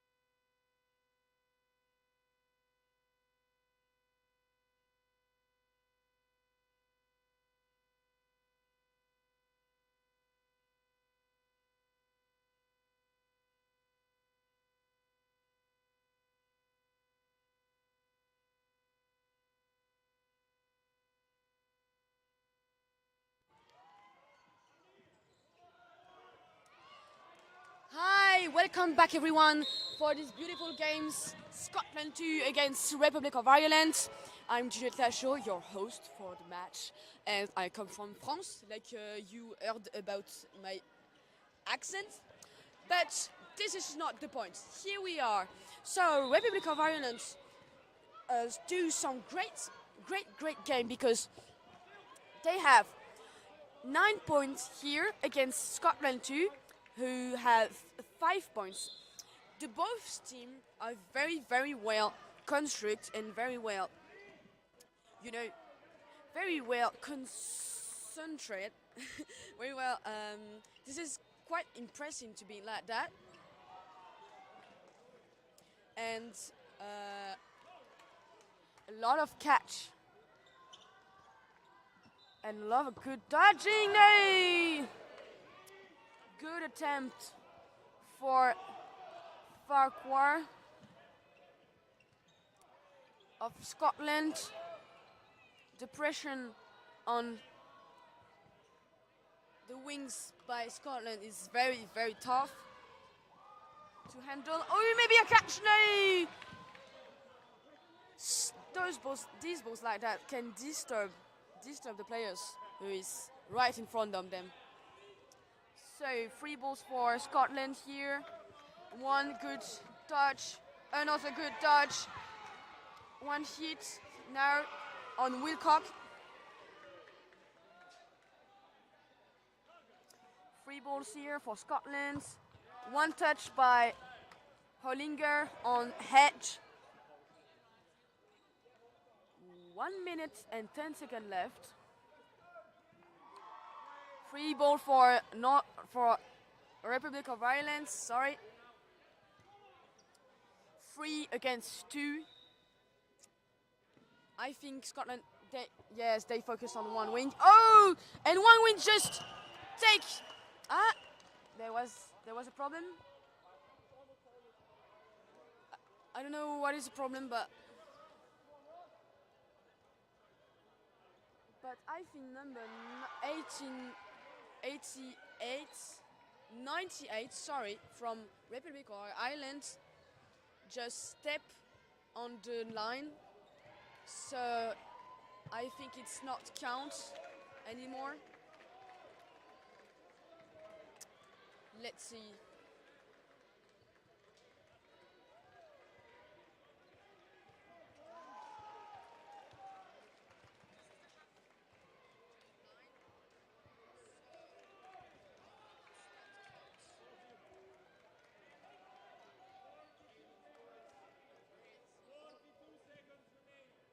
Okay, 22 seconds remain. Here we are. So they have.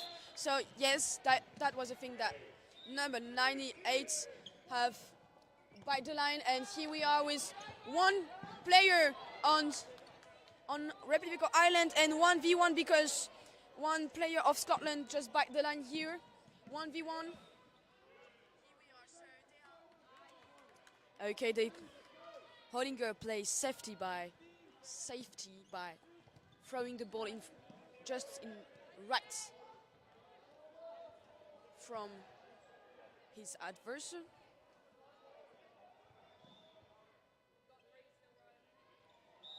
Okay, that's it.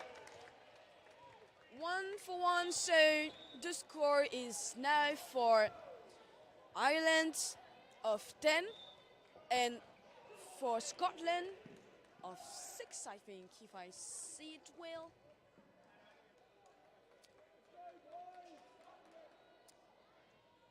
Yes, 6 for Scotland, 10 for Republic of Ireland. I like to discover this team of Republic of Ireland. This is quite. I'm quite impressed.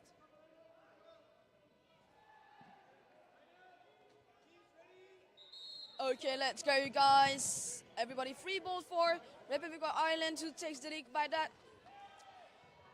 Key, Hollinger, and Willock with 3 balls, and their teammates just behind them to carry on that. 3 ball for Scotland.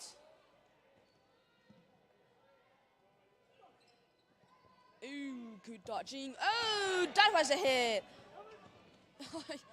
there is too much good opportunity here take by all both teams. This is important, I think, to not being afraid. And a touch here on Sloan.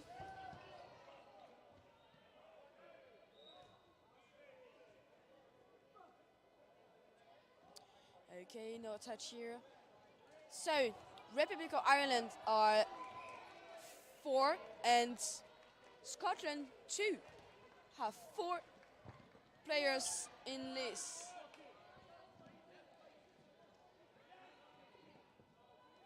Okay, 4 balls for Republic of Ireland here. Throw, they play security by throwing their 3 balls on the excellent wing here, the number 77. Ooh, that was smooth dodging for Hawkins.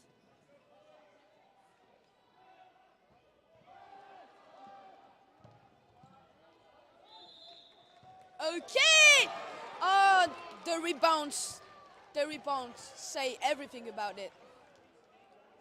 With a rebound, you can change the way of a match, and I think this is gonna be like that or not. Or not if the Republic of Ireland stay focused on the game. Let's see how Scotland respond to that.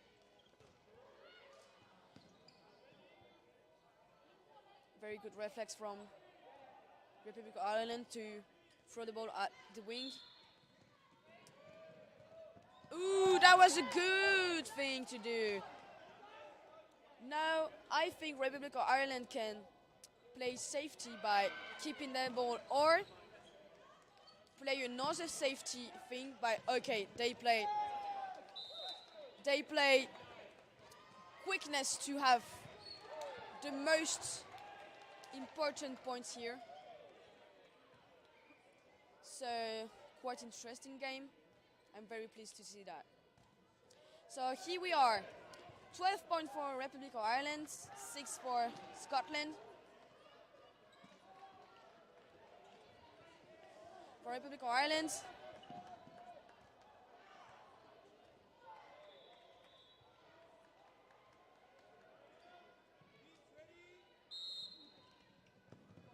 okay, let's go.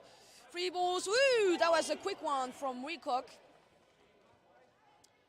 So 12 points for Republic of Ireland, 6 for Scotland, 2.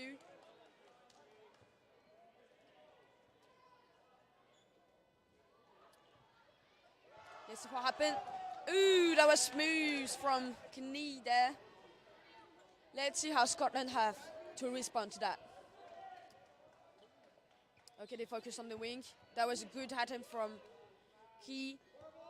I think Scotland have to understand that Republic of Ireland plays a lot by counter, you know.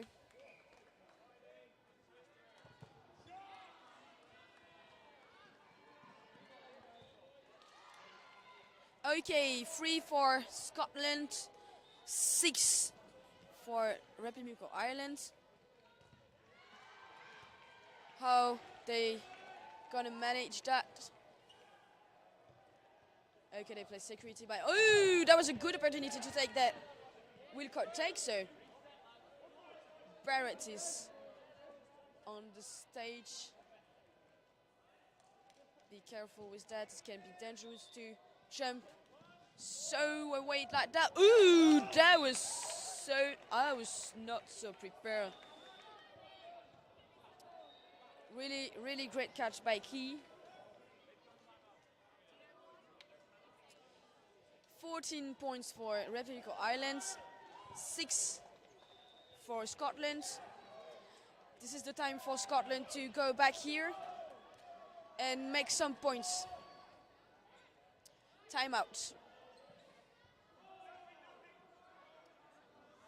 So, for the timeout, I'm gonna check out the other team. The final men, Scotland won against Republic against Northern Ireland. Northern Ireland, 18 points. Scotland, 2 points. 10 minutes left on the board. I don't know if Scotland are going to make it that for the final, but let's get back to what we've done here. Republic of Ireland and Scotland.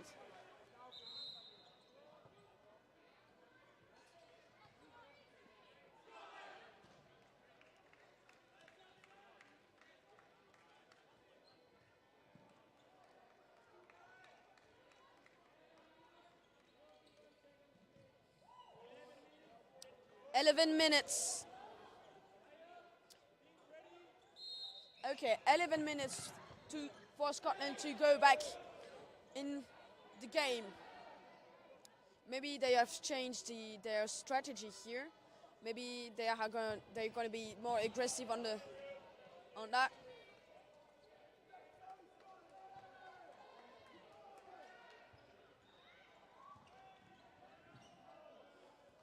Okay, 6 players for Republic of Ireland team, and now 4 players for Scotland.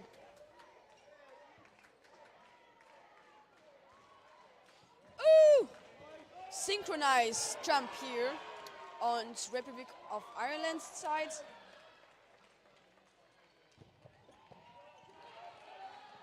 Ooh, really good catch from Go. I'm so afraid about the catch, you know. The ball is too fast to catch something well. So, free ball for Scotland. Throwing one ball. Woo! What a good dodging, but on McBride. But it doesn't count because McBride was touched here. 2 balls announced by the referee. No touch here. Always 4 players in Republic of Ireland. 5 in Scotland.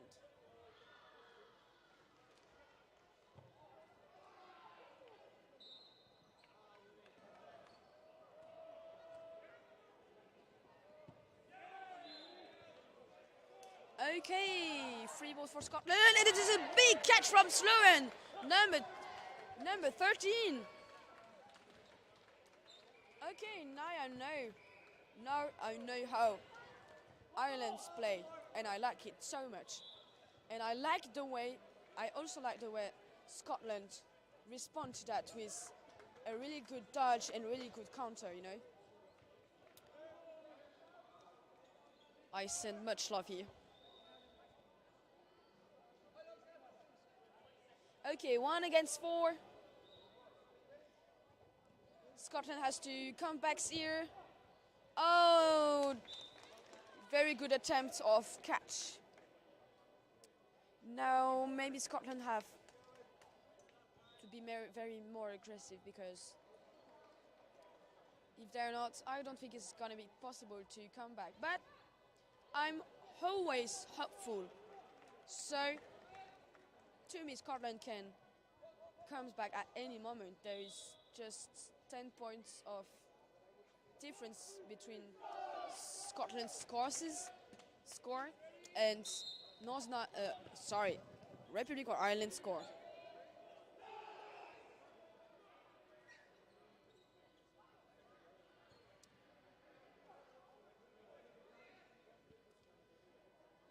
A lot of plays also is based on the mental. Scotland, if she want to win there, have to be very focused on the game and being very aggressive on the counter to go ahead from key intention. Okay, free ball for Scotland.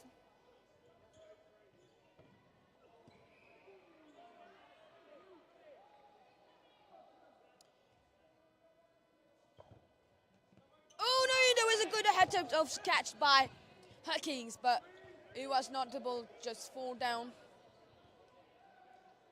Here, free balls for Republic of Ireland. No touch here. Okay, 4 against 6. Scotland has the lead. Maybe Scotland have to aim on the middle. Very focused on the wings. So this is not bad to focus on the wing, but sometimes when you see that it doesn't work, sorry. You just change the strategy at the time. So for the new ones who are here, Scotland have 6 points and Republic of Ireland 16 points. 10 points of difference. Oh la la. Super. I lost everything. Okay. 4 against 4. Maybe the equality? I don't know. Maybe there is smooth dodging at every point. Good pressure from Dom here.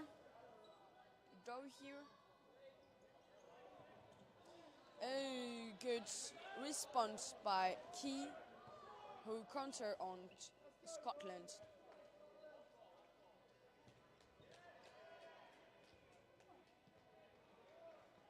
Oh, that was brought. And this is a touch and another touch from, and I think there is no one on the court. And this still one person from Scotland. One person of Scotland. Maybe a catch is possible here. That was a good attempt. Maybe and again. Okay, end of the time. Republic of Ireland win the set, and I don't want to say that Republic of Ireland win because I don't have the time right now, but I think that this is 5 minutes or less than 5 minutes left. When you have 18 points for Republic of Ireland and 6 points for Scotland, it's going to be very hard to come back and maybe impossible. But in dodgeball, the word impossible don't exist. Does not exist. If you have an English teacher for me, don't hesitate to send me because, oh my god, this is rough. Okay, so here we are. A catch? Did I see a catch from Hollinger? I think so, because there is two players out. I'm impressed of the way that they catch everything. Scotland is well known to catch everything too, but maybe the mental here is not. Maybe this is a rough day for everyone. Scotland has played a lot of time, Republic of Ireland too. Sometimes it's just a question of mental. I don't know how they feel at the moment, if they understand that it is maybe finished for Scotland. Okay, very good. That was a very aggressive counter, and this is why I think Scotland have some struggle with it.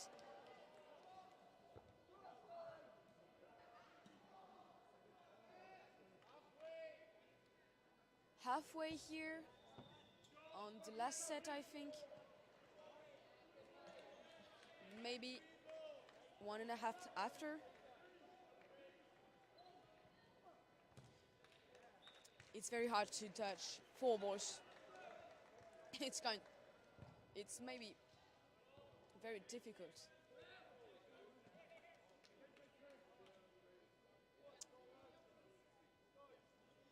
Okay, so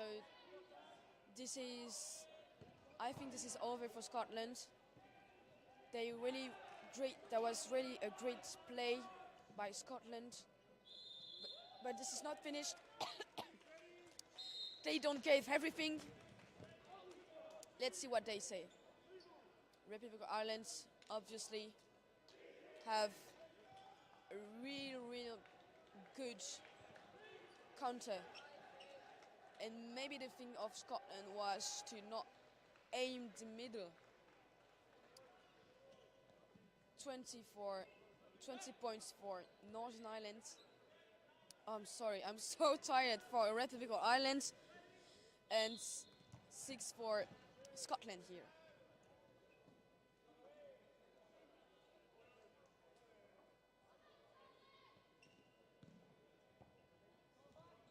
Oh, really good call from Noon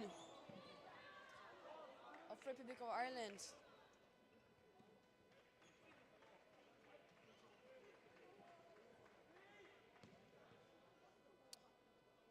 For this last set, both teams are always on the match.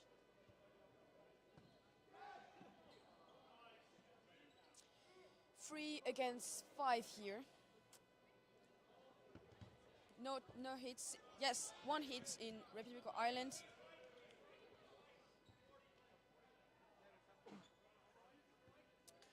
Three for Scotland. 4 for Republic of Ireland. No touch here. 4 balls for Republic of Ireland. 2 balls announced. 2 balls plays. Oh, that was a nice hit from Doe. 3 against 3. Who's gonna win the last set?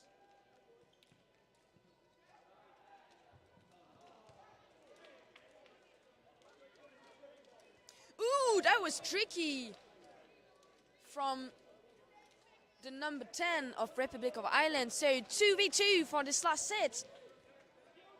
Okay, focus on one wing. One wing goes, one wing hits, and this is a hit on Doe, and this is the end. 2 vs 1. Republic of Ireland get the points on this set. I think there is another. No, this is the end. I think this is the end. That was a really quite a good game to see because a lot of fair play. I like this smile on all the face, even for Scotland and Republic of Ireland. I'm really glad to discover the Irish team and also the Scotland team. So the score is 22 for Republic of Ireland and 6 for Scotland. For the men's final, Northern Ireland win the set against Scotland 1. It was Juliette Lachaud for UDF. I was very glad to commentate in this game and see you later for the women's final. Have a nice day.